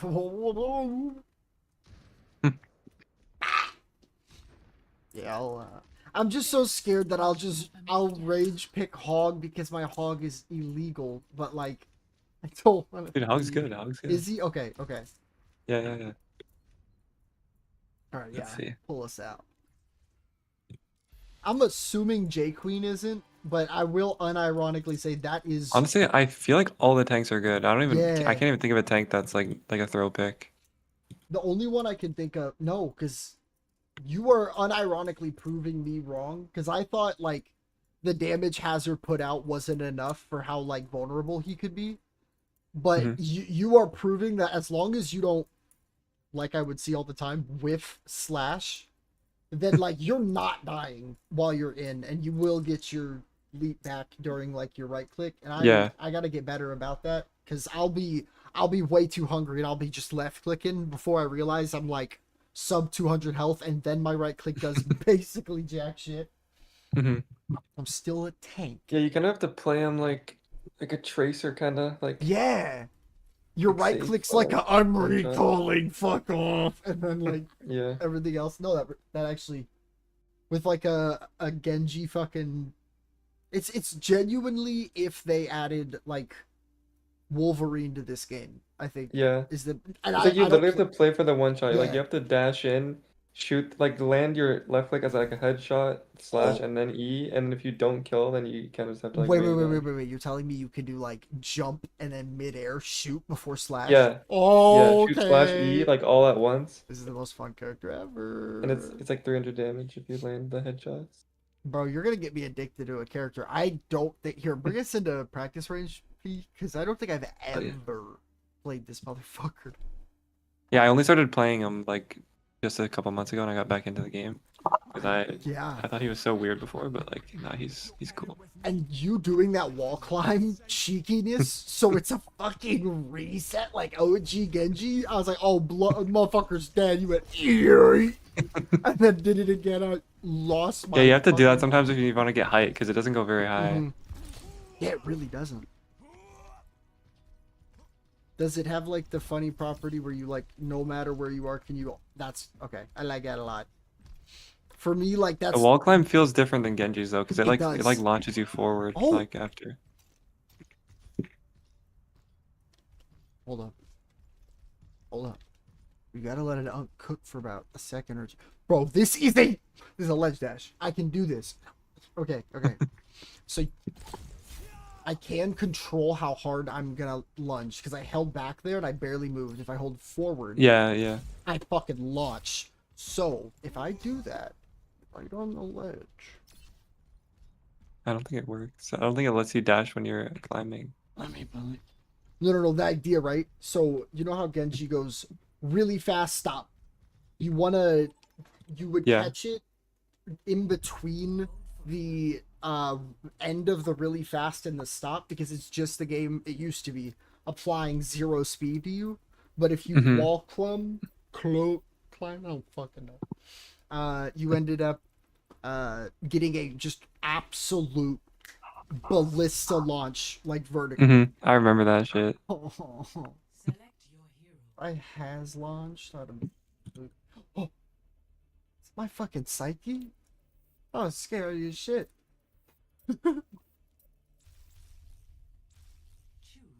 Oh, you got DPS as well. Yo, I know, it kind of surprised me. I always feel terrible doing these bands. I also completely forgot your character existed. I don't know why I forgot, because they are, unless there is an Echo's enemy hit scan. insane. Yeah. Bro, fuck Hazard apparently. Goddamn.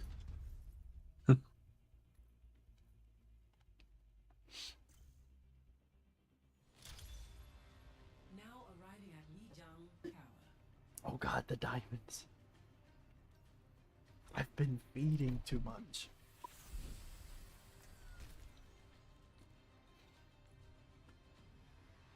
How are you doing, guys? Gunblade. Okay, I thought Gunblade wasn't in voice, and I was about to be a little spooked. J Queen. That's pretty swagger. I say that with a lot of hope and prayer in my cadence. Hype him up a little bit. Don't worry, we're whatever the fucking outcome of this shot is. It's that simple. Like, did you hear her line? She's like, get a point on the board, Bob. That was Yeah. actually fucking great. I didn't know she had that. That's great. They have Maga, Genji, Yuri.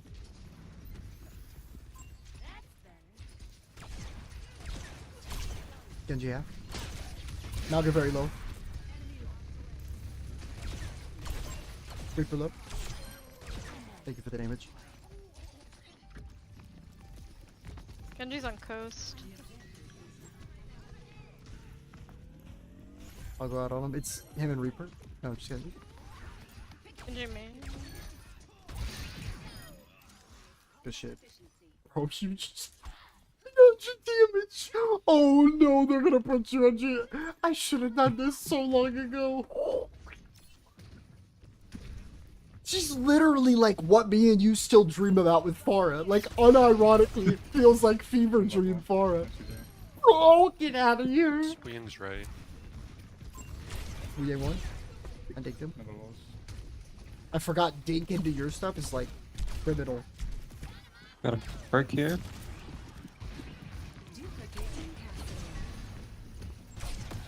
Oh, wow. Mercy pockets me the whole round, and then when I ult, she stops pocketing me. That's crazy. Nice. That's actually crazy.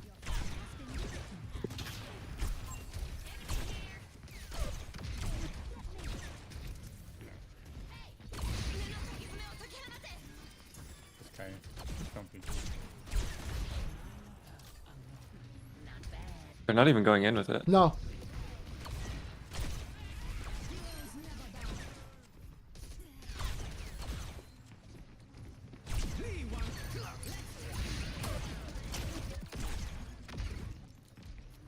There's an Emery up top that wants to say hi, I think.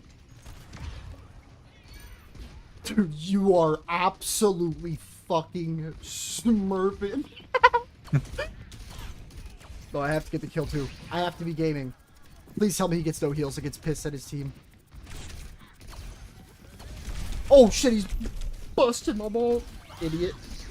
Nice one, dumbass. Get it ass. Then you rest.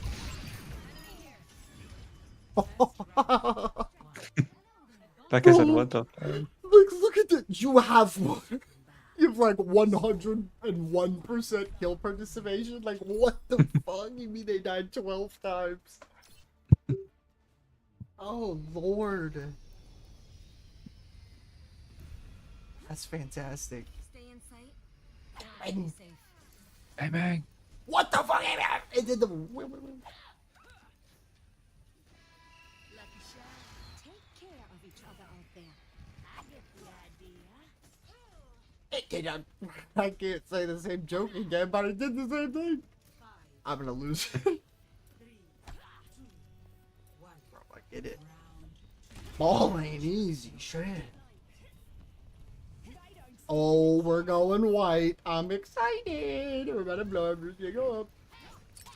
Oh, they're not going white. They're going back room. What cast? Oh my god.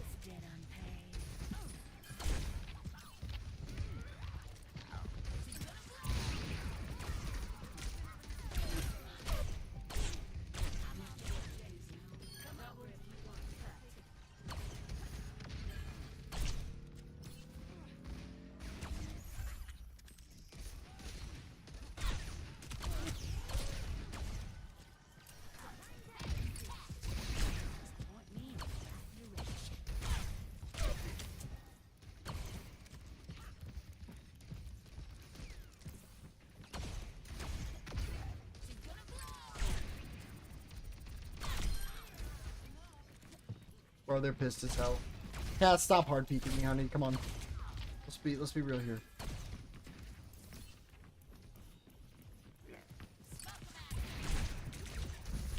I'm hooked.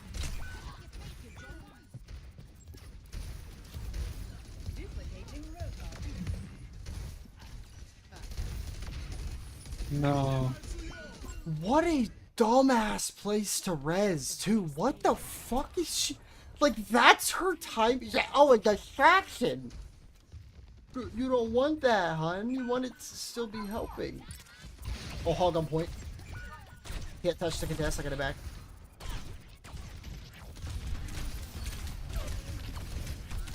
Keep up point. I got 3.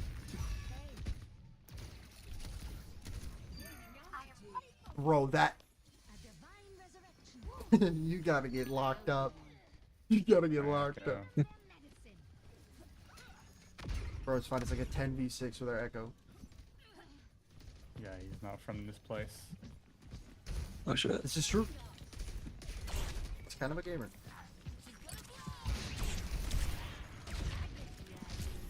Bobbington.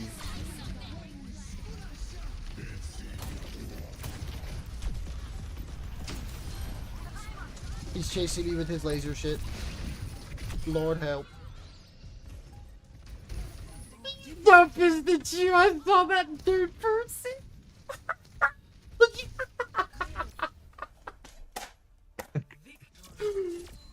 Brother, he can see when you put your arm up. I wish he did. Dude, I'm gonna be honest. You know what would have been like insane if that dude did the OG melee? Thank you, Echo. He said, "Woo!" Like one of the the little like staples. Yo, watch this BAP if it shows it. This guy just like walks into my right click. Yeah, no, I was like, okay, bapping somebody, and then I looked at your point of view, and it like centers it, and so I'm like, okay, who you on? And then they just fell behind. I'm like, oh, that's who you had on. That's fair. Yeah, that's fair. Expected, yeah. Hey, of course. All right, back to tinfoil hazarding. Hold up.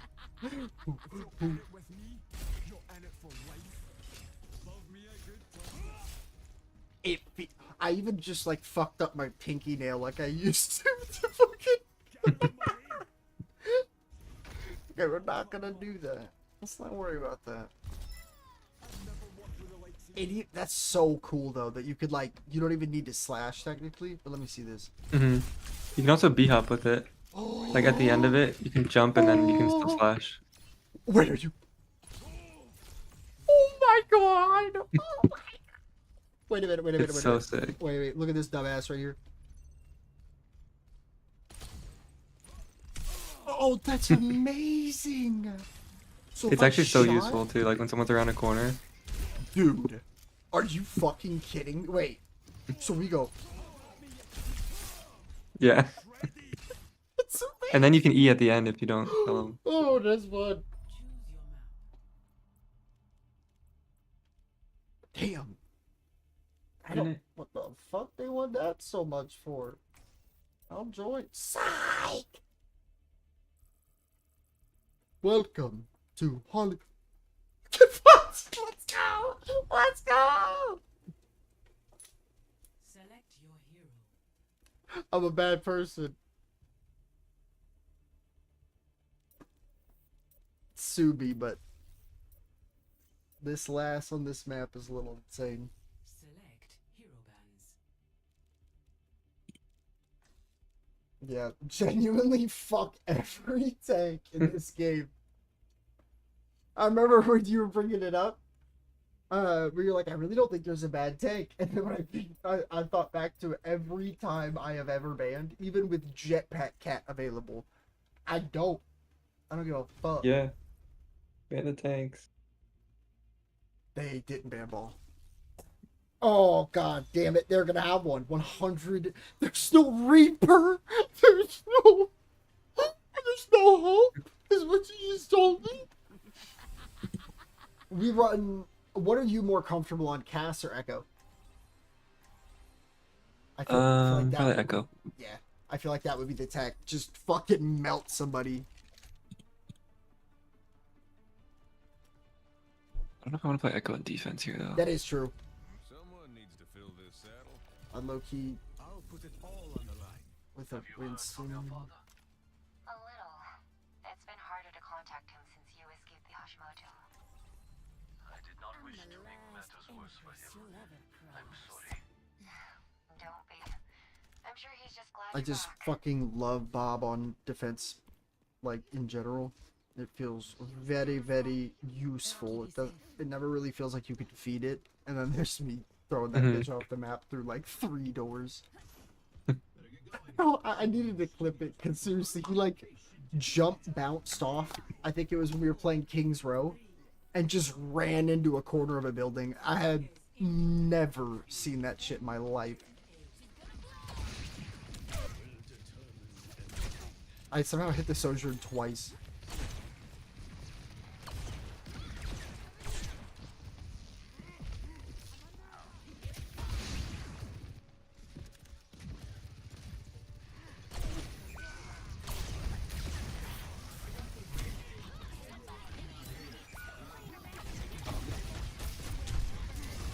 And just like that. Literally.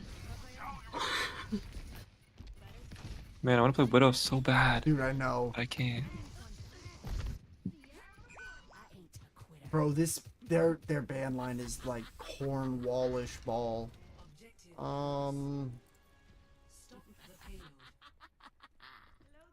taking our payload? No shot.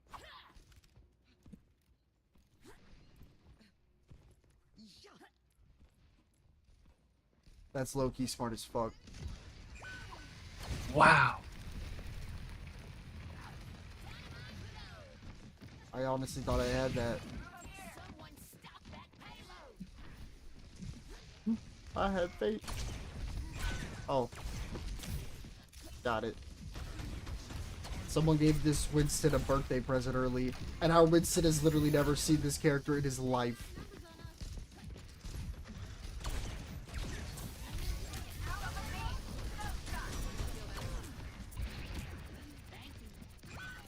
Oh. This is one of the rough ones. I don't know who to play, bro. I'm tempted to try Echo because I feel like Sojourn, but I trust your Echo way more. Yeah, I'll try it. I'll try it. I don't mean to make you make you off as some Echo bot. Oh, Sojourn No, absolutely. no, you're good. You're good. I don't know what to play. She got nano. This What monkey the has ult. fuck? Come on, bro. I'm flipping that. I literally took her down to 14 health, and she gets nanoed and peeks me. I think you know, call me a little bit kooky, you know, little yellow emoji. Wah. But yeah. If we lose, it is still not even a. Oh my god, the monkeys won. What the fuck? I guess what, idiot? You got quick scope combo, idiot. I do not know. I do not know. Did I get the wrong one? No.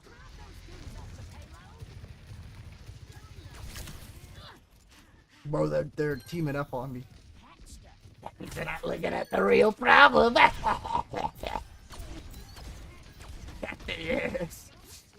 You got that gremlin laugh.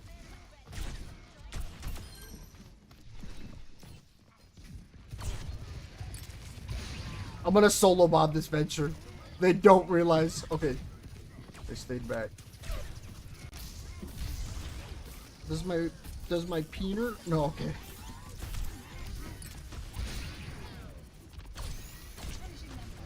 Not on the. Oh, he upsetty. I did not know he had ult. Didn't he already use ult? What so? But our monkey just to show us it wasn't even him. Thank you for the demo, dog. It was clean. Oh, I did not mean to take that one. I want that one. Yo, return policy where? Hey, guess who don't Shit, give no this is not fuck? good. Bobbert.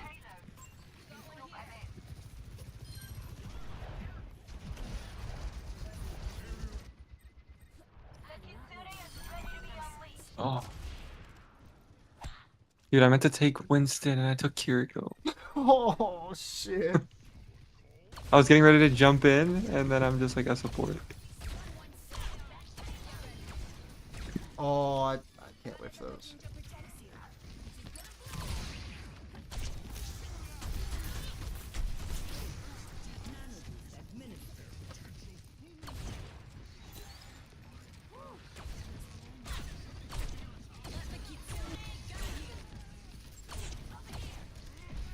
Monkey's kind of low.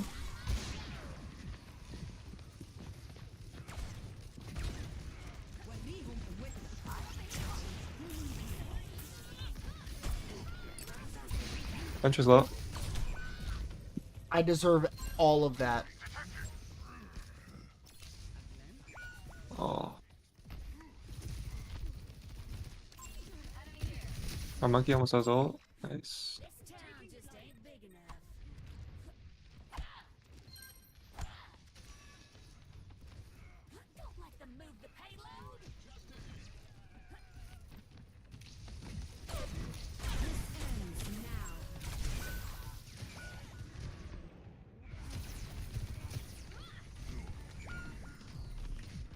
Cool character, Blizzard. When is it my turn, though?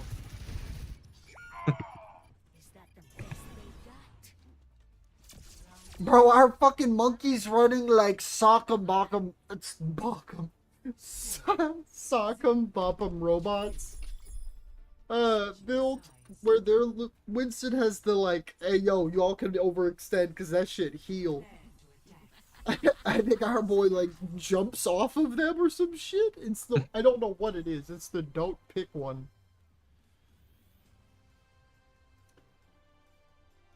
What do you personally like in with? Thinking like Genji and Echo. I like that. If we get the straight runner skin on quick enough, let's go. First time I've spent money in this game in like a decade was for this fucking skin because I was like, nope, you ain't getting away from me, you hoodied carbon fiber amazing bastard.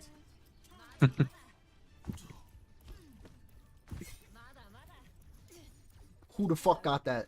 There's no way they gave Kiriko the line. Wait, do I have it on? I can't talk.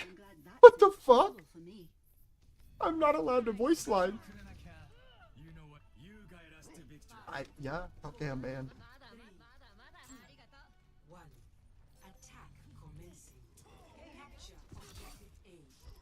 We're busy gaming. Oh, and an M. Oh my god. They're like, yeah, Echo, yeah, Echo. Oh, monkey jump. Just back for a sec. Gonna break his bubble.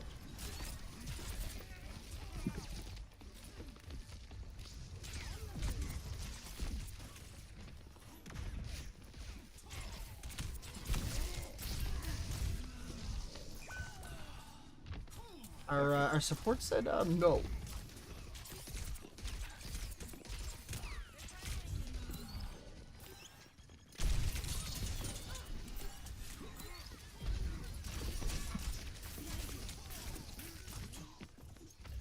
Bro, if they're gonna back this hard, they need to be healing harder. Because this is ridiculous. Come on.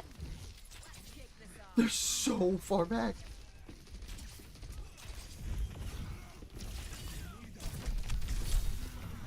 Oh my god, where did our monkey jump to? You can't be serious. He said dive on dive. Oh, he... First got diff. It's okay. Like he's gonna have ult. Oh, man.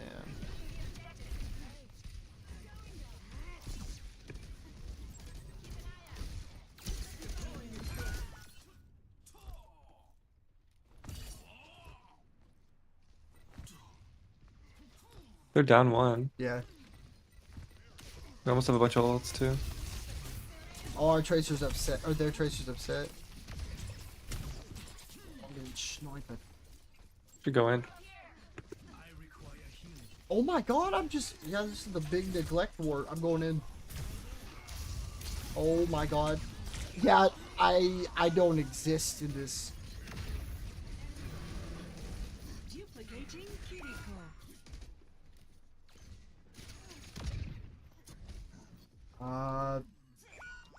It's actually crazy how hard you can like ban out on a map like this, because like the Widow Reaper is the crazy part, but especially because there's no diva. I'm not saying our person would go it, but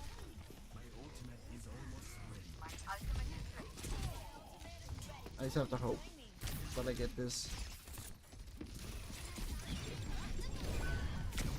How did she die? There's a monkey in the back line, very low. Yep. Nice. On a one in the back. I fed with the dash reset. That was actually so bad for me. That was so embarrassing. I knew Kiri had that, dude. Silly. Oh, I'm about to die. 1 HP.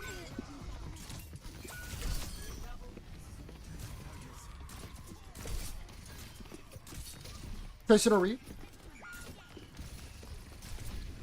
3-1.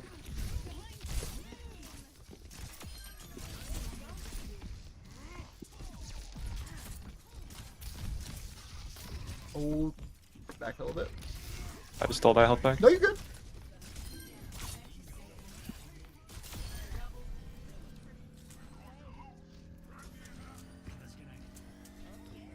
Yo, that was, dude, me and you literally just started severing. Coming in. Tracer up on you. I'm going up on the Emery. Yep.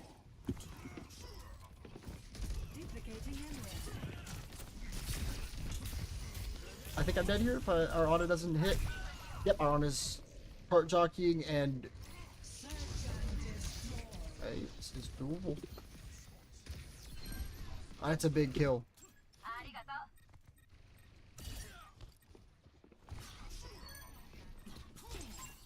This is on right. No recall. Yeah, our monkey, our monkey only knows banana peels. My boy is not pushing backwards supports.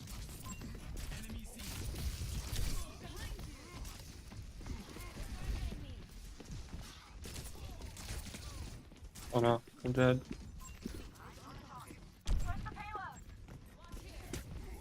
Oh my god. I'm like, target number 1! Dude, I don't understand. But our, you know what's good? Our Kiri's keeping our Ana up right now. And that's what it's all about. Do we even get poor Ana out? Fantastic.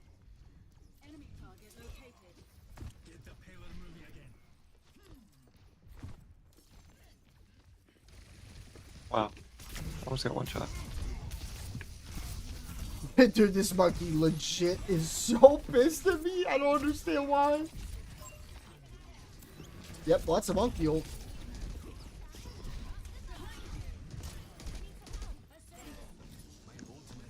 Dude, if she doesn't just give me fucking... I'm around Haga.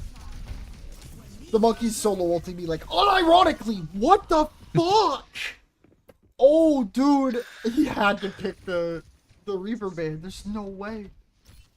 Sorry if I'm getting loud by any means. Oh no, you're good. Motherfucker's gonna expect me to give us all free drinking water with this nano blade. I'm fucking scared. Monkey don't jump. Okay, I need him to trust me. Yep, that was great, guys. Very nice. That was honestly a lot better than I thought.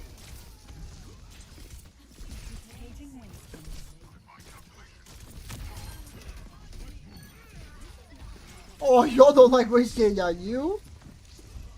When there is one on you. Because motherfucker has a point to prove against a Winston that clearly knows.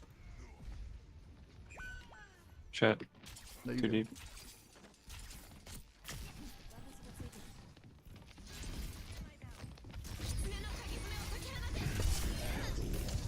Nice.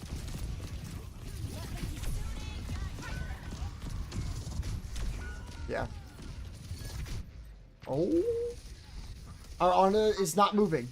Our Ana was literally not moving. Yum. Alright, I think that's it for me.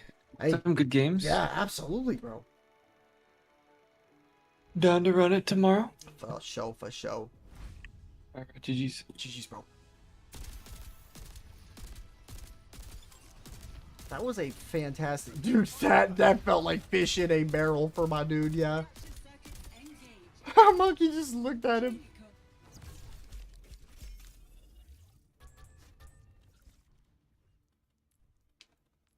Very, very, very nicely done, folks. Are we...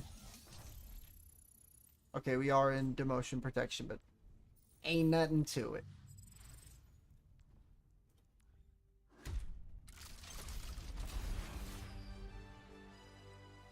Nice. Very, very nice stuff. Now, do I wanna... I think I want to keep working on my high round. Yeah.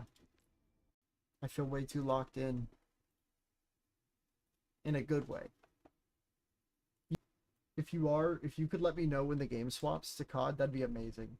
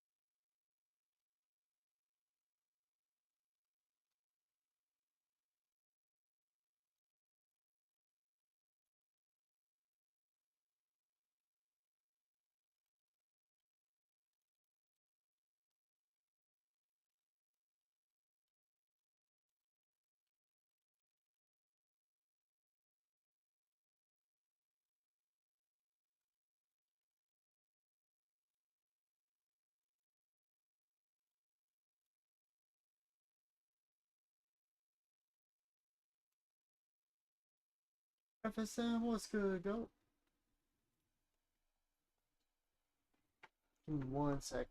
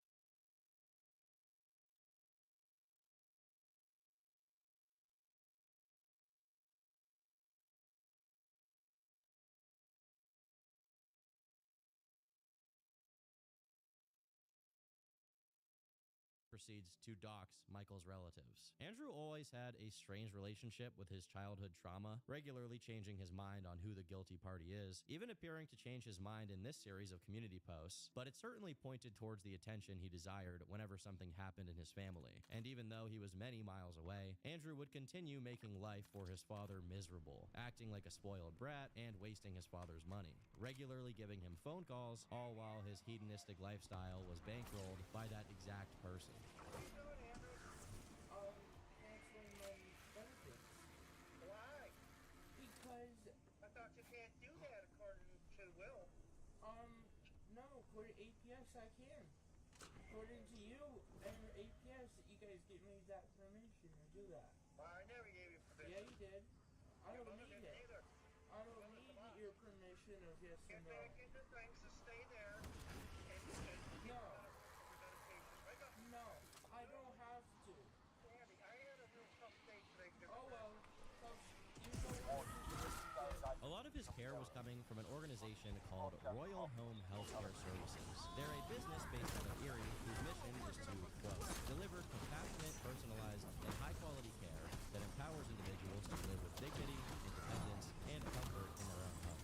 Until recently, their reviews were pretty unanimously positive, but they were also the people who were hired to care for Andrew and Andrew's high-demand needs. Because this was an organized company designed to please the customer, this likely meant they had a higher tolerance for Andrew's antics. But of course, more tolerance just means that Andrew pushes the boundaries more, but everyone does have their limits.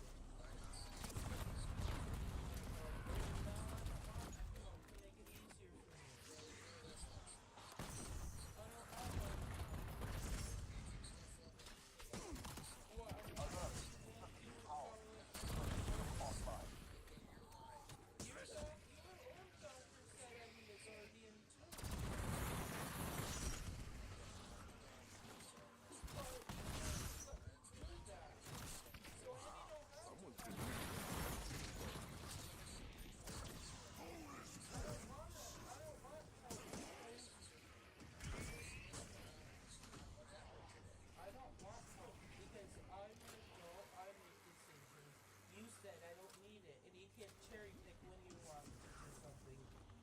So deal with your choices. I'll have you, I'll record this phone and put my YouTube. Okay?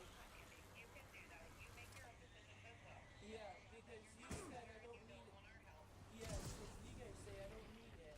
And don't forget the services says I don't need it. I don't taking care of yourself then. In many ways, Andrew was finally receiving the treatment he desired, but it was never going to be enough for him. That was the point. He would always move the goalpost as to what the solution would be to help him function properly. And whenever somebody gave him what he wanted, he would just ask for more. This is the situation he found himself in Erie, Pennsylvania. He was in a living facility that accommodated his needs, he had carers who were responsive and involved, and he had somebody else paying for all of it. And it still was never enough. Because the only thing that Andrew really wanted was an excuse. An excuse to continue being the way he is. And whenever someone encouraged him to be more independent, he would twist their words and accuse them of suggesting he doesn't need help. You said I need help. No, I'm not wearing it. I'm leaving. No, because you said I don't need help. So please leave me alone. Please leave me alone. You said I don't.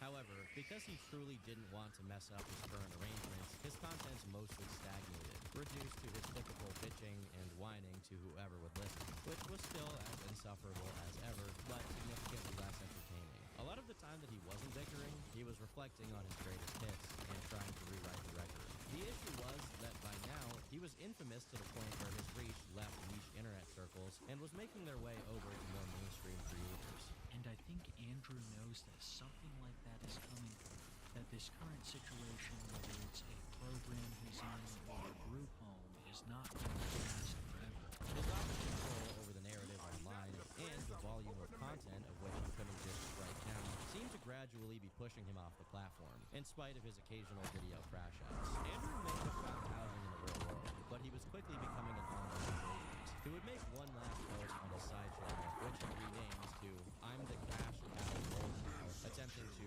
prove that he didn't fake documents referring to his symptoms, despite admitting to doing so previously. You got me. However, after this, his digital footprint would significantly shrink, with many of his channels and socials that he posted on being deleted. He would claim in a post at the end of February that this was done at the request of the staff, and that he's doing so much better now and is receiving good care. He says that these staff are now the first point of contact for practically anything, so it will be very hard for people to reach him or even bother him. I wanted to be like more. I looked up my glitches. She said that we open there. I don't want to. So, was this the end of the Poop Squatch saga? Not really, but his behavior did become more patchy and erratic. And I will be living my life and fixing my life with the help of others. Over the next few months, he would return to different channels, uploading videos and text posts whenever he came into conflict with the staff, whom he alleges were controlling his habits online. Andrew would also seemingly post content in Reddit threads, defending himself and attacking his family, but he didn't do it as himself. He used an alt account to pretend to be some innocent onlooker. Some of these were actually pretty articulate, but the more people read them, the more they seemed to be written by ChatGPT. Meanwhile, others were more unrestrained in their emotion. Around this time, a few AI-generated channels also popped up, which most people assumed to be him as well. Well, hello there, and welcome back to the channel. I am Brian, and so today we're going to be talking about another person who is a victim of this sick cult. This guy name is Andrew Ditch. That's what you do if you're like, really, I mean, like, you go after a guy who has autism, who has been trying to, for years, try to get it. You know, Andrew. However, some evidence seemed to point towards an individual by the name of David Yen, another person who appears to have a bit of a rap sheet. But you can't really blame people for thinking that these were Andrew's accounts. It's definitely something he would do. But in the meantime, he was posting on his own accounts, seemingly circumventing the device ban imposed by staff to talk about his diet. I am happy, unlike somebody who has no one in their lives, so they make it up by attack, disability, people for laughs, and get paid for it. There were the occasional updates from others who were in the know, including his brother, who mentioned at the start of April that Andrew was supposedly being evicted in 10 days because of his destructive activities, sharing his disappointments about what was going on. We learned today that he's going to be evicted. This is the most I don't like bringing stuff up on my brother. That, but you know, I get it. He keeps kicking out his hate workers, pleasure and fail. Basically, that's where we're at. So we don't know what's going to happen to him, and we don't want to bring up his stuff. Not in order for him to hold it back from moving for 10 days. It'll be silly, and he has potential, but he doesn't like to use it. A few days later, Joe would upload again, stating that Andrew had given him a call about his video, threatening to call the police if he didn't take it down. And he's demanded me to take down the video, or he's going to call me. And you can't. I can't. The thing is, still, that, you know, he's a difficult person to deal with. Andrew would later post a response to his brother, sharing a letter allegedly from the healthcare services that claimed he was being released due to a lack of staff. I have this letter to show you. So you see, I'm not being evicted for giving anyone a hard time. Have you ever heard of sugarcoating, Andrew? Ever wondered who might have caused that staffing shortage? But what I want to be able to say is that I am doing really well. It's just they don't have the staffing to help me. Everything seemed to show that Andrew was still as dishonest and unreliable of a narrator as we already know him to be. But it also showed his narcissism in drumming up a campaign against his brother, even though he was hardly the highlight of the video. I thought everything was well. It did for a short while, and she's not eating. So, she's eating, but more like how guinea pig or gerbil would eat very little. That's not good for the procedure that she's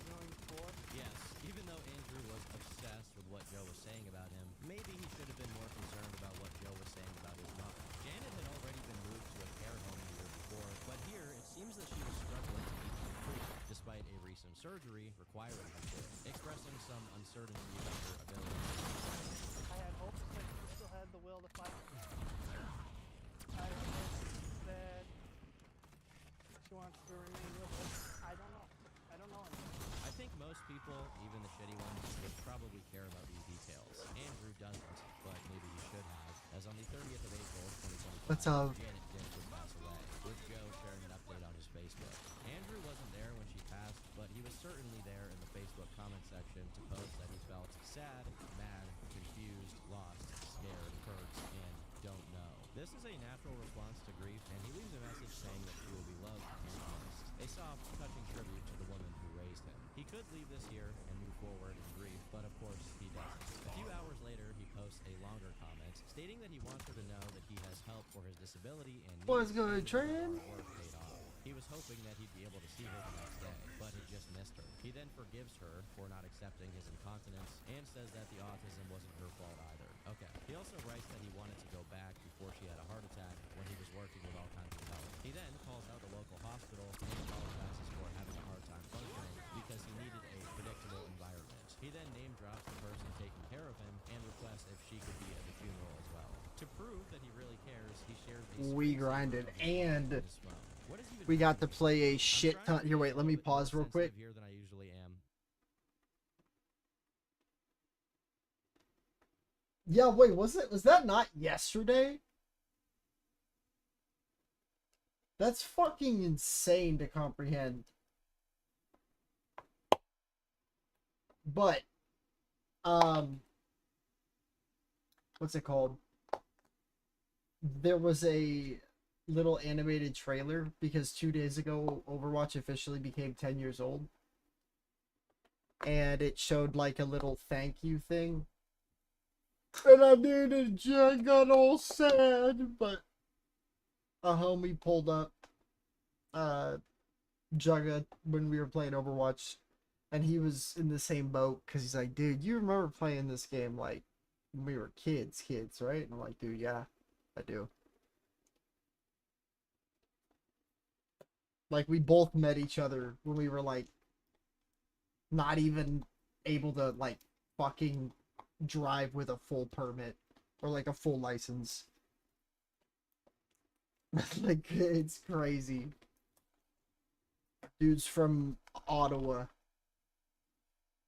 and we lived the exact same like chunk of childhood.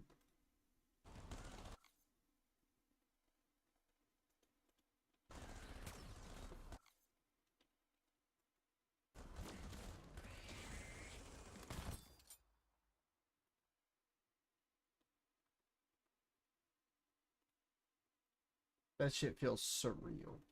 Because people process grief in different ways. But this is a comment that feels written for everyone but his mother. Andrew forgiving her for something that he perpetuated is probably one of the most insane things he could do in this situation. But this is a statement engineered to impose his own narrative for those reading, lamenting that before she had a heart attack, he was being cared for adequately, implying that this was the reason that his symptoms manifested so late in life, apologizing that he had a hard time behaving because he couldn't do things in a predictable environment, rather than apologizing for his many unwanted outbursts and abusive behavior while he knew she was suffering because he couldn't see past his own needs.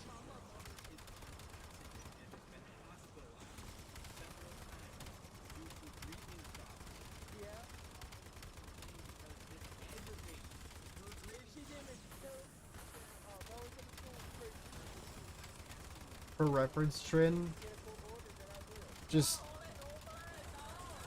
a little bit ago, his mom passed away.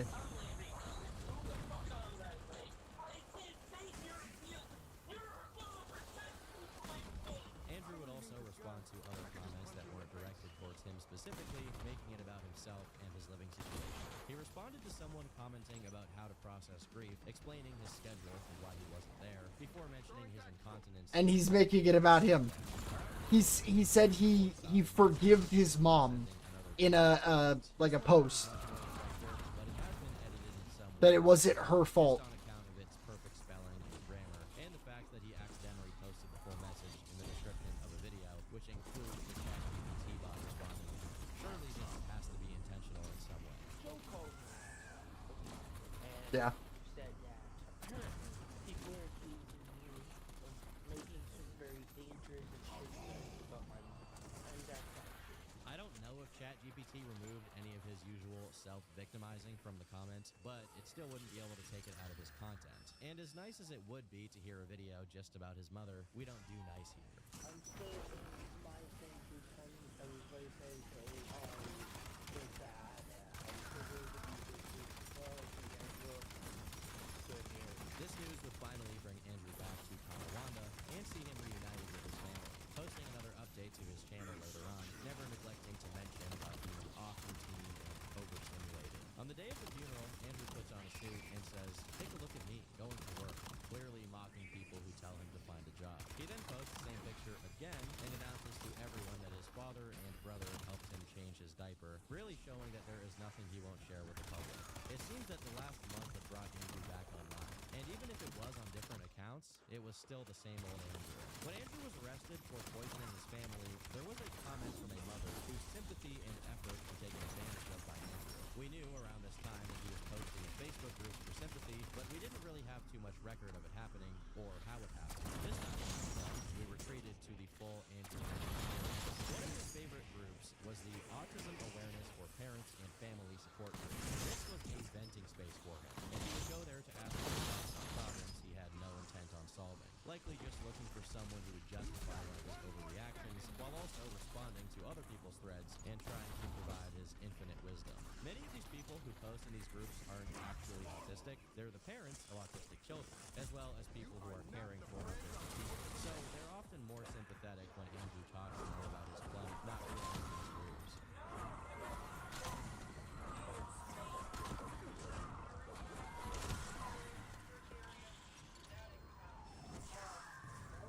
Bro is smearing me now, bro. No way, incontinence not what I have, right? If I can't piss. Andrew had previously been posting in an autism support Maybe I'm group dumb. before his old account was removed because he was doxing underage members of it on his YouTube channel. However, with this new account, he began to interact with a variety of groups, mostly switching between storm chasing groups and the autism awareness page, providing way too many details and choosing interesting posts to respond to. However, his personal page was awash with posts too, many of them mentioning a royal caregiver by the name of Nicole. He seems to be the individual who you mentioned in the response to the announcement that his mother had passed away. It seems that he had developed a pretty close bond with her, closer than the bond he shared between himself and anyone else. The issue was that they seemed to be growing a little too close, to the point where she felt comfortable sharing a lot of her life with him, including her children, who Andrew would be seen playing Fortnite and Roblox with, and who he would call his friends. I'm done with Fortnite for today. For now. Yeah, just for now. I'm gonna be coming to your house in a little bit. Cause it's home. Andrew has breached the privacy of and endangered many kids in the past with his behavior, and in autism groups, he is suspiciously involved in comment sections about children, sometimes even the ones where certain interests of Andrew are being discussed. Unfortunately, I think you'd be well within your rights to say that Andrew cannot be trusted around anyone underage, and his weird, obsessive posting didn't give people any more confidence than it should be. Yet, Nicole appeared to be Andrew's rock.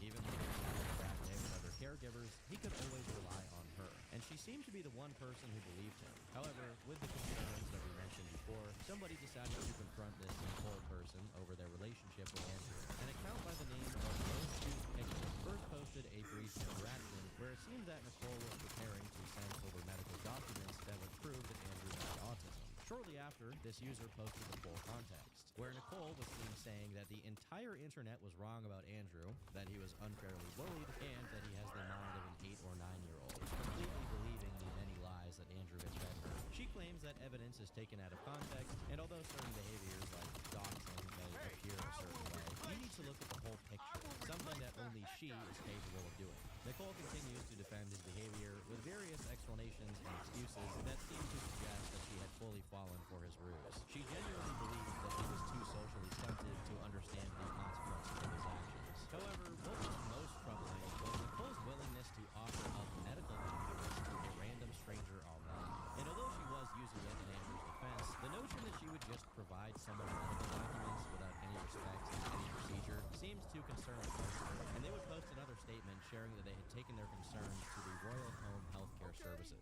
days later, Andrew would begin posting online again, and as it turns out, Nicole had been relieved of her duties following what happened. And so, Andrew would make a call to Royal requesting their services, but the person on the line reveals that Andrew had fired everyone and that he didn't want anybody. Is there someone coming in today? Because I have a PC bed or dead bed, and I need help with that. And nobody helped me with, nobody is here to help me make medicine, and nobody's here to feed my roommate. I didn't fire anyone. So, I fired everyone? You said you did not want to. I had 14 days. Right, and you said you didn't want anybody. It seems that finally, after countless months with Royal, they had just about had enough, with the person over the phone laying into Andrew's self-serving, manipulative pattern of behavior.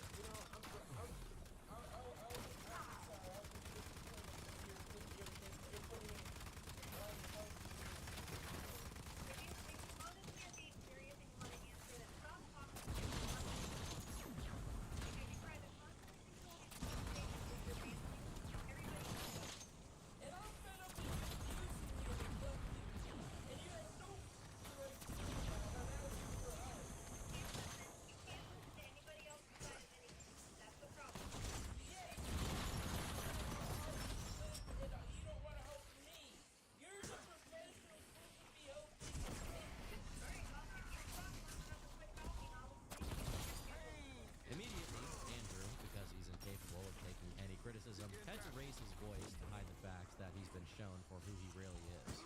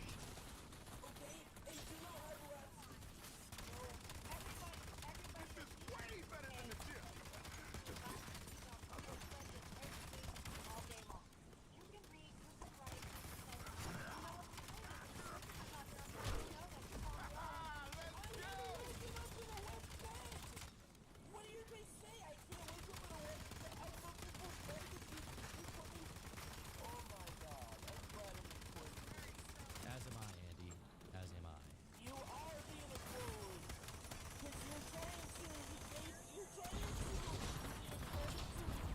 to say that I don't need any help is what you're saying. I am scared because I don't understand what will happen if This is how it always ends with Andrew, with someone no longer willing to put up with his entitled bullshit. But this time, the person on the other side of the phone knew how to make Andrew's whining completely irrelevant, putting into words the feelings of so many people who Andrew has shouted over. How you get found for profile on Facebook, who knows how you do that. You see this right here? He always asked me before she said anything if it was okay. From this point onwards, Andrew continued to crash out online, uploading various unhinged videos, arguing with people in the comment sections, and posting long walls of text on his Facebook, hoping that he can filibuster his way out of the mess he's landed himself in. But as we've seen before, he only has himself to blame. His desire to return to the status quo that was there before would lead him to make increasingly unhinged statements, including calling the 11-year-old child he was hanging out with a big brother, and then becoming increasingly upset over the phone when he's told to just invite children over to his place.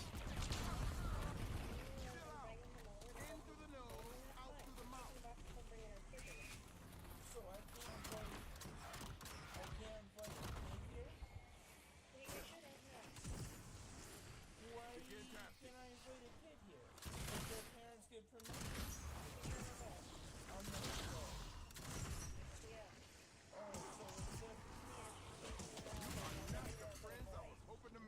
What's good?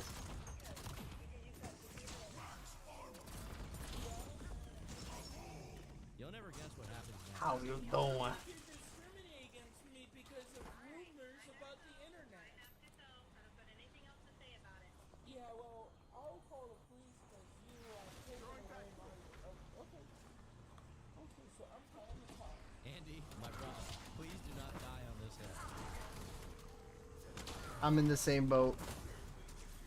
Hi, can you send a police officer to me, please? There might have been a crime committed. I might have made a crime. I may have committed a crime. With a visitor who was 11 years old here at my home. What the fuck is going on here? This was Huh? definitely one of Andrew's more interesting demands, and his expectations for justice on the matter never came to fruition. Eventually, he went back to throwing tantrums about the usual inconveniences, but the stench of his behavior over the situation... You're insane for that, AJ. Seriously. Jacksman831, welcome, welcome.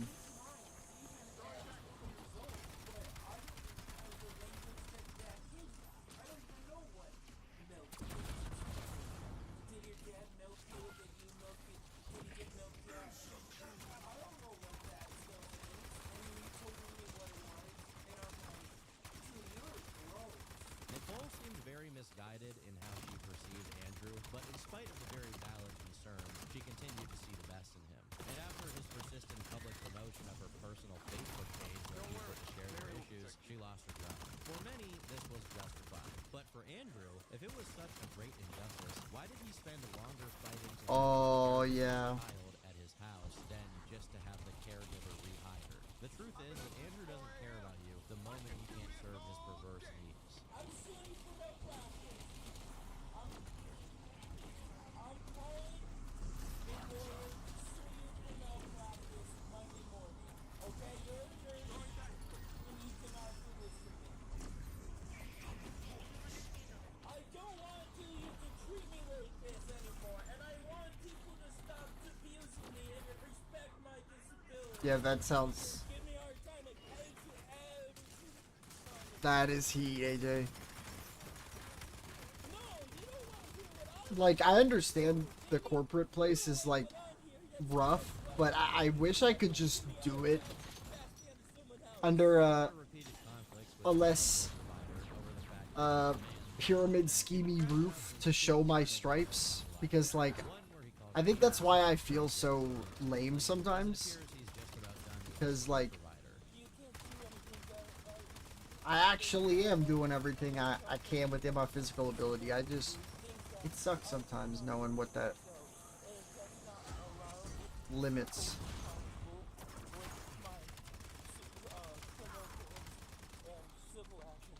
But that's also Depresso Steve talking because he hasn't been able to walk because it's been raining. As an attempt to prove that he needs help. Nah, I preach. Crossing the road, not being hit, and at one point even stopping due to the cars passing by. I'm scared.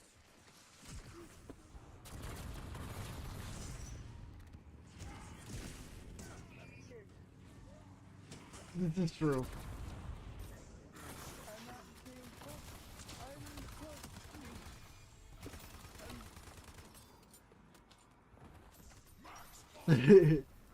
I mean I sold AC. The title is meant to be sarcastic, but it proves the opposite of what he was hoping to show, which is that he can clearly interact with risk factors and make logic-based decisions. I'll pre-show. Becomes another casualty of Andrew's wins as it was the lead. He would send another post to the autism awareness group, informing them he was going to be offline. Again, I guess. But he would continue to be active in the Facebook group here and there. However, the most activity from him came from his Google reviews, where he attempted to sabotage the review score of the low-end poncho services. He began by posting under the alias Tina, a lady who allegedly found a letter in her mailbox from an unnamed autistic man. She decided to take the note at face value and leave a negative review, sharing photos that she allegedly found online. One of these pictures featured literal shit, in case there was ever any doubt about who posted this. Another review went live shortly after, and this one was by a guy named John, a concerned neighbor of an unnamed autistic person, which had pretty similar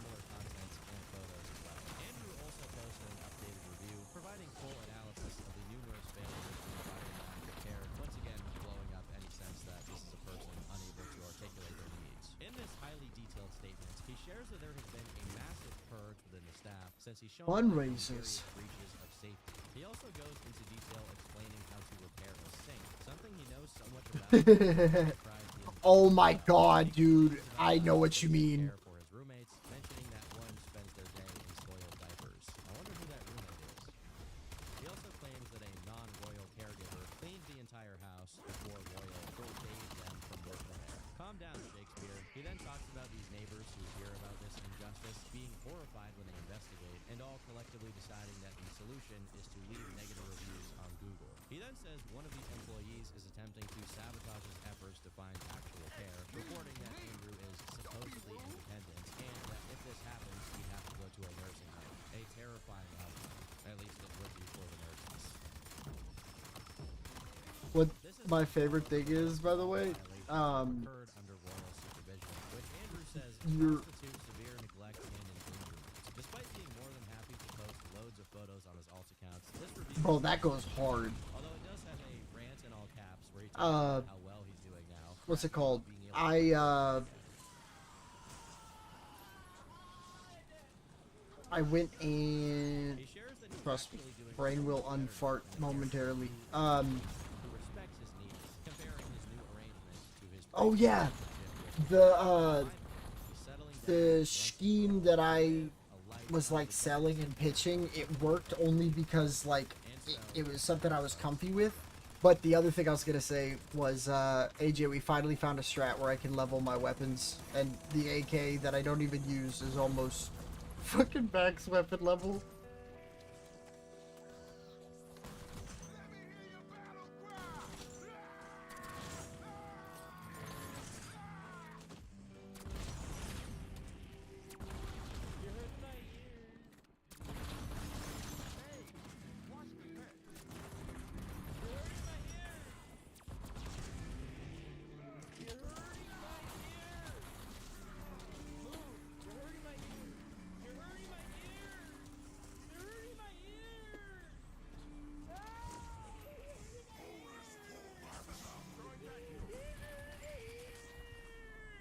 Now, on YouTube, I've talked about a lot of weird people all the time. People who are just trying to fulfill their desires without any regard for the consequences of their actions. But Andrew Ditch is unlike anyone who's been featured on my channel before. There is something uniquely terrible about him. I want my group home, Dad. And I need my documents. I've been telling you this. What he said. I need my computer. Andrew isn't just interested in pursuing his sick desires at any and all cost. He makes it an issue of human decency, essentially conflating people's reluctance to fulfill his cravings as their neglect of a disabled person. But let's be clear, Andrew was never disabled, at least not in the sense he claims to be. Unbelievably. Andrew may not have been the sharpest knife in the drawer, but he was not without talent or ability. That was apparent from his early videos, and the fact that he operated a business that offered services to satisfied locals. Yet, he was upset with how he was processed through the healthcare system.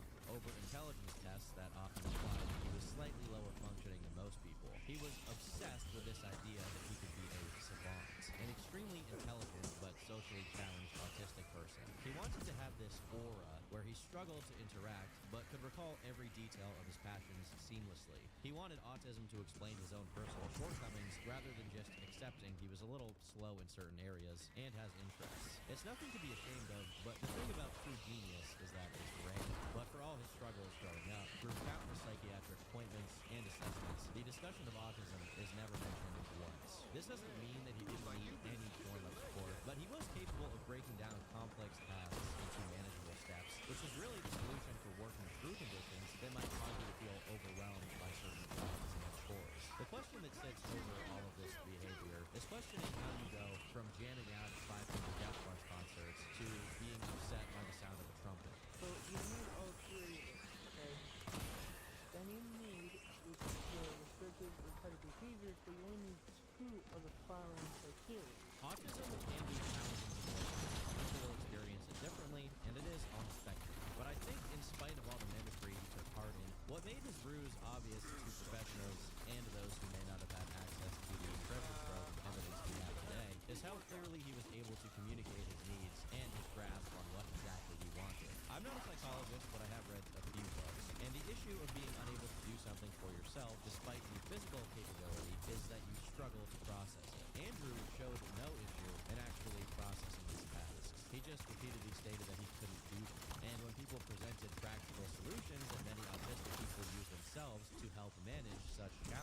he would reject them. This wasn't someone who can't. This was someone who wouldn't. And when he was challenged on this, he would do anything in his power to have his way. I had the steps. You're a fucking retard. I had the steps. So why would this be for you told me that? Cause the nurse don't treat people like this. If you want to, you know what? I'm glad. Can I try cooking something? Can I try cooking something? Yeah. You said I don't need it. You said don't need it. My medicine. Don't need help with anything. Okay, great. I'm running away. You said and I can't handle this. You're clearly electric and you don't want to get my medicine right. I do. I can't. Please don't what you're doing to me. I can't handle your abuse. And your discrimination and denial of my diagnosis and needs. I'm aware of my needs. You're abusing because you want to try to form me into somebody who I'm not able to live like because I have a disability.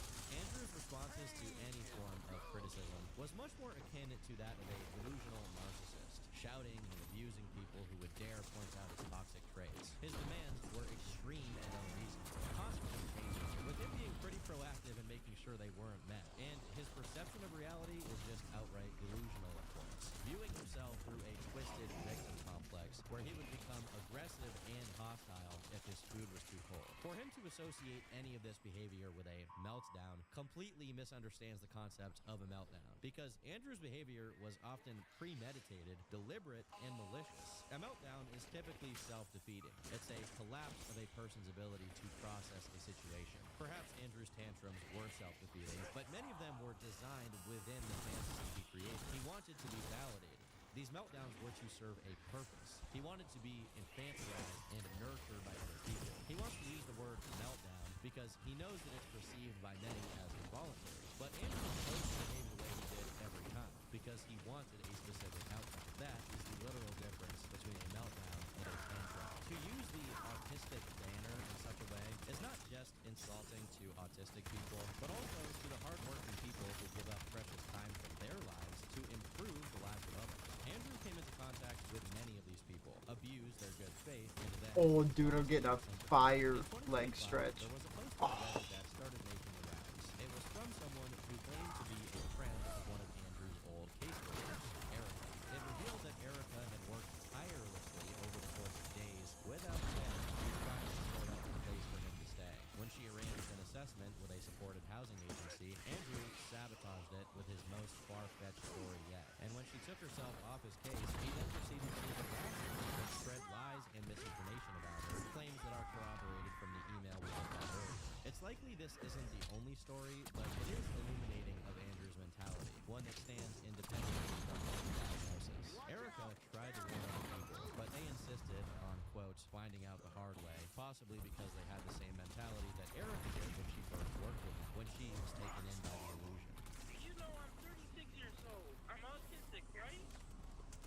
No, I don't know. I never knew you had a diagnosis. I have a diagnosis, and you're The path of destruction that Andrew leaves isn't just physical ruin, it's a psychological attrition that affects people's livelihoods and their ability to work in these fields. His actions and treatment of others likely cause someone else somewhere else to suffer because people like him drive care workers out of the occupation and deplete precious resources. Unfortunately, Andrew is far from the only example of this kind of person, but his nature to upload it and preach about it online finally gave viewers a righteous target, a representation of the kind of freak that you'd think would be too embarrassed to post about what they're up to. You treat me like I'm stupid or I'm fake and I shouldn't be this way, and I'm ripping up every site where you're cleaning it off. Part of me wonders whether Andrew always knew he would be hated, or if he was just too stupid to pull off a convincing act. However, I think his obsessively online behavior was rooted in an insecurity that he wanted to control the narrative over those in his life. He saw a culture that would often rally around less fortune, and believed that they would do the same for him if he could publish his struggle in a compelling way. He believed that they would view his outbursts as emotional responses to unfair treatment, but much of the time, the injustices he claimed to suffer were so slight that his reaction could never be excused, even if he was autistic. Nobody is exempt from the principle that personal boundaries should be respected.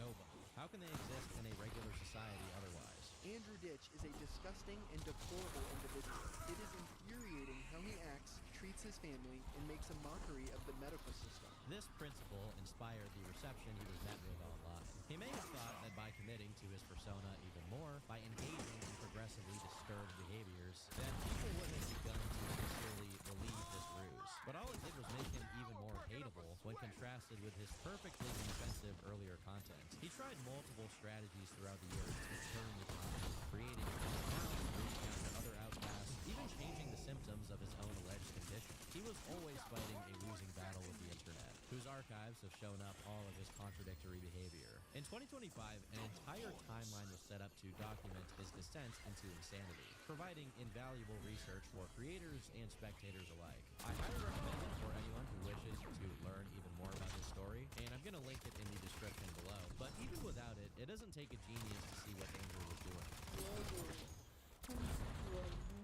Struggle, guys, I'm struggling. I'm just looking for idea help. I'm looking for idea help. It's really struggle.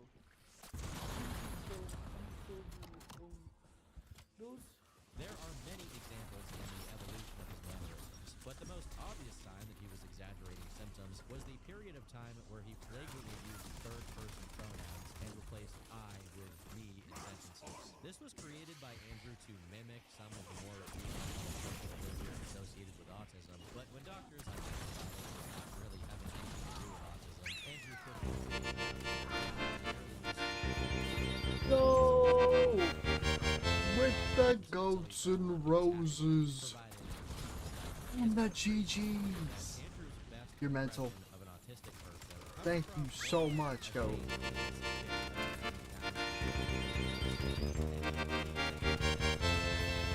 He would come up with new Yo. and then use autism as a fallback excuse.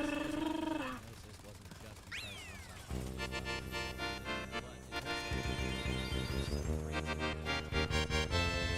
they felt the integrity of the test were already compromised. He went ahead with telling everyone that he had it anyway because it was literally his. Bro, thank you so fucking much.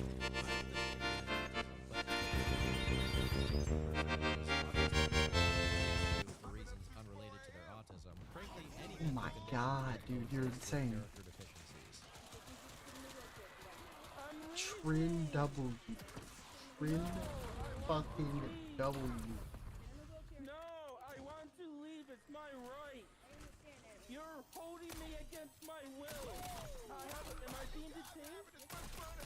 Am I being detained or am I being arrested? Am I being detained or am I being arrested? I am. You're holding me against my will. Am I being detained or am I being arrested? Then get a court order for me to stay here. It's very notable that so many people have tried to help Andrew with the intent that he would be receptive to their encouragement and advice. One thing I do agree with them on is that it's just that sometimes help looks different for different people. And I think we've seen Andrew cause harm to enough people in the healthcare industry to say that he needs a different kind of help. So this kind of help can be delivered fairly and reasonably to someone who I like that. respond to it and improve. What is considered help for some people is just enabling for others. And that distinction needs to be recognized if Andrew can actually be helped in any way. Andrew is not improving. If anything, he's getting worse. He may not be sitting in traffic,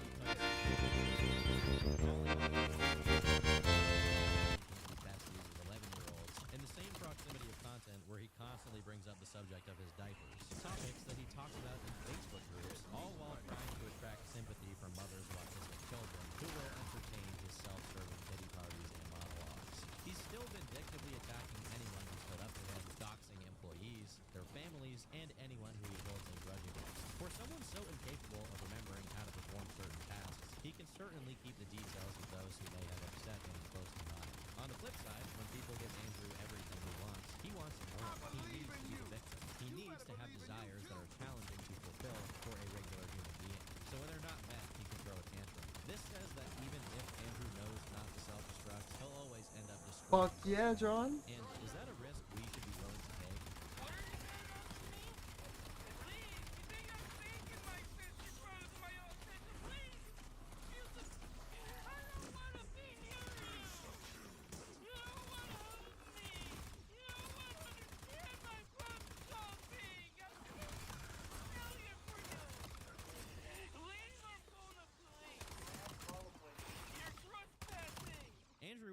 honest about his needs. He isn't honest about his feelings, and he isn't honest about the fact that a lot of this probably links back to early life experiences that have led him to often identify as an abusive figure. I can't really speak on that kind of knowledge. If adult psychology is difficult, child psychology is even harder. But autism feels like Andrew's smokescreen because he's not ready to admit that he is the bully. He hasn't trusted anyone enough to actually be honest with them, constantly posting everything online, violating his own privacy and theirs, and therefore never really being able to trust the people he speaks to. He has seen therapists, but I have no doubt that he's told them the same lies he tells everyone else, because we've seen him weaponize their words too. To begin fixing yourself, you can only really start by admitting everything that's broken, and Andrew is committed to doing the opposite, projecting his behavior onto everyone else. They don't believe it, and neither do we. The only question that remains is, does he believe it? To make that happen. Schizoaffective disorder is a combination of schizophrenia and a mood disorder. When Andrew had his assessment with Dr. Santa Maria, who diagnosed him with schizoaffective disorder, this diagnosis seemed to imply that the physician was under the impression that Andrew was experiencing delusional patterns of thinking that might lead him to think he was autistic. And it's an interesting point of view to integrate because we often see the manipulative behavior as an example of awareness of one's dishonest actions. Yet, if Andrew was genuinely suffering from delusions and did believe that he was autistic, incontinent, and incapable of fixing it, then he would do whatever it takes to have that point of view validated. Even if it was unscrupulous, he would also believe that he was being persecuted when people expressed skepticism towards him. The one thing that all delusions have in common is that they are false beliefs. Outside of that, they can be as far-fetched or boring as you may come out to be. If Andrew sincerely holds these beliefs, they are obviously still delusions, but they're rooted in a reality that makes them tangible to other people. It's what makes it hard to spot serious disorders in people before it's too late. Andrew's obsession with bringing in someone who he claimed to be actually schizophrenic completely misses the point. That the point of a delusion is that the delusional person believes it, that they believe they're the normal one. You were told by Christy Durford, who's with my latest mental health counselor. You were told by Dr. Frederick Elliott, my primary care doctor, who said I don't have capacity. But Dad, I don't have capacity. No, I don't have capacity. I don't shut my mouth because you know I'm right. Just like someone seeking out attention, these are the kinds of people who won't be helped by a group home or any sort of living facility attended by a carer, because catering to their delusions won't make them go away. Like Andrew, they don't display normal patterns of thinking or speech. Many of Andrew's own breakdowns Badge are marked by mastery. wild mood swings and incoherent thinking patterns, and poor personal care, which is also associated with this condition. Really, Andrew does exhibit many of the textbook symptoms of someone suffering from schizoaffective disorder. But what's the difference between a delusional person and a malingerer? Truth be told, only they know. Only Andrew knows. Oh, don't worry, Andy. I challenge everybody, including my friends, family, and all my Facebook family, all on Facebook.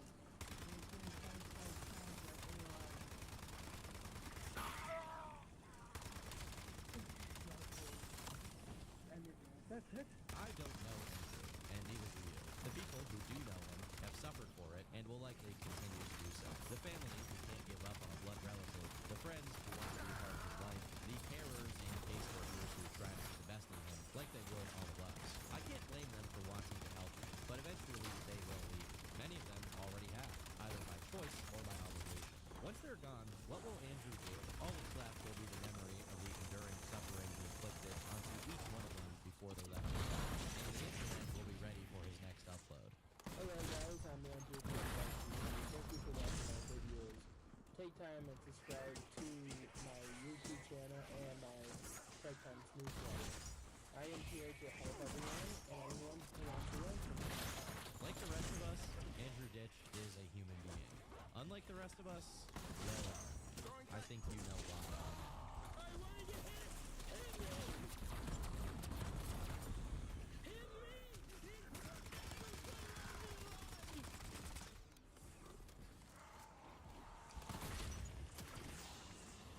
I've been Turkey Tom.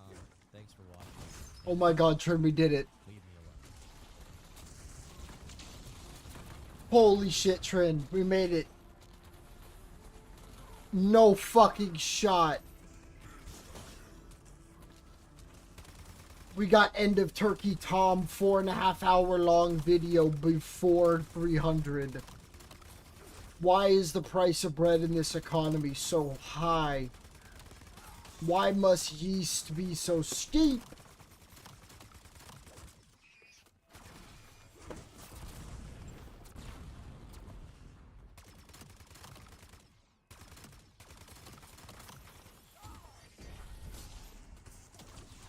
Double nuke. Two big bones. Boom boom.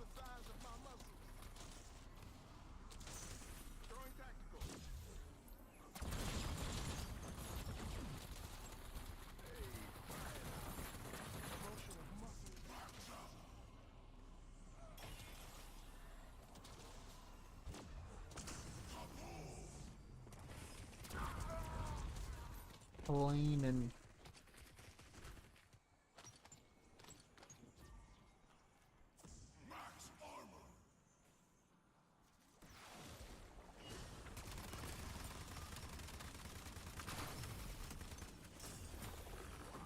Someone's been meeting their protein goals.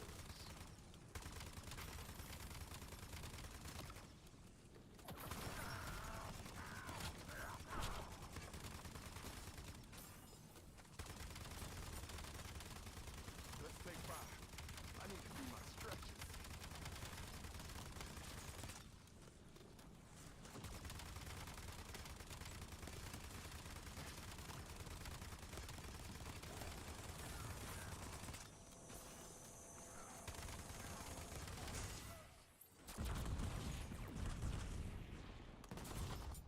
Don't worry, we're still hitting the gym after this.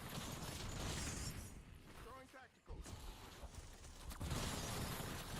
I'm gonna have myself a nice victorious bowl of frosted mimi wheats.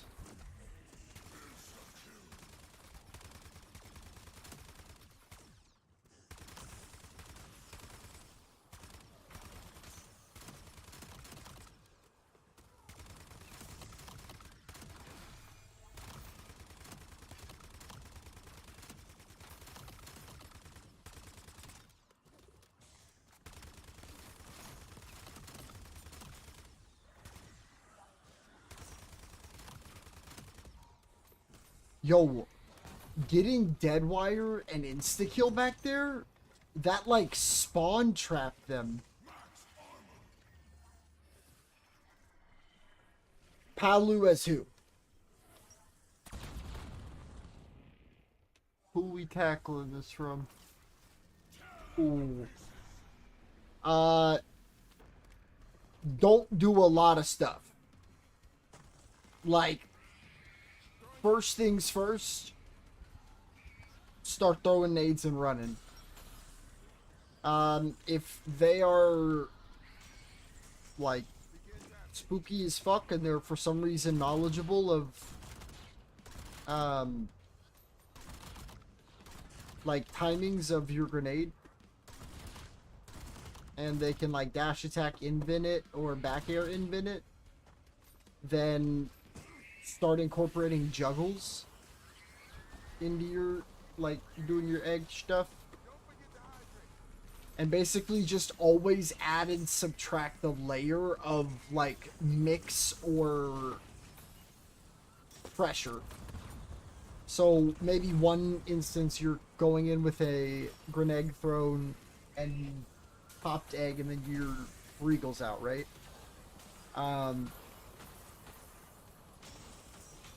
Yeah. You can option A, treat your grenade, your egg like a fireball and just pop, let go of B, pop, let go of B. And that's an entirely new parry chart or like parry timing like sequence they have to know.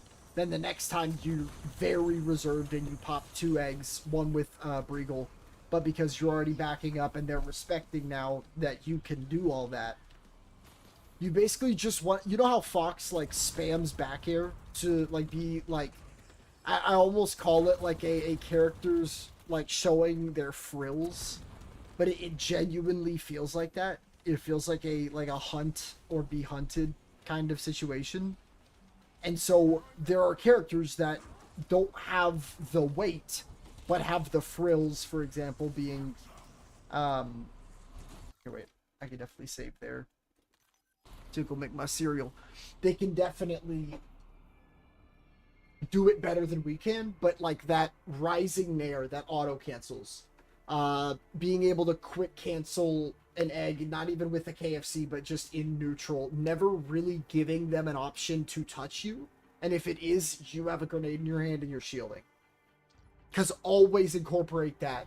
If you don't know why you're getting rushed too hard, grab grenade and shield more. Or grab grenade, be a piece of shit, go off stage, roll in, and time it. The moment you get a hit that you know you don't have to run from, like perfect fair into a dash attack, F-tilt at low percent. But if you're getting like back air, stuff like that, yes, that's it. Back up. Banjo thrives off of keeping advantage, and Palu tells you to go fuck yourself because her up smash alone almost nullifies our character. It blows up grenade, it breaks egg. A good enough Palu gets a little bit spooky. Now, if you mind me asking, FSM, have you ever watched the Toriguri Louis Money set? In my opinion, our magnum opus.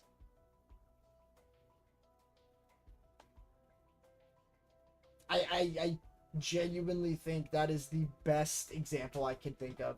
Obviously it is, literally, but like you literally saw Louis Money playing perfect, angling shield so that it would get hit by fireball-esque egg, and he never stopped pressuring. That's why the really good Steve around this area, he genuinely can't handle whatever I like pressure in and play, because 9 times out of 10 I starve him of resources by mixing up what I'm doing. So Banjo needs a full commit to shut him down, right? You're not going to do it with like one thing. So if you never commit to the same thing 2 times in a row, and then occasionally mix in like a successful thing 2 times in a row, you're just going to keep pissing them off and you're going to keep catching them in disadvantage. But the scariest place to be for us is when a character is still in there, fuck you, I'm not high enough percent yet, like hit you out of hit stun range. That's why I care so much about that forward air at 0, dash attack sweet spot, F tilt, because that gets them directly out of that range without having to use a single egg.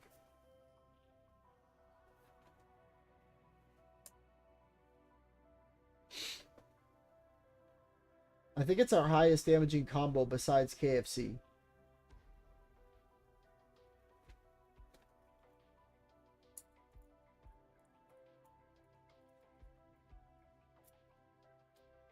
No, 100%. Another big thing. And you can say, because our character isn't technically good enough to be solo mainable, that's why I do have others, because me half asleep could beat Jade the Dawn's goated ass Banjo, like outside of him clutching it up. But like the percent difference was so unfun for him. Like it was, I think it was like he had 218 and 1 with that KFC on Kalos to my like 419. He just gets beat the fuck up. There's literally nothing he can do. All we have is good aerial like mobility or like verticality speed. Guess what Falco has? The best jump in the game. PT is horrifying, mainly Squirtle and Ivy. But the question I'm going to ask you while I go real quick and get a bowl of cereal. Do you ever do run up B reverse grounded down B instead of jump down B? If you can tell me at least out of 50 times you don't at least do a grounded one, but even better a reverse one, kind of as an approach, at least 20 times out of 50. Definitely start doing that. We are not, yeah, we are not a character that likes to get in the air. If you think about a lot of matchups that you lose to really hard, it is very likely a character, still a higher tier than us, very likely always, but one that is able to either parry you or know right when you're going to jump and start airing as Palu, and start back airing as Palu, and start forward airing you, or parry nair, like grab. A lot of stuff can get read off a jump. That's why I can't play the game professionally, because my reaction time's not that good. At least, I guess, with my like hands on a controller. Because like ADS stuff, like aim wise, you see my reaction time, it's illegal. But like, I don't know what it is with the controller. It was always fun, and I never had to. Hell yeah, dude! I believe you're about to wipe the floor. Love hearing the Smash practice, John. I'm gonna real quick go grab a bowl of proximity wheats. Kind of wrap up stream a little bit because I really do want to make sure, because I think tomorrow's the first day of the damn week that it's not pouring rain in the morning. I can actually get out and get a Pokemon walk in. So, BRB.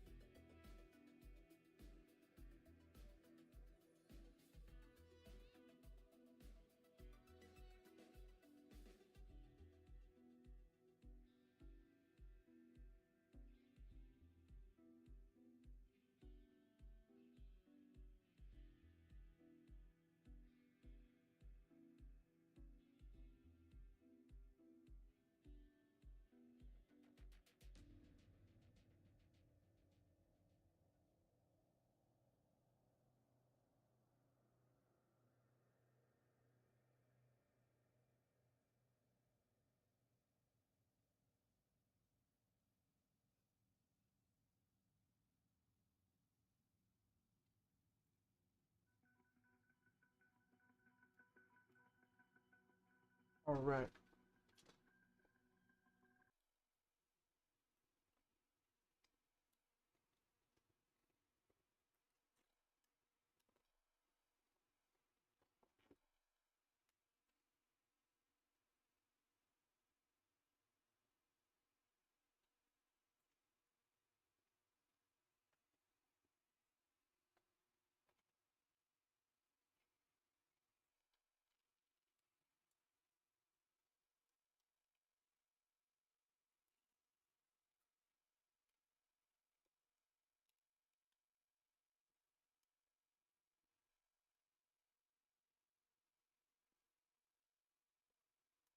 Um.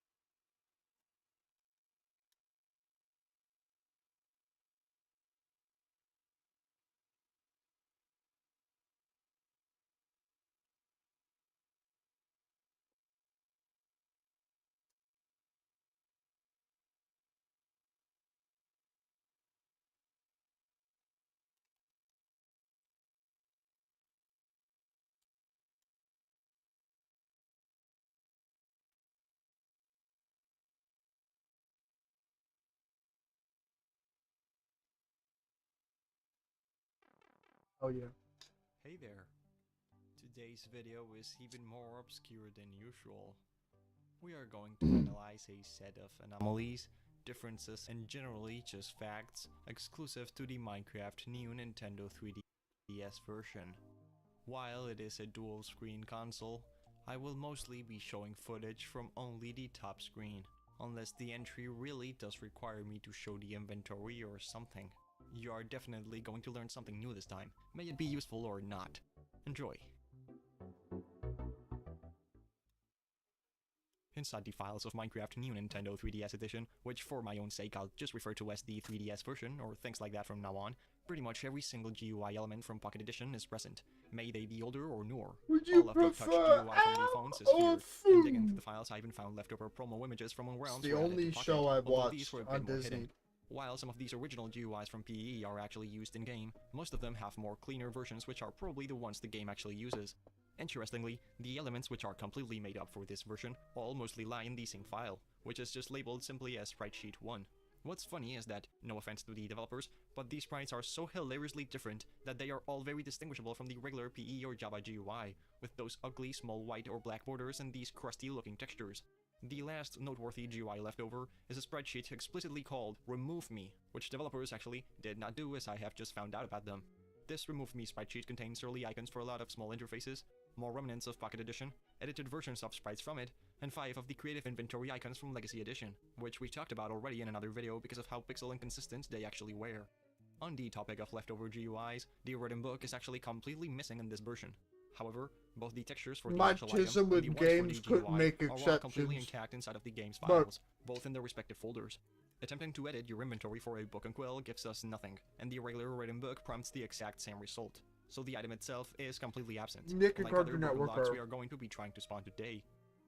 The camera is an item originated from the original Minecraft PE, present in most of its forks, which spawned the camera entity, a feature to easily capture screenshots directly from the game. This item and its entity were both removed quickly, but they stay unused in the files all throughout Pocket Edition's lifespan.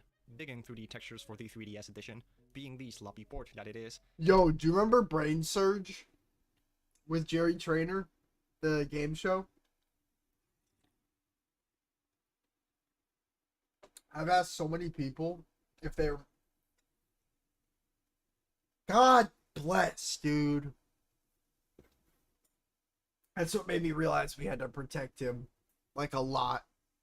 That dude did, like, every stunt to show off something funny, every goddamn episode. And then he had to sit... It's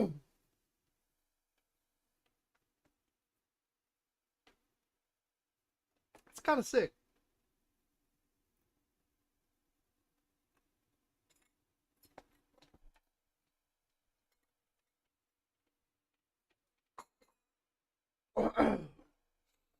Why does my favorite cereal have, like, bottom 2 worst milk drink experiences?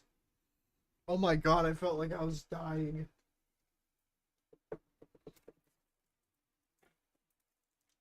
Oh. Diving. Dark choking. It contains the model and the textures for the camera, including the tripod and pretty much everything. So naturally, my instinct was also to attempt to edit my inventory to place the camera in my hotbar. I've inputted the numerical IDs for both the block and the item itself that spawned it, which are different. And, to my surprise, it wasn't there. But then I discovered something different.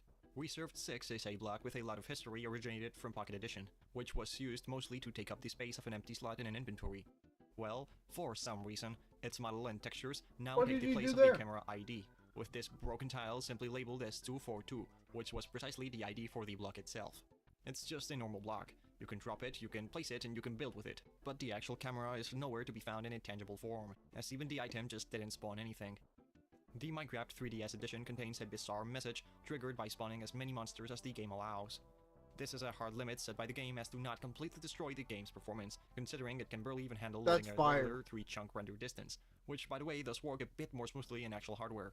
What's interesting is that it does not refer to monsters as such, but instead as enemies, which really isn't how That's crazy, definitely, given the time. That's like when Ben 10 was ending / ended, but I might be thinking wrong.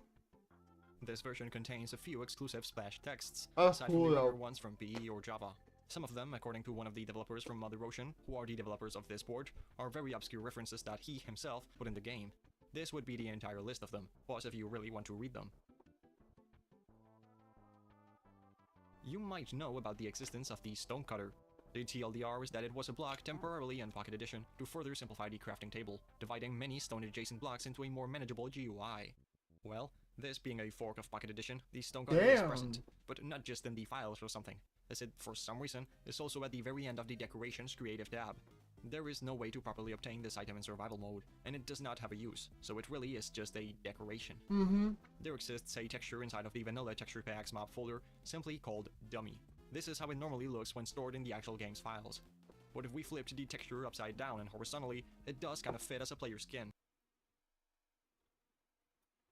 This is how it will look when applied to a regular player, which also lets us see that it clearly has 2 darker pixels on each side of its head, almost like a mouth.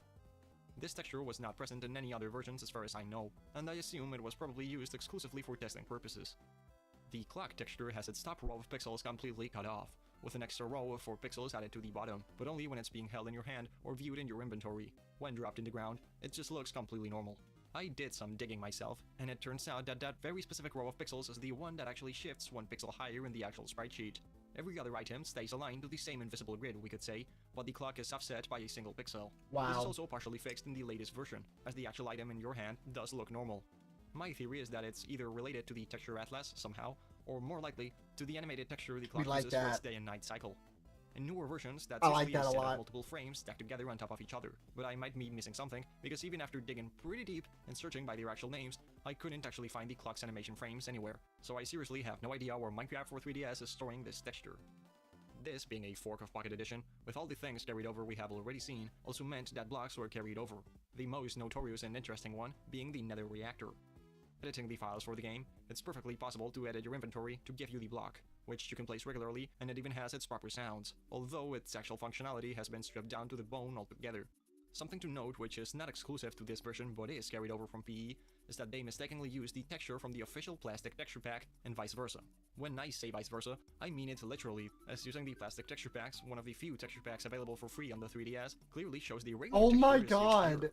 Mojang were actually made aware of this all the way back in 2016 for Pocket Edition, and in such bug report, they stated it would not be changed as the blocks aren't even supposed to be updatable anymore, although this texture bug was carried over to the Nintendo 3DS, somehow. The models for the Ender Eye and the Ender Pearl feature a very strange visual bug. If you hit the air and move the 3D model of both of them and look very closely, you can clearly see both of them actually have a yellow side on the very bottom. No extra pixels or anything, but the actual bottom side being a piss yellow color. It happens to both of them, but the Ender Pearl also has another yellow pixel just at the right. I would have separated by noticed what would that. be one more pixel. I like This is these seriously videos. pretty weird, and I have no idea I'm what a head causes ass. this. But judging by the Ender Pearl not being completely symmetrical, it looks more like a human mistake than anything. Although Me as fuck. I have no idea of how this even happened to begin with. This is the first, and as far as I'm aware, only Minecraft version to have an invisible world border in the Nether, similar to, for example, Legacy's Overworld border or Pocket Edition's Alpha border. It's the only version to have a wall like this. Legacy console had a bedrock border in the Nether. Java has had many world borders, but the final one is just the fancy blue border. And the Bedrock Edition does not have a border and simply starts to break generation down. And the older Pocket Edition Alpha simply do not have the Oh, Nether, did as it you is play replaced with against Nether the reactor. Bayo? And when the Nether was added, Infinite Generation also came with it, so there was never the need for such border. So, that means that this is the only version in which the Nether simply stops generating beyond a certain point, without a fancy wall or anything like that. Inside the files for the game, on the Textures folder, there is another subfolder simply called Portraits. It contains images for 4 different small pixel art people, called Chris, Ian, Jeff, and Keith, respectively. I was pretty weirded out at first, but then, not being really close to that version, I see. Dude, taking a stock off of anybody who...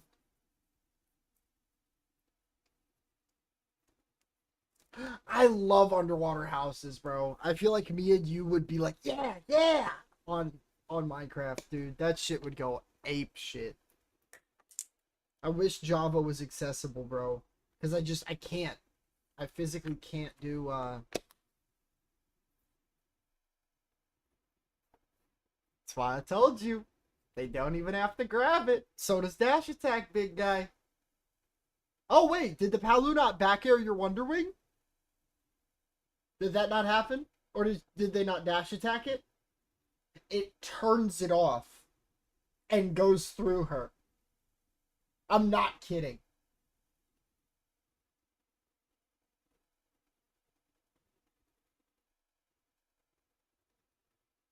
I'm not kidding. Test it.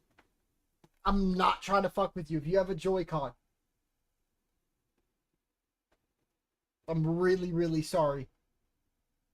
If you have a minute to test it, if you don't mind.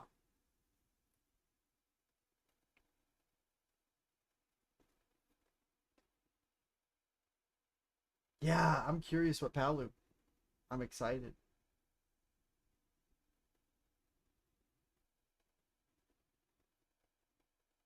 Yeah, Trin, if you didn't know that, like... Nice. Here, let me check.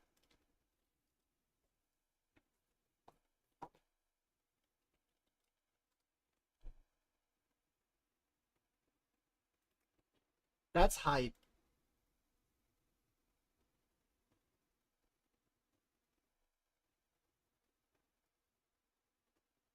Sounds like somebody got it.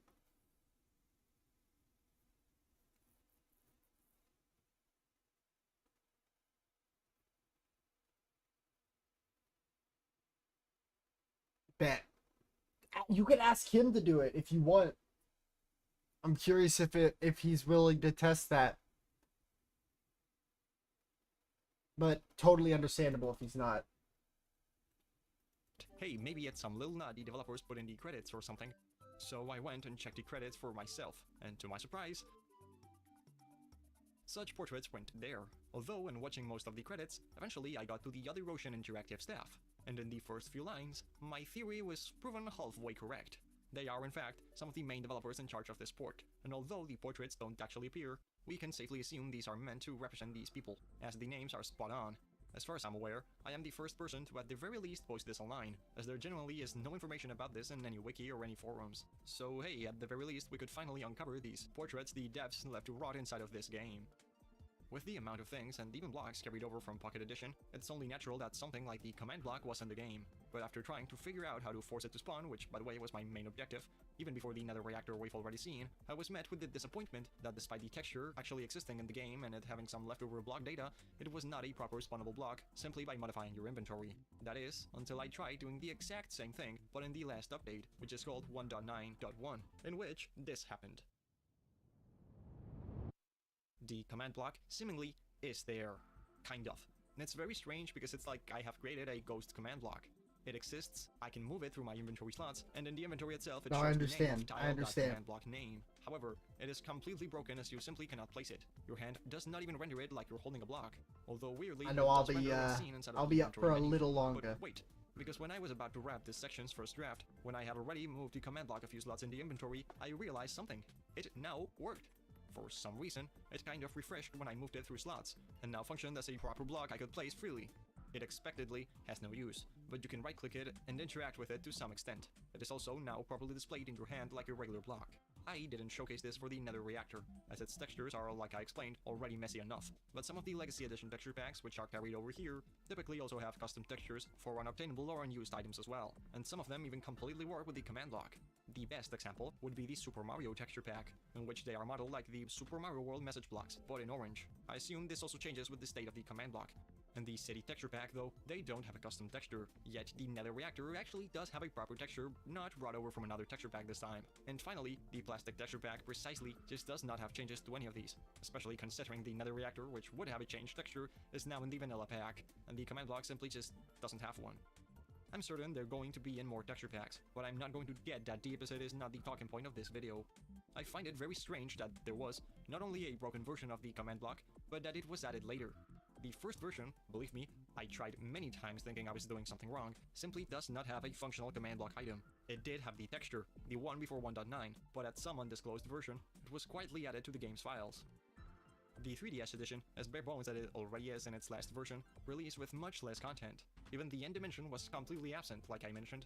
What? And bizarrely, Endermen were completely present. They spawned naturally, and their spawn egg was in the creative inventory. Yet they didn't drop Ender Pearls, because they actually just weren't in the game. So obviously Ender Eyes were out of the question as well.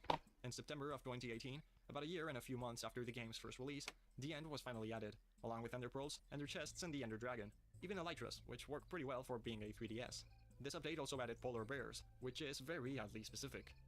Most versions of Minecraft contain a file called options.txt that stores most of the options for the controls, the graphics, and more smaller visual things that you can adjust client-side. It originated all the way back in Java's first versions, but this one is no exception. It seems to be a slightly edited version of Pocket Edition's final file, as it has many remnants from features that simply never make the cut to this version, and which would be pretty interesting to play around with. Attempting to edit this file directly, despite the amount of settings, does pretty much nothing on all of the interesting settings that aren't just the skin or something boring. And when I say it does nothing, I mean the game just refuses to boot. I assume this is related to the game simply not expecting you to edit these parameters, or because there is some sort of safety check. But I don't blame the game itself, considering some of these things are something like full screen, which I highly doubt you're going to be able to do inside of 3DS. I have no proof, but I don't doubt this either. Possibly due to the late and strange implementation of the end dimension, like we just talked about, the actual generation of the portal itself is a bit off. I can't illustrate this better, but simply by strolling through the Minecraft 3DS subreddit, for which I am a lurker, it's clear this happens very often. What is a rare bug in Bedrock and an extremely hard thing to see in Java seems to happen basically every week for this version. I am pretty sure, like I said, this is a result of the late implementation of this feature and the amount of jank this version has. This is actually pretty bad as the worlds here are not even that big, and there is only a single stronghold, welcome so back. there are way too many worlds you simply cannot beat. This is something more attributed to the actual game design and the decisions Hell some yeah. person took in the development of this port, but I find the touch controls poor at best. Sure, you can navigate your UIs and all whatnot with the stylus, but inside of the gameplay, the touchscreen is barely useful. You can open your inventory, pause the game, or open the crafting or creative menu, but for example, trying to grab and change slots of an item in your inventory is pretty painful. Despite being a game on a dual-screen console, mostly built around the stylus, it functions very similarly to how it would in a controller, as you can just click on something and drop it or replace it somewhere with a click. You can't quite just reorder slots easily or actually grab the items in real time with the stylus, which reminds me on how Legacy Edition had similar wasted potential for the Wii U. What's interesting is that Shigeru Miyamoto himself actually said in an interview that he would have liked to see a version of Minecraft built and thought around the idea of the Wii U gamepad or the Nintendo 3DS, where it could be very easy to play, by his exact words. Honestly, it's a shame that the potential got pretty wasted on the Pocket Edition refry and just another Legacy Edition with bare-bones stylus support as well. While I don't have the specifics on this, as there simply aren't archives of the updates in the middle, at some point between the first releases of Minecraft for 3DS and the last update, the GUI was changed. It's very easy to see if we directly overlay these two screenshots, for example, one across the other, and flash them quickly. The font for the coordinates and the XP number is different. The hearts are much closer together now, and the hunger bar is actually centered this time. The bottom screen did not receive any changes, however. This segment might sound a bit too technical or boring, and I'll teach you everything I've learned about how Minecraft for 3DS sorts its worlds, but please feel free to skip this section, as it is much more technical and less accessible than some of the others, although I'll try my best to make it fun enough. Minecraft PE normally stores its worlds in a somewhat basic file structure. The world usually contains a level.dat and a bedrock, almost so somewhat complex to read. You're wrong with the render to see that neither I or anybody has probably explored on this version. Something seems to be wrong with the rendering of certain blocks within this version, at the very least as far as the inventory icons go. The shulker boxes, for instance, appear to be fully sighted in the inventory, without the seam in the middle, because the top or bottom texture is applied to every other side. The droppers and dispensers were also slightly broken in a very similar manner in the first few releases, but this was later fixed for obvious reasons. How this game actually released in the state it did is beyond me. This being a Nintendo 3DS game, the icon for when the home button is disabled is actually a texture stored inside of the actual game's ROM, so I guess we could say it is now also a Minecraft texture. For as niche and undocumented that this version is, it has a surprisingly active modding community. Most of them are hosted in the Minecraft3ds.org website, in which people post individual mods, mashups, or texture packs. The most notable of these is definitely the Modernization Mega Pack, which heavily alters the entire game to add newer or different textures, newer GUIs, the original Minecraft font which was surprisingly pretty much absent, supposedly improves performance, and even adds random smaller features from later versions like the improved villagers. If you somehow are interested in actually playing this version, please check it out because honestly, at least for me, the base game is a bit unbearable. When the game first released, the level.dat was bare bones at best, but in some point between the last update and the first one, it was changed to contain a lot of new parameters, most notably equivalents to game rules. You can freely disable fall damage, mob spawning, looting, PvP, and most notably keep inventory, which you can't change any other way. Simply changing the 0 to a 1 inside of your world's level.dat should work without any issues. I had seen some people online saying it just didn't work, which made me a bit skeptical when I didn't see it in 1.0, but they definitely were either not using the latest version or simply did not save the file correctly or something. In my video about plant facts, I mentioned how Legacy Edition actually features what seems to be an early, or at the very least, different version of the rosebush and some of the large plant textures. The rosebush is definitely the worst offender though. It's darker and it also has less flowers, and for some reason it was also in Bedrock Edition for quite a while. Well, this being a Pocket Edition fork, the same texture is seen here. It never got fixed or changed like in the others, as this version simply stopped getting updates after 2019, or something like that. It is especially noticeable if you're looking at the very top of the texture, as the darkened one simply has one. Do I? Yeah. Yeah. Did you know that Miis were originally going to have fully modeled and animated arms before Nintendo made the decision to cut them off? This is just one of the many obscure things that can be found when looking deeper into Wii Sports. Let's talk about them. To start this video off, I want to talk about a cut feature from the game which would have made one of boxing's training modes a little more interesting, specifically the dodging balls training mode. If you've ever played this minigame, I'm sure you'd remember that it's quite straightforward. Matt is your trainer, and he throws tennis balls at you to make you better at dodging. However, in the files of Wii Sports, we can learn that this was not always going to be the case. Alongside tennis balls, Matt was also intended to throw baseballs, which used the same model from the baseball mode, golf balls, also reusing its original model, bowling balls, which would cycle through the 4 different colors, and lastly, Matt would have also thrown table tennis balls and billiards balls, both of which using models from Wii Plays Billiards and table tennis minigames. I'm unsure how far into development the game was before this feature was scrapped, but each of these unique balls actually have correctly sized hitboxes. That meaning that the bowling ball has a larger hitbox than, say, a ping pong ball. Only the tennis ball has sound effects attached to it, so I suppose they didn't get too far with this idea of Matt hurling bowling balls at people. And while we're on the topic of boxing, the actual boxing minigame itself had a pretty interesting feature that never made it to the final release of the game. This unused feature seems to be very similar to the energy mechanic from the Punch-Out series of games. Basically, in earlier builds of Wii Sports, each boxer had an energy value that depletes as their punches miss or get blocked, and as their energy depletes, their gloves will lose their color. This energy level will eventually regenerate if you properly connect their punches, or simply don't get hit for a few seconds, making the color of the gloves gradually return to normal.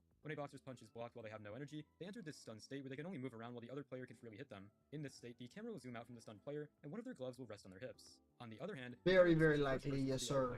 Once a boxer is stunned, their energy will be completely refilled when the player gets up after being knocked down or when the next round starts. The decision to remove this feature must have happened pretty late into development, as this energy mechanic could be seen in footage of the post-E3 2006 demos of the game. What's interesting about this footage is that there is actually a few other differences that are present in this build. For instance, when a player got stunned, an exclamation mark graphic would have appeared in the other player's screen. In the final version, this was replaced with a yellow effect. I actually kinda enjoyed this whole energy feature of boxing. I think it could have made what was already good even better, but I could see if you would disagree.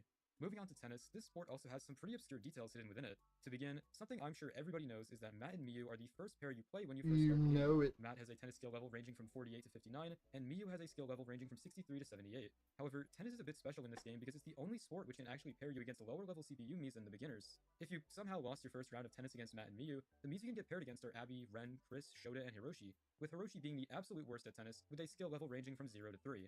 I'm honestly not too sure why tennis is the only sport which behaves in this way, as if you happen to lose your first game of baseball, you would simply replay Elisa's team again, and if you lost your first boxing match against Ryan, you'd simply fight him again as well. Tennis is the only sport that does this. Not even table tennis from Wii Sports Resort has lower level opponents than the base ones. Moving on to tennis's training modes, there's a couple of neat things you may have missed here too. Starting with the returning balls mode, this is a training minigame where Elisa will repeatedly serve tennis balls to your court, and you must send them back without missing, which causes the minigame to end. But for how long can you return balls before the minigame is over? Well, forever. Kinda. See, you can return balls for eternity, but the counter in the top left will cap off at 999. This soft cap was probably set in place to make the UI easier on the eyes, and also so the developers didn't have to make the counter compatible with numbers greater than 1000.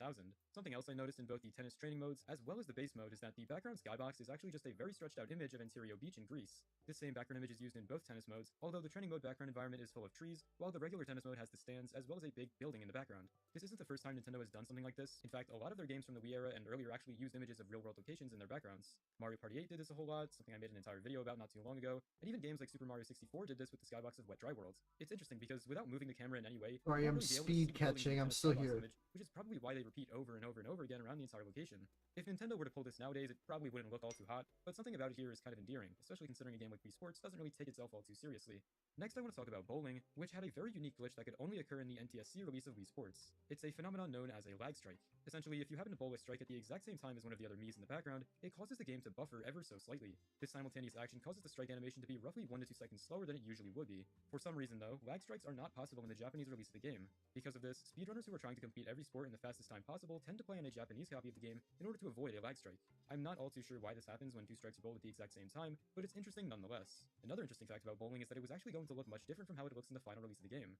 So, in August of 2008, a handful of Nintendo-related documents and images were leaked to the public, a lot of which revolved around the Wii. And within these documents were a few images of what Wii Sports Bowling was planned to look like. This first image shows what may have been an early version of the character select screen, which may have showed your selected Mii character in the background. Image 2 shows what may be some sort of stats screen for a selected Mii, and in the top right corner, the controls for bowling can also be seen. Not only is it cool to see early mock-up versions of bowling's menus, but something even more interesting is that the lane model in the background of these images isn't actually the final one used in the released version of the game. It's instead this model, which can still be found left over in the files of Wii Sports. Moving on to golf, there's a very neat fact about Hole 5. I'm sure you're aware that if you use a free roam camera and went far into the background of this hole, you'd find a purple medieval castle just sitting in the middle of nowhere. And this is cool and all, but where does this castle model actually originate from? While it does bear a resemblance to the Summerstone Castle from Wii Sports Resort, this is actually not just an earlier version of that castle. Rather, it's a reused model ripped straight from New Super Mario Bros. For the DS. In every World's Overworld map, this gray castle with a purple roof can be seen. And in Wii Sports, the model is nearly unchanged here, only it's missing a few details like the flags on top and some of the windows, possibly because nobody would really be looking at this thing for too long anyways. For our next Wii Sports obscurity, this comes in the form of a cut feature, or I guess animation, that being fully modeled and animated arms for the Miis in certain sports. See, there's been this whole weird dilemma when it comes to Miis and arms. Some games give Miis full bodies with actual arms and legs, such as Wii Fit or Mario Kart Wii, where they basically function like normal characters. They can ride bikes, do yoga poses, run. Nintendo clearly could make fully animated Miis whenever they wanted to. But then there's the other side of the spectrum where Miis get turned into these weird limbless creatures that kinda just hover around with detached hands. Mainly occurring in the Wii series of games, Nintendo will randomly decide to go cartel mode on the Miis and just take away their limbs, and the weirdest part is just how inconsistent it gets within the same game. In Wii Sports Baseball, both species of Miis coexist at the same time. When you're batting, your Mii has a nearly complete body, still no arms, but at least they got legs, but the second you hit the ball and start running the bases, Nintendo apparently decides that animating legs is too much work, so your Mii instantly devolves into this waddling figure just jumping around. And I get why it happened technically, the more detailed body style needed more animations, so these floating nub Miis were probably way easier to reuse across minigames, but after noticing it once, it's pretty hard to unsee it. Anyway, I promise this little side tangent was leading up to something, because in the files of Wii Sports, arm animations for multiple sports were actually found and can be implemented back into the game using mods. Starting with tennis, on the character select screen, we can see the arms were fully modeled for this idle animation, although fingers were never implemented, so the racket kinda just rests on the Mii's flat hands. Tennis also has this very neat animation that would have played when the Mii threw the ball up on their serve. Baseball has some cool pet animations too, seen immediately on the versus screen where... oh, yeah, most of these animations were unfinished, so a lot of them came out looking like this. When actually batting, the swinging animation is still pretty off, and I feel like this is where I can see why Nintendo just went with floating orbs rather than animating arms. Also, the little intro cutscene for baseball with all the players looking at the camera uses the pitching animation for the Mii's arms, which results in this very weird looking visual. Next, with bowling, unlike baseball, both the hand and arm animations are actually positioned correctly. They work when you're holding the ball, when you swing. It's honestly pretty cool looking, and I wish they had kept this in the game. Golf is the final minigame to have these unused animations, and it looks, alright. Once again, the hands are fully flat here, and the fingers weren't modeled, so it looks kinda weird when you swing, but if the fingers were added here, I could see this looking pretty neat. For our next Wii Sports Obscurity, this is one that has always fascinated me ever since I really looked into it. Rather than being something that was actually found inside the game, this entry in the video is notable because it actually never appeared in the game. It's an example of the Mandela effect, which is a psychological phenomenon where a large group of people collectively share the same false memory about something. In Wii Sports, many players vividly remember the game's announcer saying, "You win" or "You lose" at the end of a match, even hearing the voice's cadence inside their heads. In fact, I kinda can too. On forums like Reddit, you'll find countless posts from people swearing that they grew up hearing the victory line and feeling surprised when told it never existed. In reality, the original 2006 release of Wii Sports never featured the announcer speaking these words. While the announcer does call out things like "Hole in one" or "Nice throw," there is no audio clip of him saying "You win" or "You lose" when a match ends. Instead, the game simply displays the text on screen accompanied by fanfare. Nowhere in the game's files is there any voice lines like these either, meaning this is just a very widespread Mandela effect. Something else that did not exist in Wii Sports, despite many people believing it did, is the Totaka's Song Easter egg. A little backstory for those who don't already know, Kazumi Totaka's Song is a short 19-note melody hidden in many Nintendo games as an Easter egg. It was created by Nintendo composer Kazumi Totaka, and first appeared in games he worked on during the Game Boy and N64 eras. You usually have to perform strange or specific actions to hear it, which made it pretty fun and special when you did end up hearing it. The melody appears in games like Animal Crossing, Luigi's Mansion, and Pikmin 2. Kazumi Totaka worked on the soundtrack for a handful of the Wii series titles, some of which being Wii Sports, Wii Music, and Wii Play. However, in these three games, Totaka's song has never been definitively found and confirmed to be hidden in the game somewhere. But this didn't stop people from theorizing and even just straight up lying about whether or not Totaka's song was in Wii Sports. Some claimed that attempting to hit a triple in baseball or even pressing the O on the title screen would trigger the song, but these theories were both quickly debunked. The most popular theory as for where Totaka's song could be found came from a YouTube video uploaded by Game Trailers called Pop Fiction Season 2 Episode 21, Totaka's Song. In this video, they talk about how Totaka's song could be found in Wii Sports Tennis when hitting the balls in succession.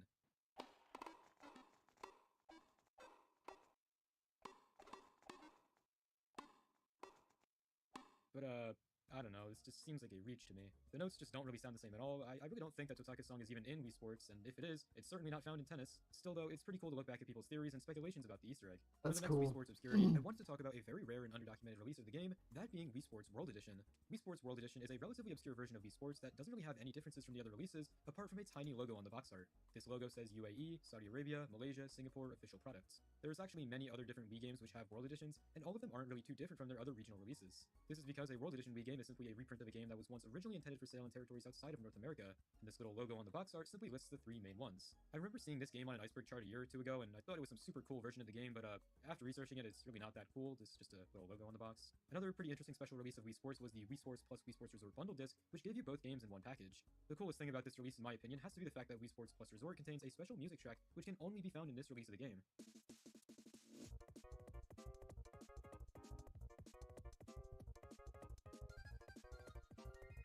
Oh, fuck. Moving on, one of the weirdest things about Wii Sports is that there are actually multiple revisions of the game, both differing in a multitude of ways. About a year after the launch of the Wii, Nintendo re-released the game with a handful of small changes, mostly tied to the Wii Remote's new silicone jacket. These later copies are usually referred to as Revision 1, while the original launch version is called Revision 0. The most obvious difference is the Wii Remote safety screens. Once Nintendo started packing Wii Remotes with those little silicone condom things, Oh, these yeah. updated basically every image of the controller in the game to show the jacket attached. So all I of the warning forgot. screens, strap reminders, controller diagrams, they were all changed to match their new hardware packaging. There's also a tiny audio difference on the title screen. In the original North American version 0 release, pressing A and B on the title screen is completely silent, but in version 1, Nintendo added a little sound effect. Weirdly enough, European copies already had this sound from the beginning, so the North American launch version is just the odd one out. Some of the actual gameplay presentation got changed too, especially in baseball. In the original North American release, the intro scene where both teams face each other off wasn't present at all. It wasn't until the re-release where this was added. Boxing also got changed. In the original North American version 0 release, when you knock somebody out, the match immediately cuts to the "You win" screen, but later revisions added these dramatic replay shots of the knockout in slow motion. Again, the European and Japanese releases already had this feature, so North America basically just got the unfinished Wii Sports at launch. Next up on this list of Wii Sports obscurities, I have a very interesting fact that I bet you didn't know about. See, back when the Wii released in 2006, Nintendo actually bought numerous web domain names with Wii in the title to protect their Wii trademark, and also to prevent the domains from being used by anybody else. Some of these domains included WiiSports.com, WiiStudent.com, ShallWii.com, WiiAlive24.com, WiiBreeding.com, among many others. Initially, each of the domain names forwarded users to Nintendo.com, but many have since expired or redirected elsewhere. However, WiiSports.com seems to be the only one which still redirects to Nintendo's websites, while the others have all since been abandoned. Another website-related fact is that this very old Japanese microsite related to Wii Sports references the Sports Select menu in the actual game. When you're selecting one of the 5 sports, there's a little preview image that appears in this TV-looking box. And on the microsite, this same kind of TV-like design is carried over. This is just one of the many cool graphics which can be found on this website, and honestly, I really like how Nintendo used to put so much effort into these little microsites, even if they are pretty insignificant nowadays. And to wrap up this Wii Sports Oddities video, I wanted to talk about the Lost Wii Sports beta build, which is probably the most sought-after piece of Wii Lost media. Showcased at E3 2006, the beta notably featured an airplane minigame that was ultimately scrapped from the final release of Wii Sports. This early version of the game included 4 playable sports: tennis, baseball, golf, and the aforementioned airplane. This airplane minigame allowed players to pilot a small aircraft around a cartoonish island, navigating through rings within a time limit. This concept was notably similar to the later island flyover mode in Wii Sports Resort, suggesting that the airplane minigame served as a prototype for that. This island location also bears a large resemblance to Woohoo Island, the location used in Wii Sports Resort, Wii Fit, and Pilot Wings Resort. One of the other intriguing things about the Wii Sports 2006 beta is the evolution of its minigames. While tennis, baseball, and golf retained their core concepts in the final release, there were multiple differences in their Gotta final get versions. spoon In the Annie. beta, the tennis minigame featured a more Fresh sophisticated design than Puffco. most Look people at in the that. crowd, and the Mii's also had ears, for some reason, a detail which is seen in all of the early versions of these minigames. Moving on to baseball, this minigame featured a completely different visual style for the stadium and field, as well as a completely unused hand select screen. On top of this, the version of baseball shown off at E3 2006 doesn't actually let you play baseball, instead being a much faster-paced minigame, similar to the hitting home runs training mode. When this minigame ended, a looping 4-second results track would play, which was actually left over in the files of the game. Golf's beta version was notably less polished as well, with fewer course options and simpler graphics. And while this all sounds cool, what if I told you there was a 6th Wii Sport planned for this release? However, it wouldn't even make it to E3 2006. This was Jetpack, a sport whose only evidence proving its existence being one screenshot. It's unsure if this image comes from an actual playable build of the game, or if it's just some concept that Nintendo whipped together to only be seen internally within the development teams. Footage for all of the 5 main sports are available on YouTube, however an actual playable build of this beta Wii Sports has yet to surface. And that's gonna do it for today's video. Is there any fun facts I missed that you wish I had talked about? If so, let me know about them in the comments. Before I head out, I only have this Remember, video. There's a couple spots in the game. If you were to like stand on a button and get the cube through the door, you can't get your cube back. We had to put in like special detection to know when that happened. You missed a spot.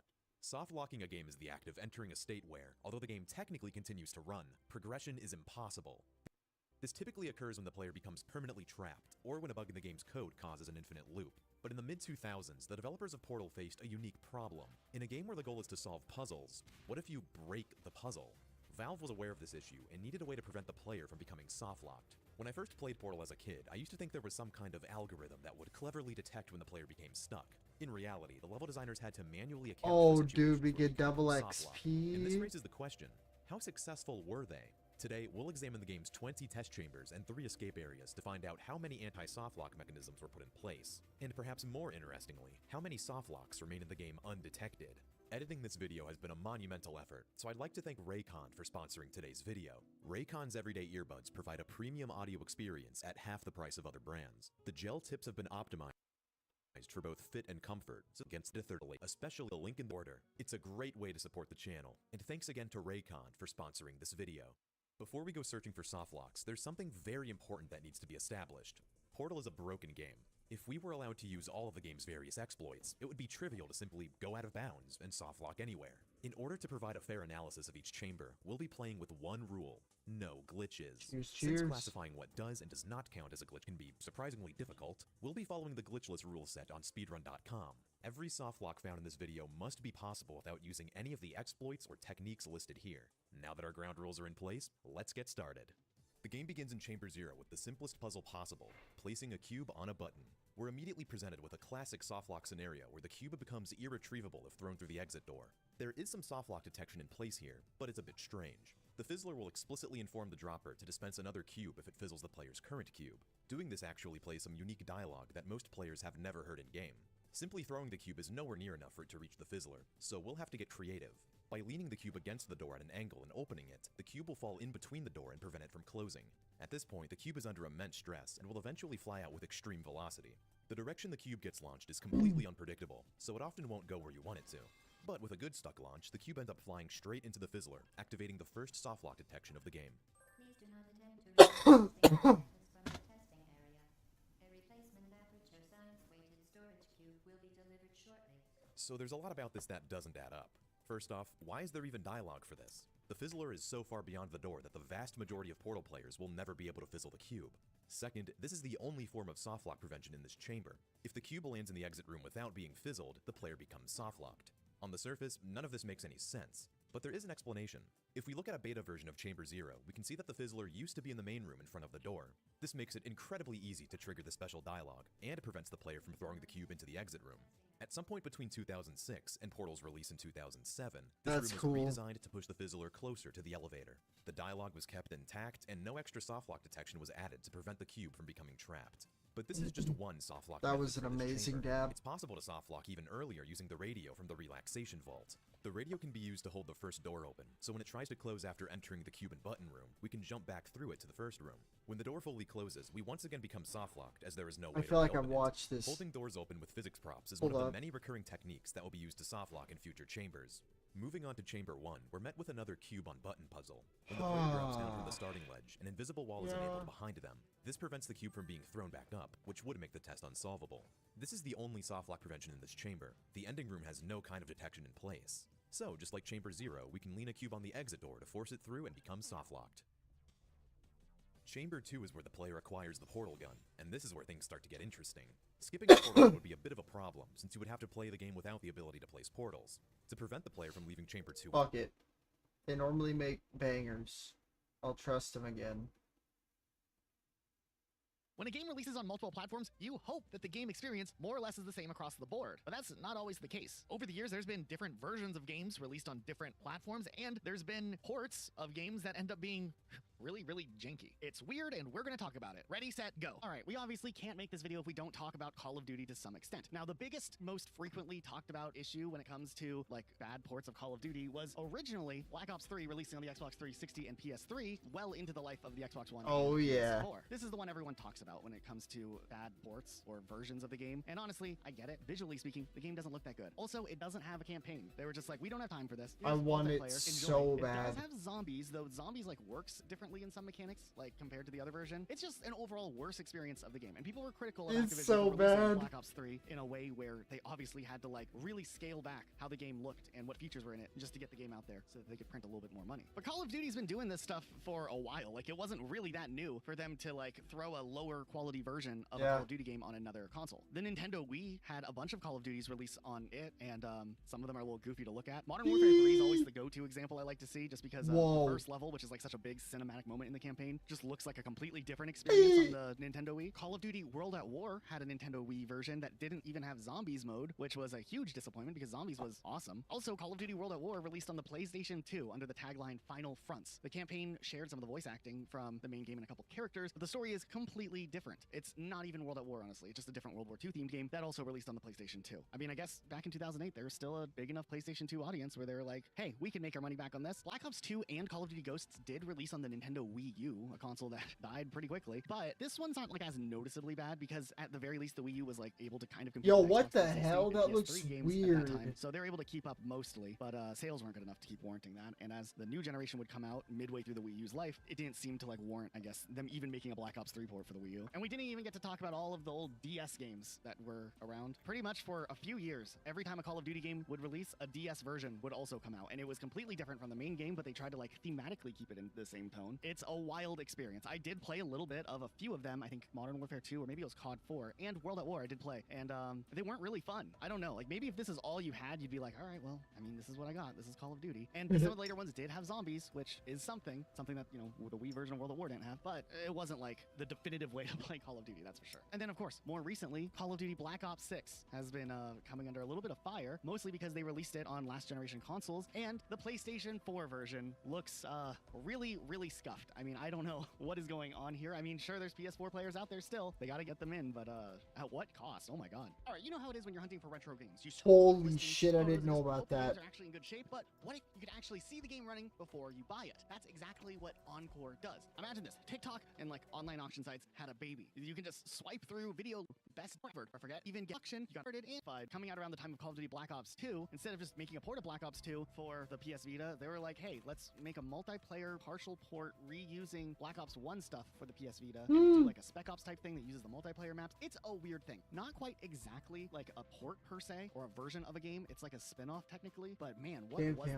When it came to Sonic the Hedgehog, the PlayStation 2 didn't really get a whole lot of Sonic stuff. Like, for instance, it got neither of the Sonic Adventure games, which did go to GameCube. It did get Sonic Heroes, and I mean, that was a W because it wasn't as bad as the Xbox version of Sonic Heroes, which ran absolutely terribly. Like, oh my god. And then they got Shadow the Hedgehog, you know, the emo, edgy spin-off. But then things get weird when we're looking at the mainline Sonic games. Sonic 06 released on the Xbox 360 and PS3, so sorry PS2 players, you're out of luck. Sonic and the Secret Rings released on the Wii, but Sonic Unleashed, oh baby, it's coming back to the PS2. Sonic Unleashed is an interesting game. So it was like a main Sonic game. It was developed for a couple more months than Sonic 06 at least. Sonic turns into a werehog. But while Sonic 06's development made it where it would be too hard to get Sonic 06 working on the Wii, so they forked it and did a whole Sonic and the Secret Rings thing, Sonic Unleashed would have a dedicated Wii version. They were going to avoid the whole issues that they ran into before. So essentially, Sonic Unleashed would enter development on two separate engines, one being made for Xbox 360 and PS3, and the other being made for the Wii. Now, just to be clear, Sonic Unleashed on the Wii, it could have been the same exact engine as the Xbox 360 and PS3 version. I couldn't find like definitive answers, but it was a different build specifically for the Wii in mind. It wasn't like how the Xbox 360 and PS3 versions were like built at the same time with the intentions of it forking for those versions. This one was developed like separately during the same time, simultaneously.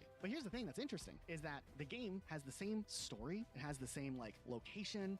The concept of having like werehog levels and running levels are there the same. However, the level designs are actually different, and just some things about the actual levels and gameplay are different as well. Also, some of the cutscenes are altered, not necessarily like the 3D pre-rendered ones, but the like smaller like ones that could have been done in engine so that they could run on the Wii. But at the same time, they were like, hey, you know what? We have this Wii version. Let's go ahead and make a PS2 version based on the Wii version. So then we have like another downgrade of the first of all like lower quality Just downgrade anybody that was who already being developed. gardens. It's not that interesting of a downgrade really. It's just there's like worse We're gonna get graphics a on the PS2 couple version compared to the more Wii version. rounds Sound quality's also not the after best, this but it's stab. just an interesting instance because we were like, okay, we have Sonic Unleashed for the Xbox 360 and the PS3. Then there's the downgraded version, which is for the Wii, which you know has some technical changes so that the game still like works and feels like a similar experience, even though it's not the same experience. And then we have this PS2 bastard child. Have at it, PS2 fans. And that was Sonic Unleashed. What an interesting time. Now, when it comes to games that have really bad ports across the board, there's definitely a lot, but we wanted to focus more on the ones that have like a really unique story or some interesting angle to it. Batman Arkham Knight is one that's often brought up when it comes to PC versions of games being not good. Released in summer of 2015, the PC version was kind of a joke. Like, it had some of the worst game optimization ever. There were frame rate drops, crashes, there was a lot of stuttering. Even if you had like the best PC, the game would not work right. There was a lot of backlash when this happened, and Warner Bros. Actually ended up choosing to delist the game from Steam and work on some fixes, and they eventually would re-release the game in October of 2015 with some fixes. But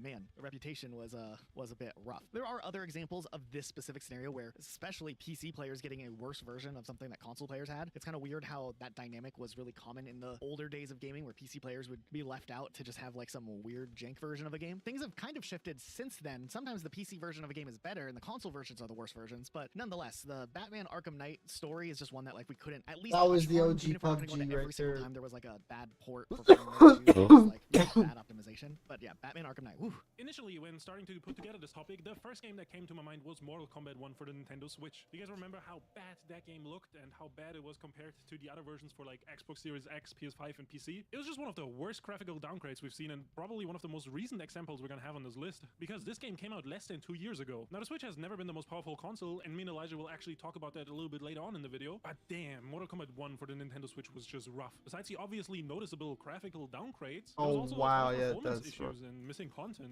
going as far as some fatality effects and stuff not being in the Switch version. And honestly, the more you think about it, the worse it gets, because this was also a $70 game. Yes, these two versions I'm showing you side by side were the same price tag. One looks like a modern Mortal Kombat game, and the other one looks like someone demade Mortal Kombat 1 for the N64. And while the developer acknowledged some of the issues and did some patches to fix some stuff, there's still a lot of performance issues as far as I can tell from doing some research on the patches, and obviously the horrendous visual downgrades is not something they can, update with patches as easily. So the game still looks the same. It just runs slightly better. You guys remember the console, the 3DO? Yeah, me neither. But there was a port of Doom for the 3DO that was officially sanctioned in 1996. Essentially, the company Art Data Interactive purchased the console rights to Doom, but they didn't have a team that would actually be able to do a 3DO port, so they like shopped around some studios, and they found a lady known as Rebecca Heinemann, who worked at Logicware, to work on a port. She apparently had made the Wolfenstein 3DO port, so they were like, oh, this person can do it well. Heinemann accepted the job under the impression that, they were like well on their way with the project and just needed like someone to come in and clean it up and optimize stuff. But as it turned out, nothing had actually been done yet. Matter of fact, prior to taking the job, Heinemann was under the impression that there was like new levels in the game and new enemies and weapons. Like the CEO who had talked to her, like hyped it up. Like this was the definitive coolest version of Doom ever. Still, you got to get the bag. You got to finish your job and do whatever it takes to, fulfill the requirements of your contract when you take the job. So Heinemann ended up reaching out directly to id Software and was like, hey, I have nothing and I don't know how I'm supposed to port this. And id Software was like, hey, here's the source files. Maybe that'll help. And Heinemann even had 10 weeks to just put something together with no support from the actual company. So, I mean, kudos to Heinemann for like getting it out the door, I guess. But the Doom 3DO version is very interesting because it is probably the worst version of Doom. It's impressive that this game was able to even exist and release and get like flipped around in 10 weeks. Like from a technical standpoint, wow. From a like consumer standpoint, yikes. So like the 3DO had this weird issue where it couldn't transfer audio that was like set for the Atari Jaguar. The drivers weren't able to like be ported regularly or correctly. So Heinemann went to like the, you know, Art Data, the company that hired her, and was like, hey, what do we do about music? And the CEO was like, don't worry, I'm a part of a band.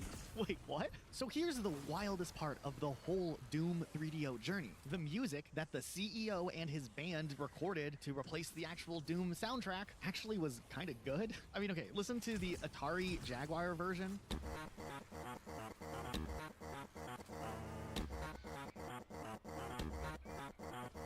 And then this is what they replaced it with, recorded by the CEO's band.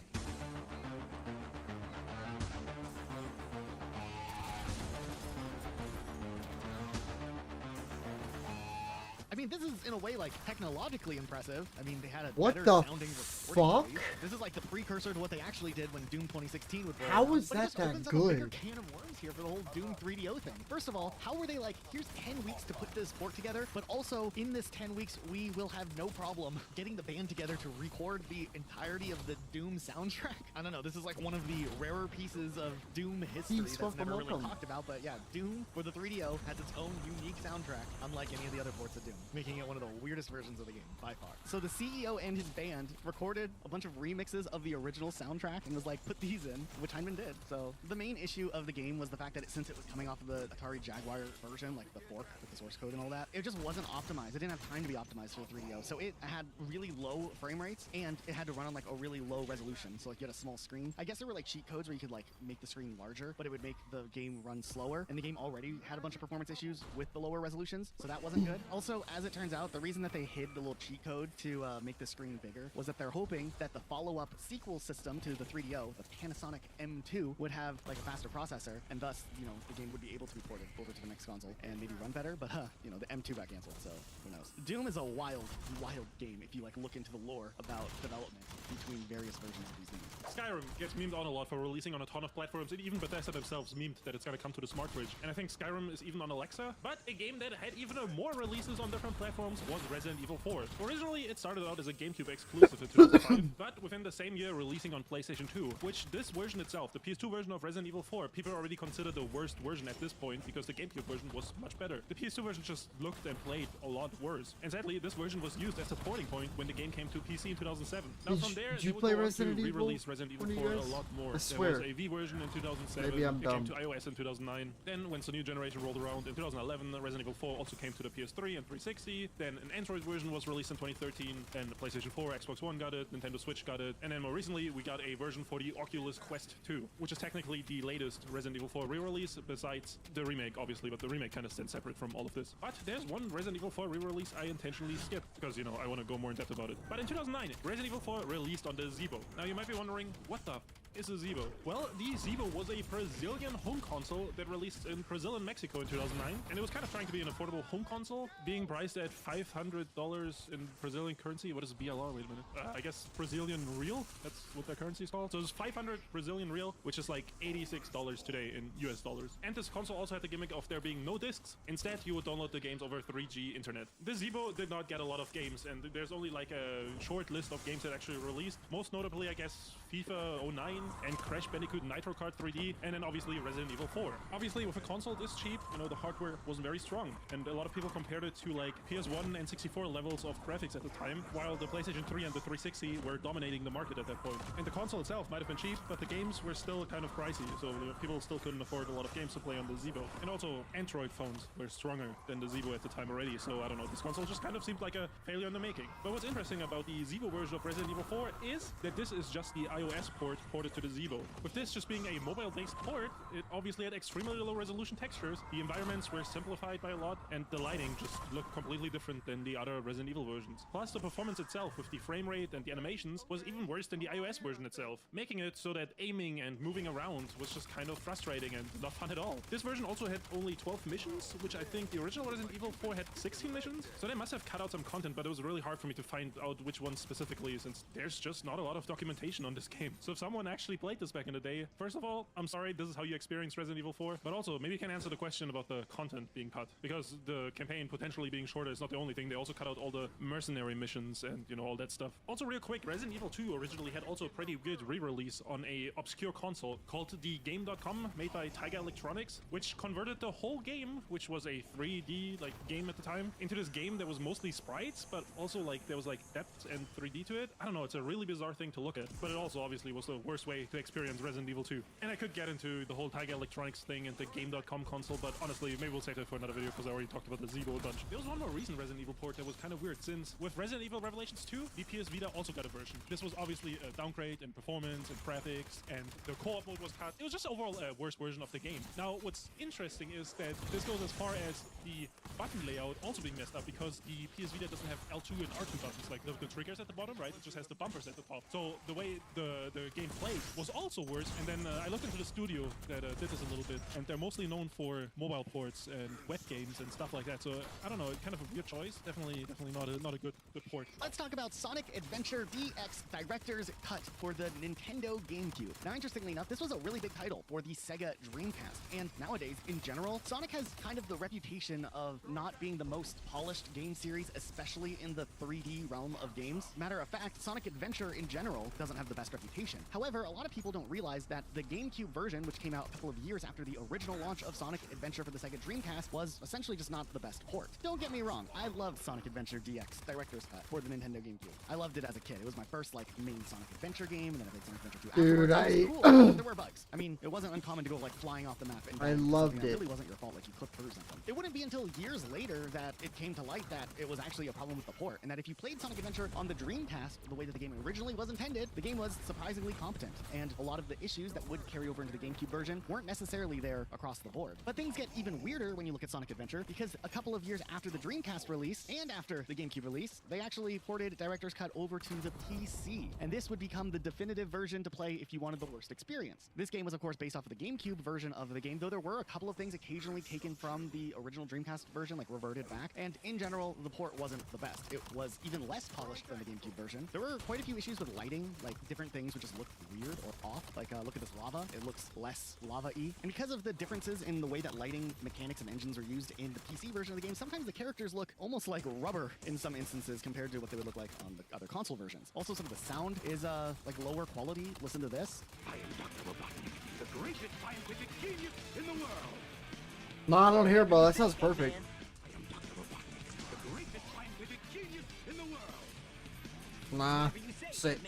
Same So, thing. Yeah, there's just a few like oddities to this version of the game, making it an even worse port than what some people consider to be the worst port of Sonic Adventure Director's Cut. I wasn't quite sure if Minecraft for the new 3DS counted on this list, because it's not necessarily a bad game. It's just that all the other versions of Minecraft are much better. This version released for the new 3DS in 2017 exclusively on the eShop, even though I think there is some level of physical release, at least in the US, which I think was the only country that got a physical version of this. But yeah, this was just a heavily modified version of the Pocket Edition, which was a version of Minecraft that was made for weaker phones, so it already was a weaker version itself. I think I bought the Pocket Edition back in the day on my iPod Touch, and I would play it at school. It already was kind of a weird version. I always preferred when I got home and I was able to play Minecraft on my computer. Anyways, I'm getting off track. This version was kind of limited with the frame rate that it could hit, and also there was a limit on the worlds and how large they can be, I think, which might have been something that just came with the Pocket Edition. I'm not sure. I don't remember anymore. Also, post-launch support just wasn't there. Minecraft lifts all its updates, and this new 3DS version was only supported for like a year and a half, or not even a year and a half. I think it was just like roughly 16 months before the last update came out, and the Minecraft version for the new Nintendo 3DS was abandoned, making it one of the most short-lived Minecraft versions out there. Now, if you had this as a kid and this was the only way to enjoy Minecraft, I'm sure you had a great time. And I mean, I think for a Minecraft port on a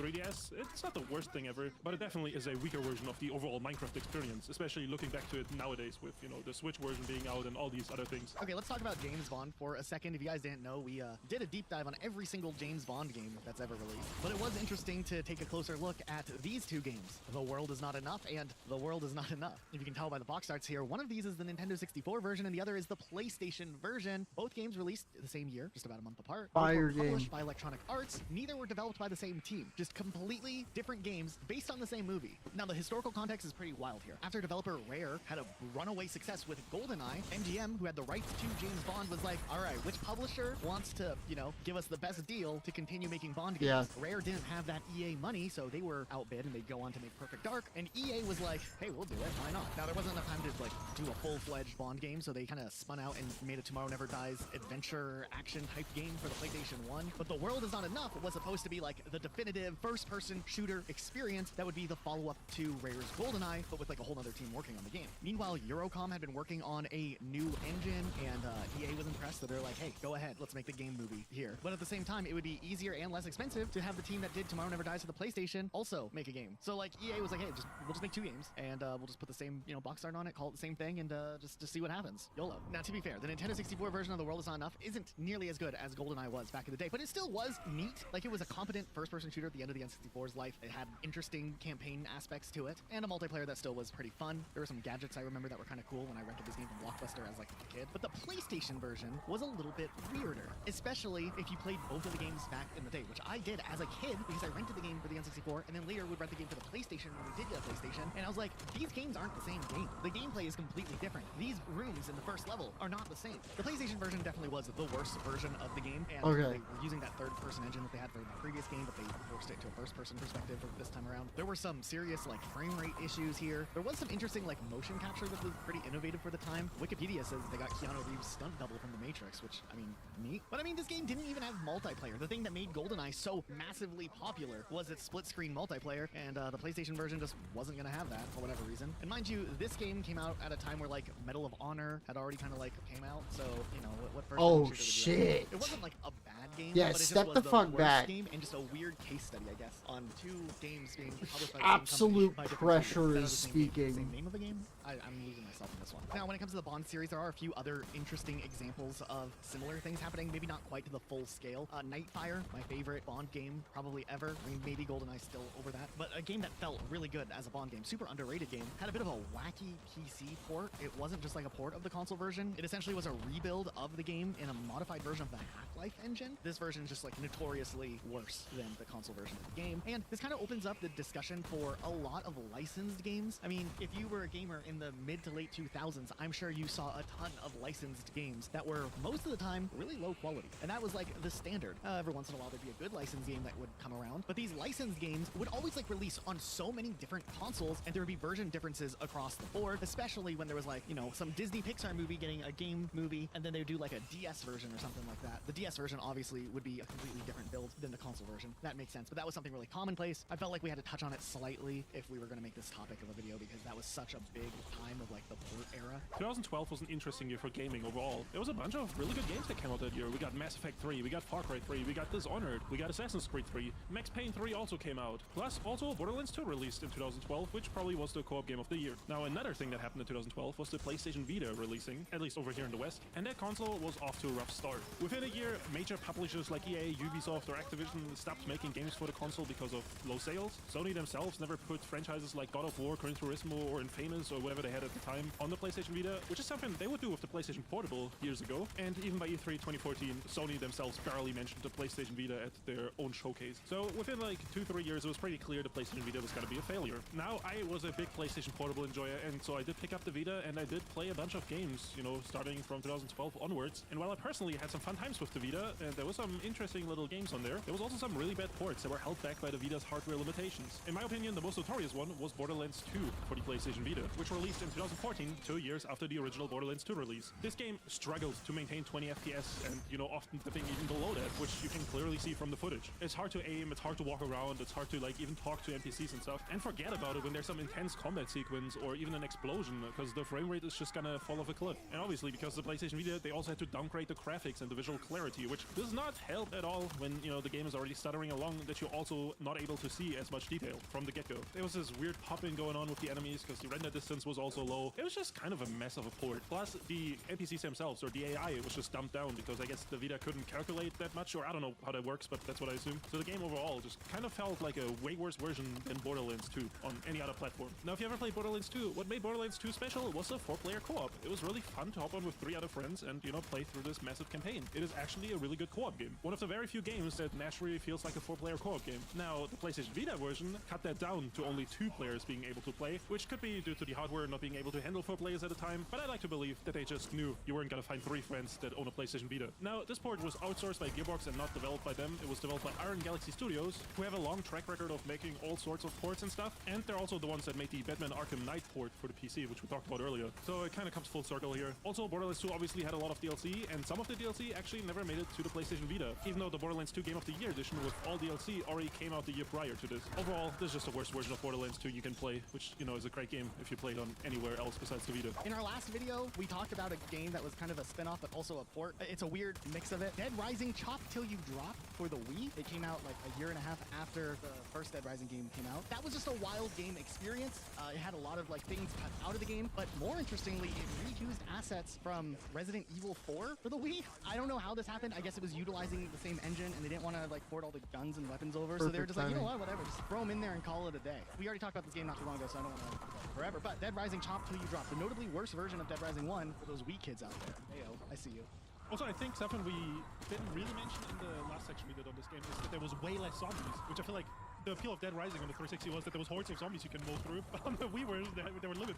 They didn't have the resources. The Wii couldn't handle too many zombies at a time, so they had to like chop them till you drop them, you know what I mean? Like the frame rates. So back in the day, I was a big Game Boy Advance enjoyer, like very big Game Boy Advance enjoyer, you know, that was like my main console. I would play it every day. Every chance I had, I would pull out my Game Boy Advance. But one game I came across was Need for Speed Underground for the Game Boy Advance, and I actually did have that game for the PlayStation as well, and playing the Game Boy version was one of the worst experiences I've ever had at that time. It just looked awful, it ran awful, and it just played awful. I didn't think it was a very good port for how great of a game Need for Speed Underground is, and you know, they did make a sequel with Underground 2, which also got a Game Boy port, which I didn't play that one, but I could not imagine it's very much better. There was some interesting things about it, like instead of doing like the sprite thing, which other Game Boy racing games would do, they like did like a 3D engine, but I think it just made the game look worse because like it was like a 3D engine trying to render on the Game Boy, which didn't look very good because it's a Game Boy. That was one of the earliest memories of like a game kind of having a worse version that I can remember, you know, from a childhood. I have a similar instance with Driver 2. It originally came out on I think PlayStation 1. I think I remember there being like multiple discs to that game, and then eventually they released a Game Boy Advance version, which, to be fair, for a Game Boy Advance game, the fact that you had a 3D driving game where you can actually get out of the car and steal other people's cars, like that's advanced 3D tech for a Game Boy Advance. But then when you look at the graphics of the game,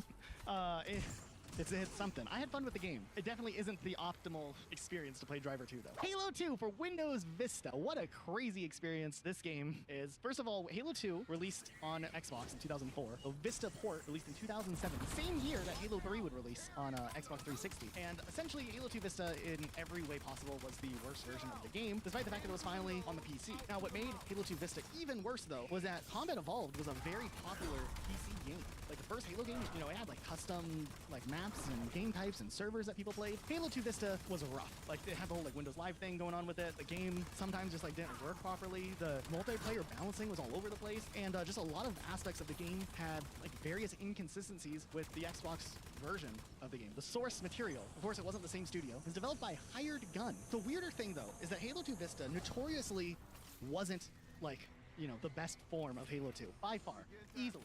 Like, that wasn't really up for debate. There were fan mods that would later come and make it more acceptable or whatever. But when it came time for 343 Industries to remake Halo 2 for the Master Chief Collection, and they do the whole anniversary graphics, they opted into using the Vista version of the game because it was easier because it was already on the PC, and that version was just infinitely worse. So there was a lot of like inconsistencies with that version that like came out of the gate. So when MCC launched, their Halo 2 that they had used for the version of the thing was like dramatically incorrect compared to the original Halo 2, and there's the anniversary graphics. So essentially, while over time Halo 2 did get fixed up quite a bit in MCC, they had to go and fix a lot of the issues that were the original Vista port issues that like weren't even considered when they decided to do the port in the first place. It's weird. Like they double dipped in an issue that they could have easily avoided, but I digress. I just don't know why. Now, there's always a lot of criticism when it comes to Nintendo Switch as a console, mostly due to its like actual performance capabilities. Now, Nintendo Switch is old now. Like, it came out in 2017, and it's 2025, and we're finally getting word about the Switch 2. But with that being said, then obviously the Nintendo Switch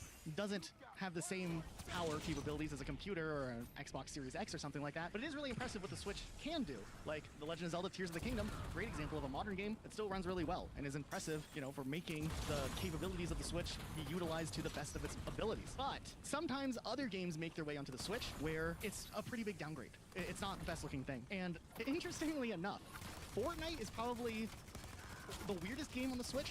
Like, obviously Fortnite's a really popular game, but Fortnite on the Nintendo Switch, I want to say, is probably the worst way you could experience Fortnite in today's ecosystem. If you like watch performance plays of Fortnite, or you just try Fortnite on Nintendo Switch, it's a pretty big downgrade. Visually speaking, it's not good. A lot of the character models take a really long time to load in. It's weird. The performance isn't the best. And it's interesting that we live in this era where mobile phones have gotten so powerful, especially through the Nintendo Switch's life, where you'll probably have a better experience playing Fortnite on like an Android phone, or if you could figure out how to play on an iPhone, or even through the cloud, than you would actually playing on a Nintendo Switch. Now, I do think when the Switch 2 gets released, Fortnite will get a big upgrade and it'll look a lot better, but I'm surprised that Fortnite has managed to survive on the Switch barely with the performance that it does have. Fortnite isn't the only game that this fits into. There's a lot of other games out there. A notable one, Overwatch 2. Like, imagine playing Overwatch 2 on a Nintendo Switch. It has to be like the most insane experience that exists out there. Competitive FPS game that is like compressed down to be able to perform on a Nintendo Switch. It's an insane concept to begin with. There's a lot of other games I was surprised had a Nintendo Switch release. The Outer Worlds is on the Switch, surprisingly.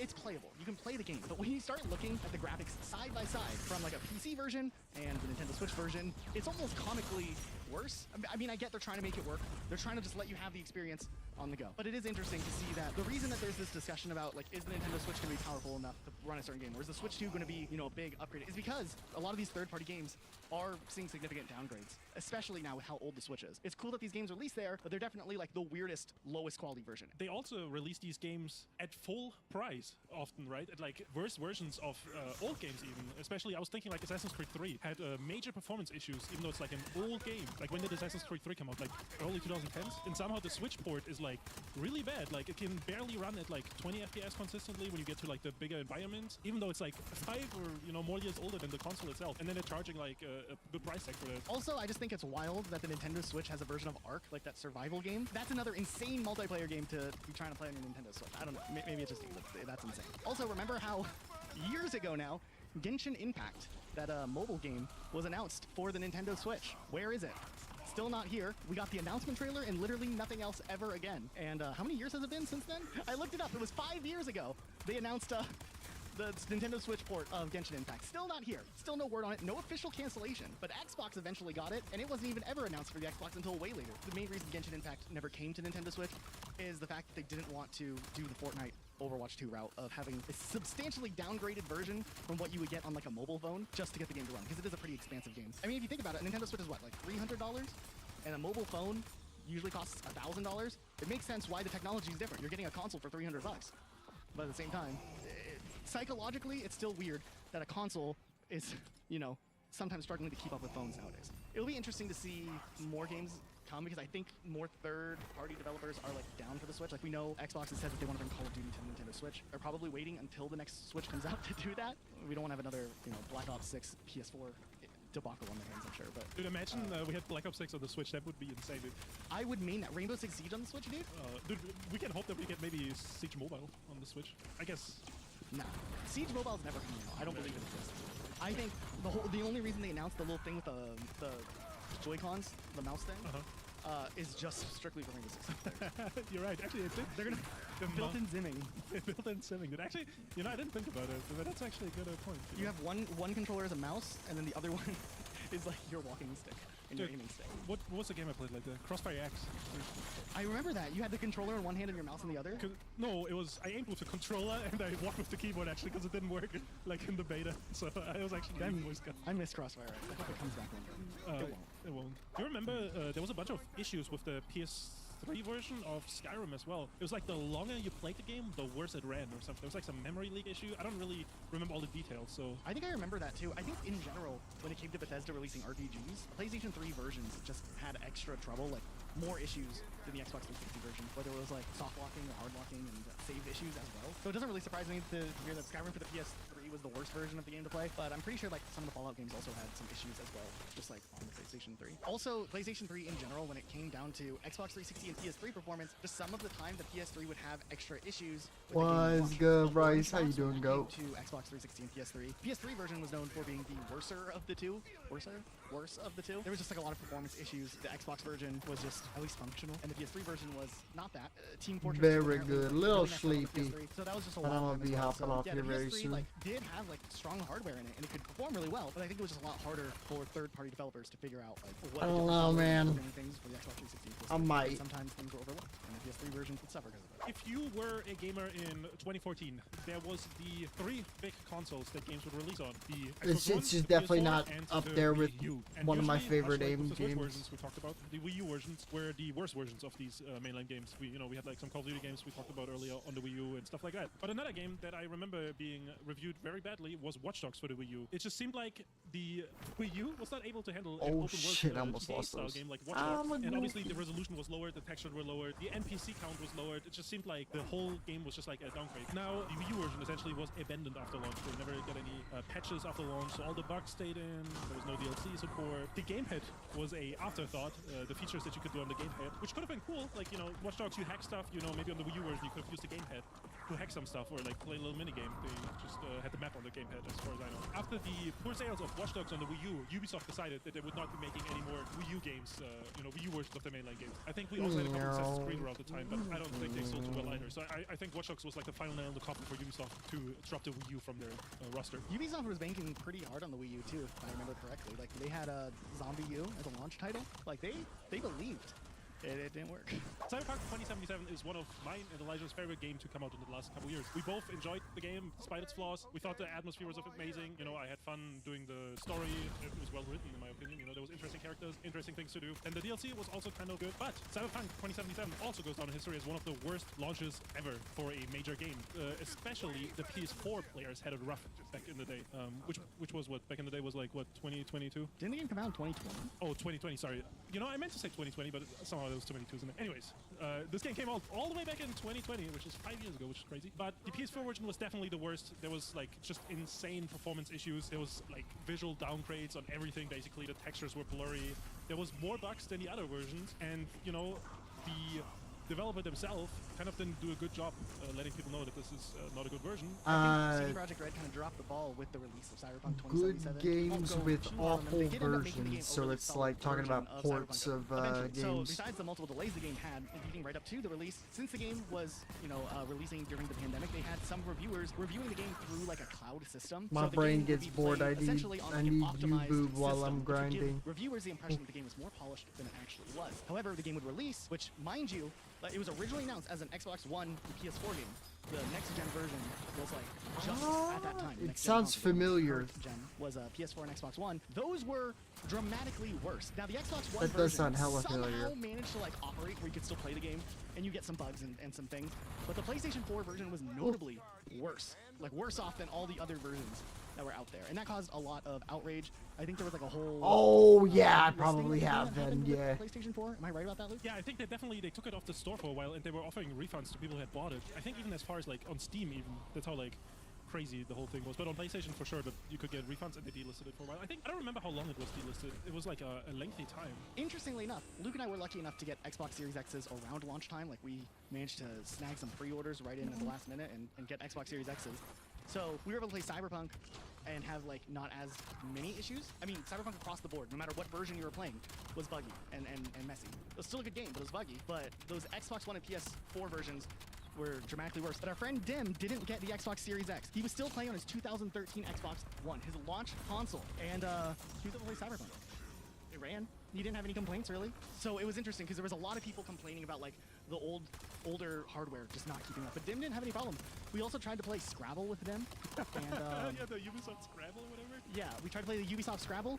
The Ubisoft Scrabble did not work on the Xbox One. It would not load. It would work on the Xbox Series X. When Luke and I tried to play it, we all wanted to play Scrabble together on the Xbox. It didn't work, but Cyberpunk worked. So I don't know, like, the Xbox One launch edition, the VCR looking thing was an enigma of a console. It's insane.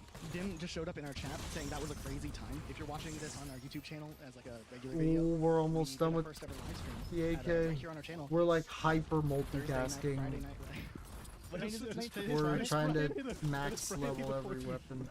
Friday night at 8 p.m. sharp. Don't miss it. If you guys want to stop by and watch us do our recording session for videos like this. Also on Twitch. If you are a Twitch user, you can watch us on there too. That's the whole plug. Because there's a hidden Did you ever play camo Gex? apparently The Gex?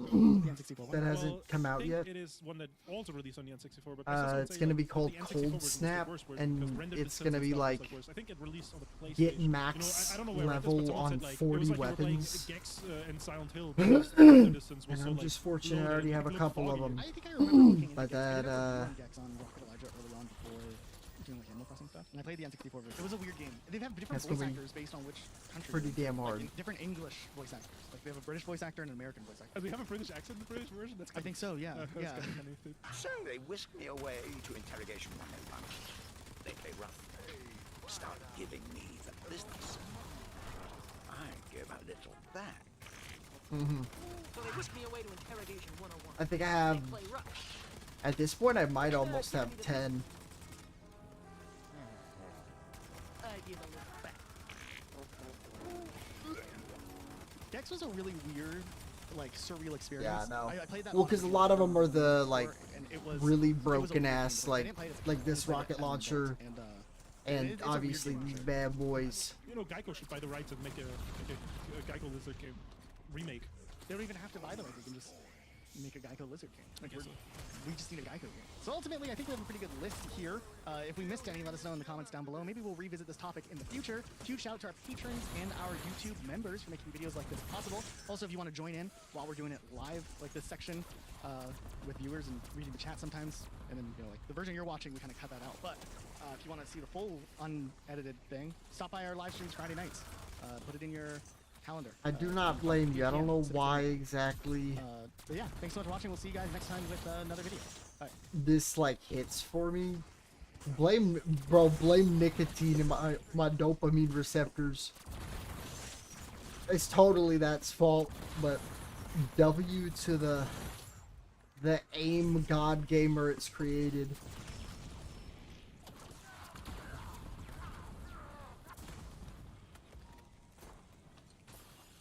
I appreciate it though, for real.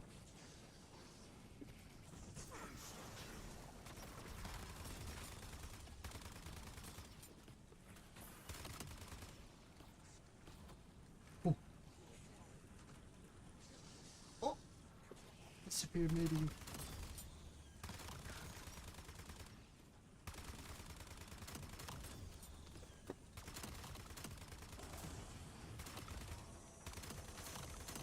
I'm a big fan of, like, I used to be a CS:GO guy through and through. I was like a smoke setup guy, but that still is like crazy fast paced from like nothing. It's I don't know why I like that pace so much. My boy Trin in here's made me miss playing Assassin's Creed games though, that I'll be honest. I low-key want to get an Assassin's Creed game.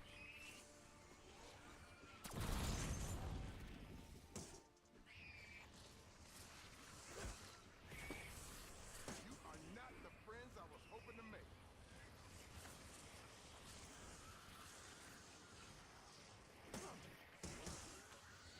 Throwing tactical.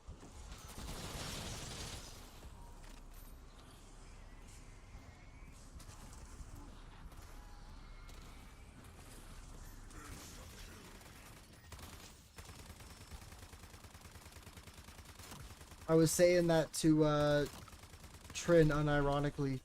I'm not a guy that likes like vehicles in games at all, unless we talking like GTA and we got some real, some fake. But bro, you give me Black Flag specifically, and now we're cooking a little bit. Now we're putting the sticks together in my brain, and I'm enjoying that vehicle. If you mean Black Flag, because I genuinely wholeheartedly agree. And I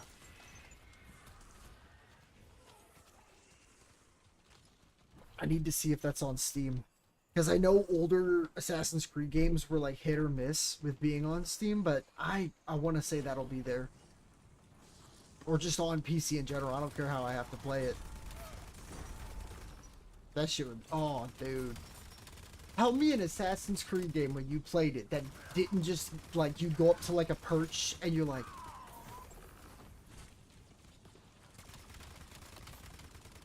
Oh, dude, I need to see that.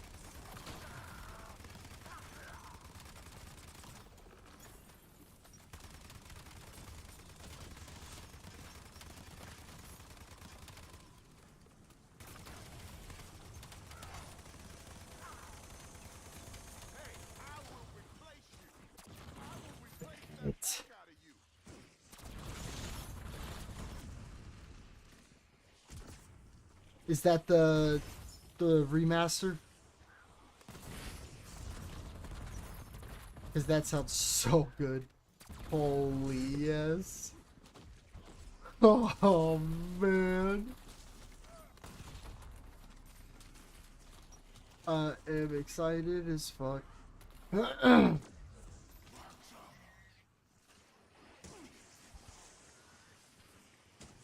Bro, no, like, that's soon. I like that. I only say it doesn't matter because I get anxiety from it, dog. If you know, like, a metric to not make it, like, mentally, like, toxic or, like, self-defeating to you because it's a game at the end of the day, you're supposed to have fun, then you go right ahead. I never want something that I'm saying to be, like, the way you gotta do it. I only make, like, really harsh terminology like that to be safe.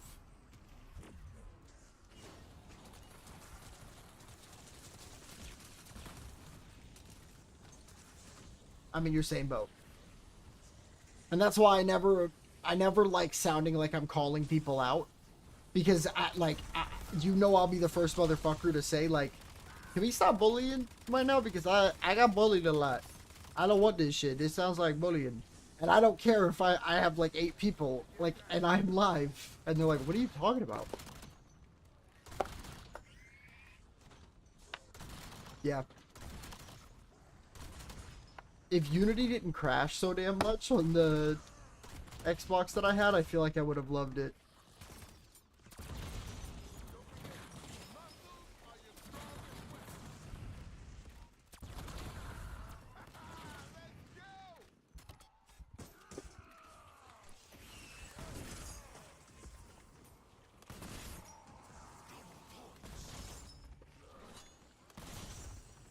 Yeah.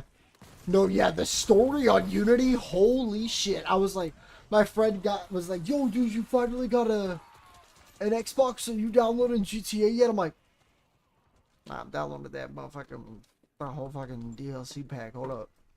I was, dude, woo!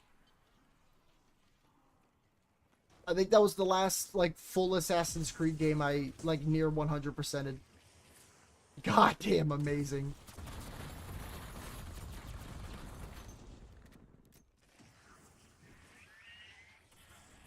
It can get pretty strenuous mentally. It genuinely can. That's why, like, unironically speaking, I think Banjo's one of those characters where, like, you either have to love the game to death to be okay with knowing that you're not going to win them all, or have a backup.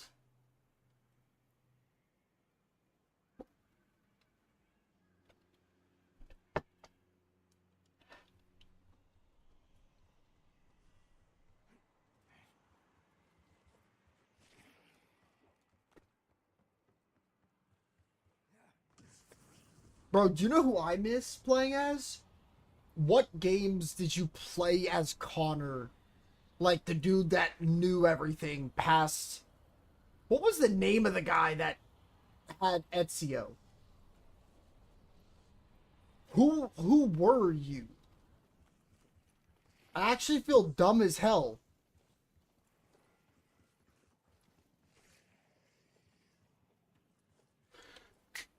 Desmond.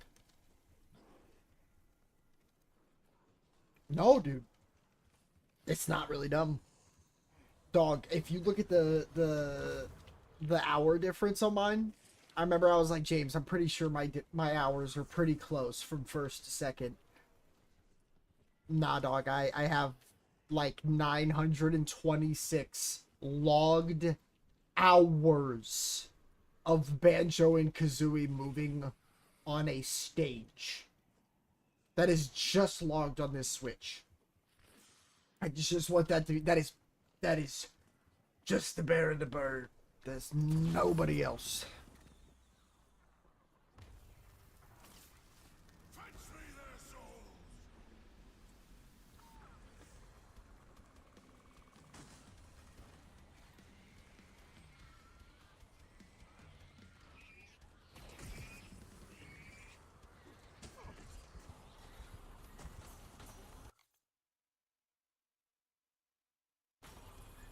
Bro, that's impressive, though.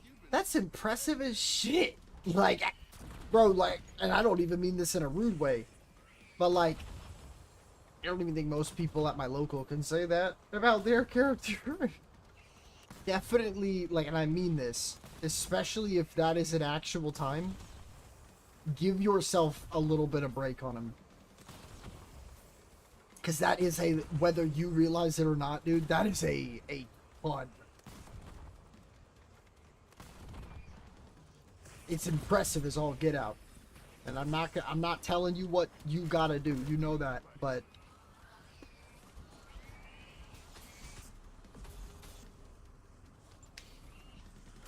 I'm here to not that. I'm here to vibe, not judge. Or like dictate.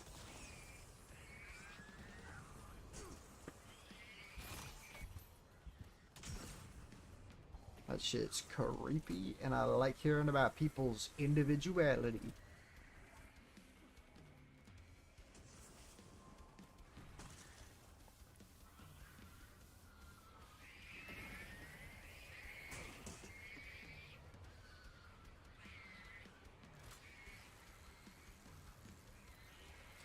I have to agree with you.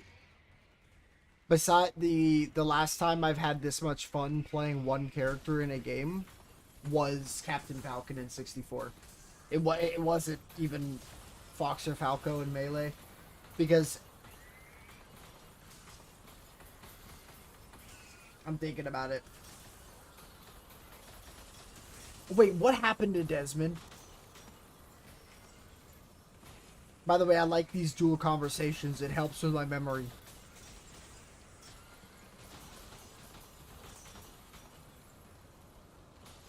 I thought so. I thought so. That one did. Did he get like... It was like the most expected, like, damn it, he's right, I've ever felt. He gone. Out of... Wait, so you see Desmond and Connor?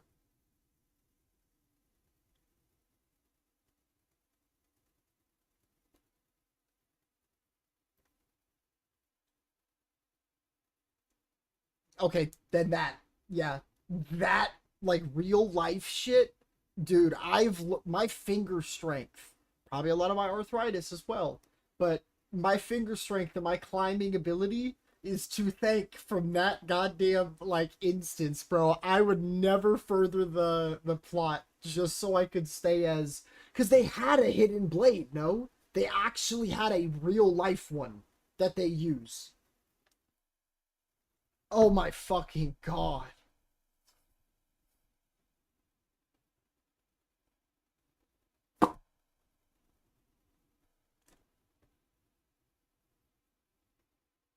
Something about Apple of Eden.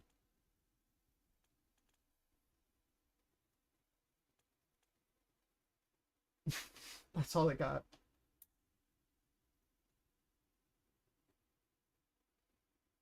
Yo.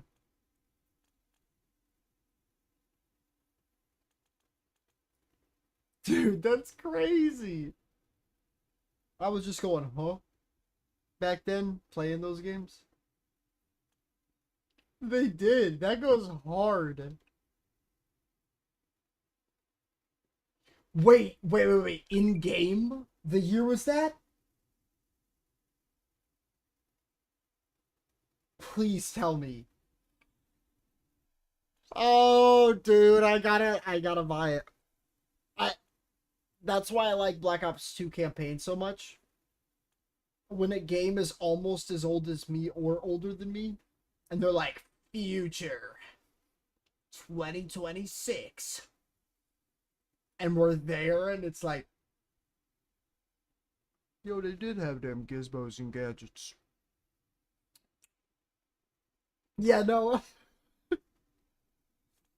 Them Jetsons weren't so far off after all.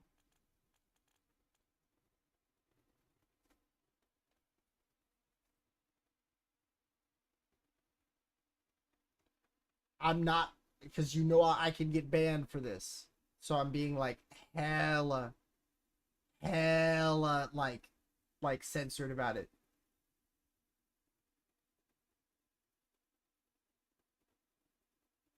I have never had a scene.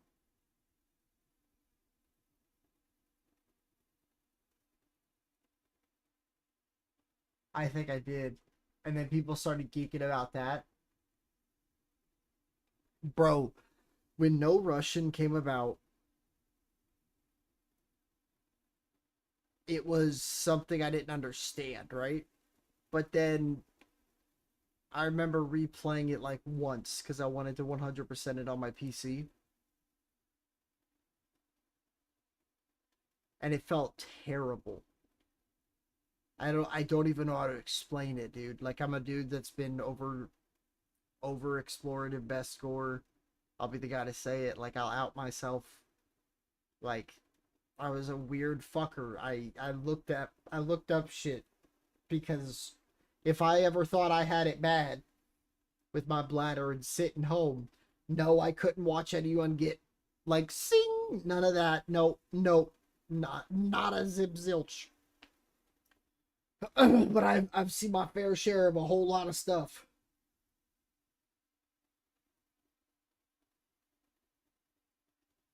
Only fun fact, only level in COD history where you're given it, and this is not a joke, by the way.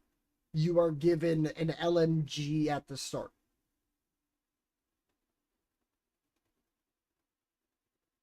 I'm not kidding. Mounted artillery does not count. You are given an M24 fucking 9. You are not given an LMG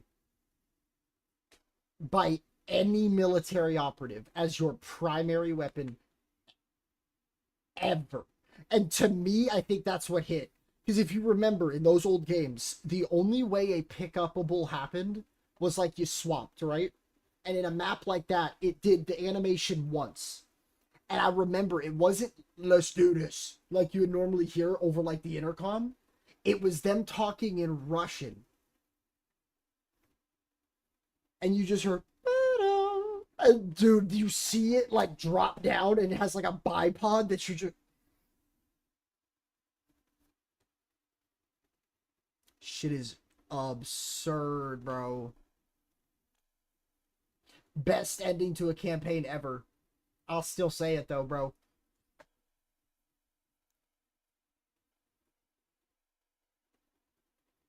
Bro, you on... People didn't believe me that you literally kill and fight Shepard on Rust. He throws a knife at you and you pull that bitch out.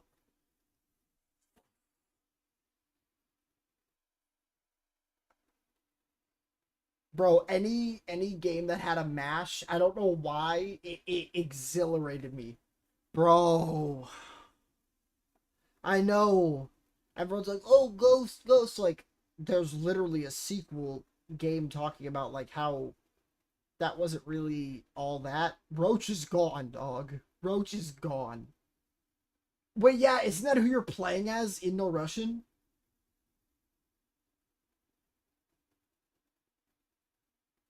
I have a funny glitch about.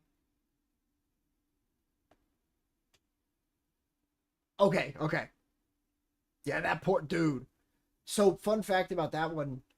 If you finish the level, there's a marker that literally just sets a like self unalive timer at 1 minute and 40 seconds later. And that's supposed to be when he turns around and looks at you and says, by the way, yada yada bam. If you just run away and you hide in a corner, you'll still just fucking combust. This works on every version. And I swear to God, it's more of a jump scare to do it like that because.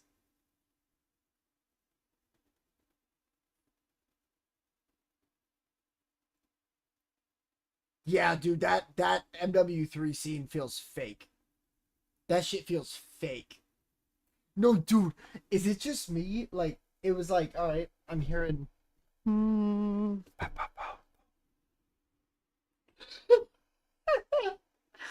we talk about the voice actor that did the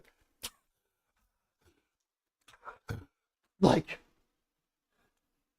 dude, you need some water. Like, the guy who did that needs like 20 raises. That's all I can say.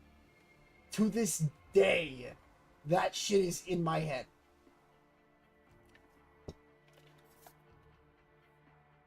It's totally like that too. It's just like everything's quiet and then it's just something shoots you and it goes.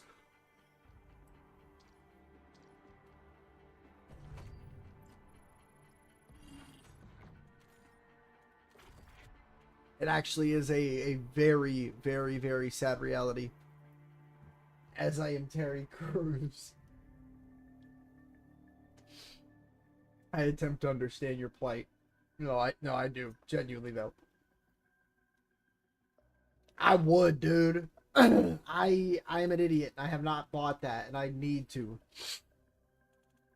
I literally went back on stream. Y'all can attest to this.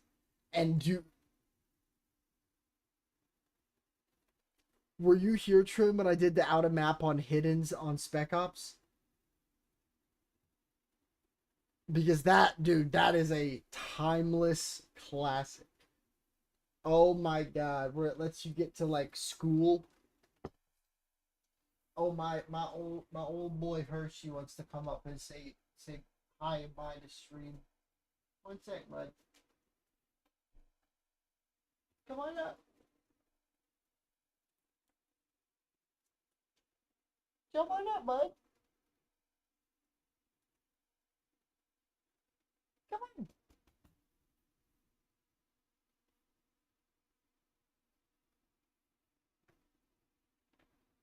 Move the whole link thing. He's just sitting down there vibing. Hershey, come here.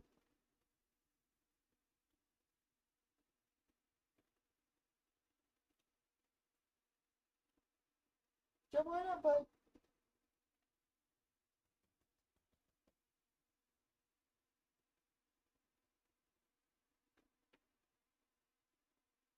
Oh, he eepy. He's super eepy.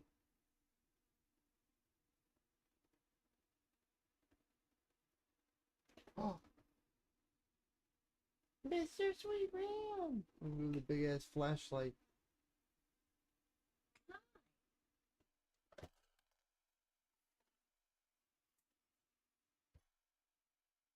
Your dad's an idiot. He just knocked over. Oh, my sweet Mowgli. This is true. This is true.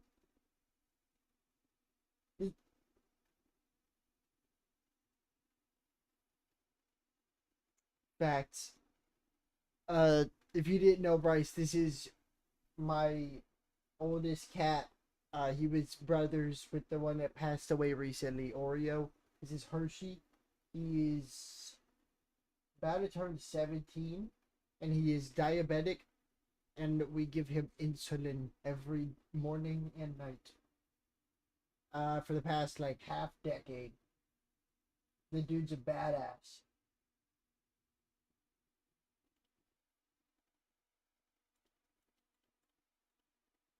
He really is.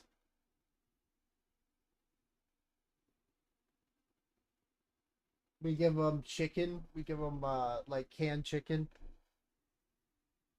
Yeah, we like ourselves some canned chicken.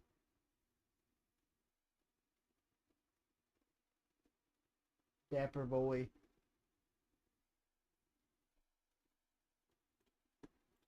He's probably wondering why we're not upstairs yet. We will be soon. Hell yes.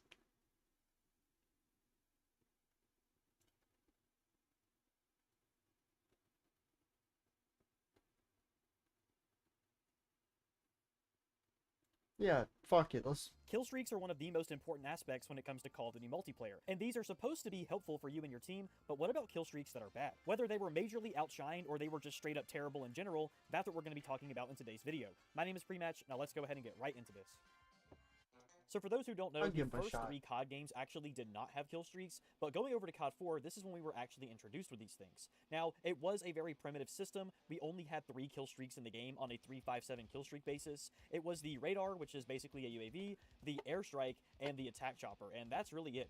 All of these streaks are pretty good considering the amount of kills that are required to get them, but if I had to pick the worst streak in COD 4 between the 3 that we have, I'm going to say that it's the radar, because it's just a UAV, there's nothing special necessarily, but it is still good, I'm not discrediting it, but of the 3 options that we have, I just think this is the worst, and the same thing could also be said in World at War. This is a very similar game to COD 4, as it has a 3-5-7 kill streak basis. The radar was replaced by the recon plane, which is just the same thing as a UAV, basically, and the 2 other streaks for the 5 and 7 kill streaks were actually changed. One of them was the artillery, and the other one was the attack dogs. Yes! If I had to say the worst one in this game, it would probably be the artillery, and that's because I just don't think it's as good as the airstrike from COD 4. It's not as fast and abrupt, but it is good. Bro, I miss the MP40 when it looked like that. You can just drop the artillery on that position, and it will bombard that area for about 30 seconds or so, but I personally feel like I would rather have a recon plane than the artillery any day. Moving on to Modern Warfare 2, this is where we had this huge expansion of kill streaks in this game, and I'm going to be honest with you guys,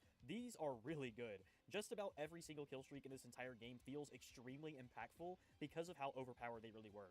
But if I had to pick one that is really bad in comparison to the other ones that you could get, it would have to go to the ammo resupply care package. Yes, this is one of the things that you can get in this game from a care package, and it has got to be the most underwhelming thing ever. It's not like it's negatively affecting you or anything. It's just really lame to get this, because when I throw a care package down, I'm expecting to get something exciting, something random, but when I get ammo, it's just underwhelming. It just feels crappy. There are I just said that's what I'm saying, and you look right at me. The worst streaks ever, oh, but he's just so not really dapper. I wish I had a better quality camera to show. Really just isn't all that good in Modern Warfare 2. Not just that, but you have to throw it as a care package in order to get it first, so it just provides more wasted He's like time his and more dad, risk dude. He's to even got place that this thing diamond down. jawline, Another bro. streak, which I feel like has no point in the game at all, is going to be the precision airstrike. And if you're wondering why exactly I'm calling this streak out, well, it's because it's only one less kill than the Harrier strike. I'm sorry, I haven't done that strike recently. has the precision airstrike as a part of that streak.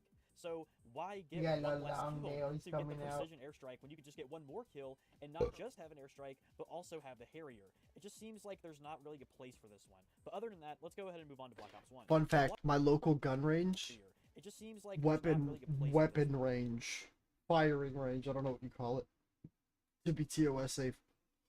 They have one of these there, and I got to shoot it, and it is like the weirdest, best feeling.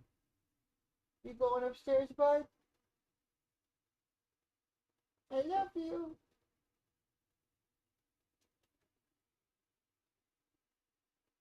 Oh, he might be changing his mind.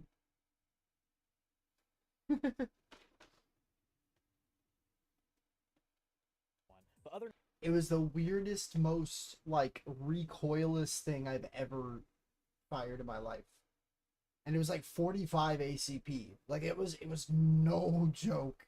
That, let's go ahead and move It on was a to Black Chris Ops Vector. 1. And Black Ops 1 actually has the same 2 worst kill streaks that Modern Warfare 2 had. It's going to be the Sentry Gun as well as getting ammo from a care package. I just think that these 2 are not good in this game either for the exact same reasons that I gave in Modern Warfare 2. There are other kill streaks that were added in this game that are questionable and could be on this list potentially in certain modes, but I do think that the rest of them do have good niche use cases, but the only generally bad ones would be ammo from a care package and the Sentry Gun. So Modern Warfare 3 is a little bit different because in this game, we don't just have your regular kill streak ladder, which is called the assault ladder, we also have the support streak ladder. Now, the support streaks are supposed to be easier to get, which means that they're not going to be as good as the assault ones. You do have some heaters in here still, but we also have some pretty bad ones too. One of them is going to be the ballistic vest. So the ballistic vests are a thing that you can drop on the ground, and whenever teammates walk by it, they can basically equip it, and it gives them this like gold look on their screen here. And I'm gonna be honest with you guys, I feel like it doesn't do anything at all. Like, I feel like I really am not protected when I have ballistic vest. The only thing it really does is I guess it makes me feel safer because I have this like gold tint on the edges of my screen, but My homie when it comes dipped. down to it, I really feel like it does not help at all. And the last streak that we're going to talk about here in Modern Warfare 3 is going to be the remote sentry gun. So when I place down a sentry gun, I'm expecting this thing to hold down a certain area for me while I am walking around other areas of the map getting kills. But with the remote sentry, No, dude, that you have to control this sucks. thing in order for it to get kills. I guess if you place this thing in a certain spot, maybe overlooking a No. domination flag or something, then it could be pretty good because it could protect you because you're not out in the Nope. fight. It's just the sentry That's gun. not COD, But bro. I didn't you even know that can was run a around getting thing. kills while a sentry gun is placed. That's just how I feel about it. This streak might be good if I didn't have the regular sentry gun to compare it to. And oh man, moving on over to Black Ops 2, baby, we have the score streak system. So it wasn't just based on kills in this game, it was also based on score, which is how you unlock these streaks. They are more expensive to get, but if you actually play objectives, you get rewarded. So the first one that we're going to talk about in Black Ops 2 is going to be the Hunter-Killer drone. So the Hunter-Killer drone, I feel like gets a pass by a lot of people because it's easy to get, and it's pretty cool. You basically throw this like paper airplane in the air, and then it goes and hunts down somebody. But it only can kill one enemy at a time unless you have people all bunched up together, and a lot of the time it just misses. It just hits a building or does not actually hit the player that you want, making it a wasted streak. And plus, hogging up a whole kill streak slot just to kill one enemy with it really is just not all that great in comparison to other streaks that are similar cost that are around it. The next one that we're going to talk about is going to be the Guardian. So the Guardian is good on modes like Domination or Capture the Flag, where you can place this thing in a certain objective area, but it is really easy to destroy. It's literally like one EMP or just one regular grenade, and this thing is blown up. So unless you're playing against It's like so brain dead good. people, they will be able to spot this thing and destroy it pretty quickly. Dude, I have It can gold be knife annoying, on but It's this. not the best streak at doing this kind of job in my opinion. And finishing off Black Ops 2, we have the Death Machine. So the Death Machine actually does have a pretty good I'm time a to kill, piece of but shit, as because you could of the way this weapon imagine. is, it's like so heavy and it's like cumbersome to use. I honestly feel like sometimes I'm worse off with this thing than just my regular gun. I just feel like I get killed with it easier, if that makes any Ugh. sense. And when you kill an enemy with it, you only get 25 points for it. You don't even get a full kill. So I just don't even think it's really that good. And especially because the War Machine is right next to it, and the War Machine is so much better at getting kills than the Death Machine. I guess it's still good, but just not the best streak in the world. Going on over to Call of Duty Ghosts, we only have one streak that I want to talk about, and that's going to go to the SATCOM. So the SATCOM is what replaced the traditional UAV in this game. It's What this the little fuck am box I that you looking place at him around with a using? satellite dish looking thing on it, and basically it pinpoints enemies that are close by, like a UAV typically would, but it only covers a small area. Now, you can actually stack SATCOMs with other teammates and get a better reconnaissance for your team, but you basically have to bank on the fact that your teammates are going to be good enough to even get a SATCOM in the first place. It is easy to get, but it was just a change that was not welcome. I can't stand whenever COD tries to change the radar or how the UAV works or something like that. I can't stand it because I love the OG minimap. It is my favorite thing ever, and whenever people interfere with it, it's something that I can't stand. This thing also breaks pretty easy too, so yeah, this thing sucks. Let's go ahead and move on. Now, going on over to Advanced Warfare, I'm going to be the first one to admit I have not had that much experience on this game's multiplayer, but with the experience that I do have, I think there are two streaks that stand out amongst the others. One of them is going to be the Assault Drone. It is most similar to like an RCXD, I guess, from Black Ops 2, where you basically control this little device and you detonate it and it blows somebody up. But What this am one I actually looking flies around. at? It feels like it's really slow and it's not like a versatile machine at all. And whenever you fly it into somebody, they can just move out of the way before you end up hitting them. So I just don't really think it's that great of a streak. And next up, of course, we have another remote sentry, very similar to the Modern Warfare 3 situation. It's just a sentry gun which you have to control remotely. But what's even worse about this one is you don't even have a good turn radius on this thing like with the Modern Warfare 3 sentry. So I really just don't think this is worth using at all. This streak is terrible.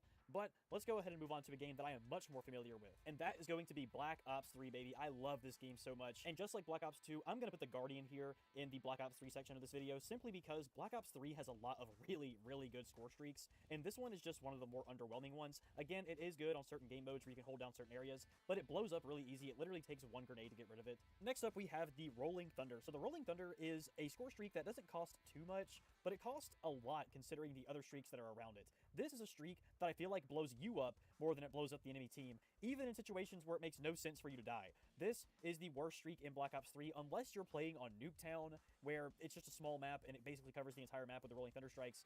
That's the only time I feel like this streak is worth anything. Just about anything else is going to be better than that one. But anyway, that is going to be it for today's video, everybody. This has been the worst kill streaks in Call of Duty history. The timing of you saying that, because I was going to end the stream after this video, is perfect. He just called it end there. A guy in chat asked, like, he was, like, antagonizing about the COD I was playing. He's like, they should have stopped, like, sooner when they asked, like, is this Black Ops? I'm like, yeah, Black Ops 7. And they just said 7 question mark. Bunch of them. They're like, they should have stopped sooner. And I asked, like, if they didn't mind letting me know what their favorite one was, yada yada. And then they said, like, Black Ops 2. I asked what the highest round was they got to, because I always like seeing if I can throw the bait out for the, yeah, I got to impossible round number on a map that has never reached this round, but I got bored. But I got an even more unique answer. 28 on Vanguard Zombies. And I'm like, nice. You played Payload for 28 separate rounds. I'm not kidding. Or like King of the Hill. You know Vanguard 30 is like 60 or 70 Black Ops 3, right? I'm like, you do know Black Ops 3 has the most unfairly broken gobblegum system, so that if you chose to, you didn't have to play the game at all. So that doesn't matter that much. Do you got any other maps? And he's like, no, I'd always die in the teens. And I'm like, so why are you saying this is an easy game? Why are you saying any game is an easy game for that matter? And even if it is, why does that have to be a bad thing to you? He just didn't understand. It was so funny. Because, like, dude, I'm serious. If you look up COD Vanguard gameplay, you're gonna throw up. Especially Vanguard Zombies. Like, I understand my game is a little confusing. But Jug is still fucking Jug, god damn it. And that's that. I don't blame you. It was a rude thing to ask a friend to even do that to themselves. Of me, quite frankly. But I am going to get some sleep because I'm happy. I got up pretty early today. I'm going to do it again and again and again. But you have a fantastic night, Goat, and I will talk to you tomorrow. Peace.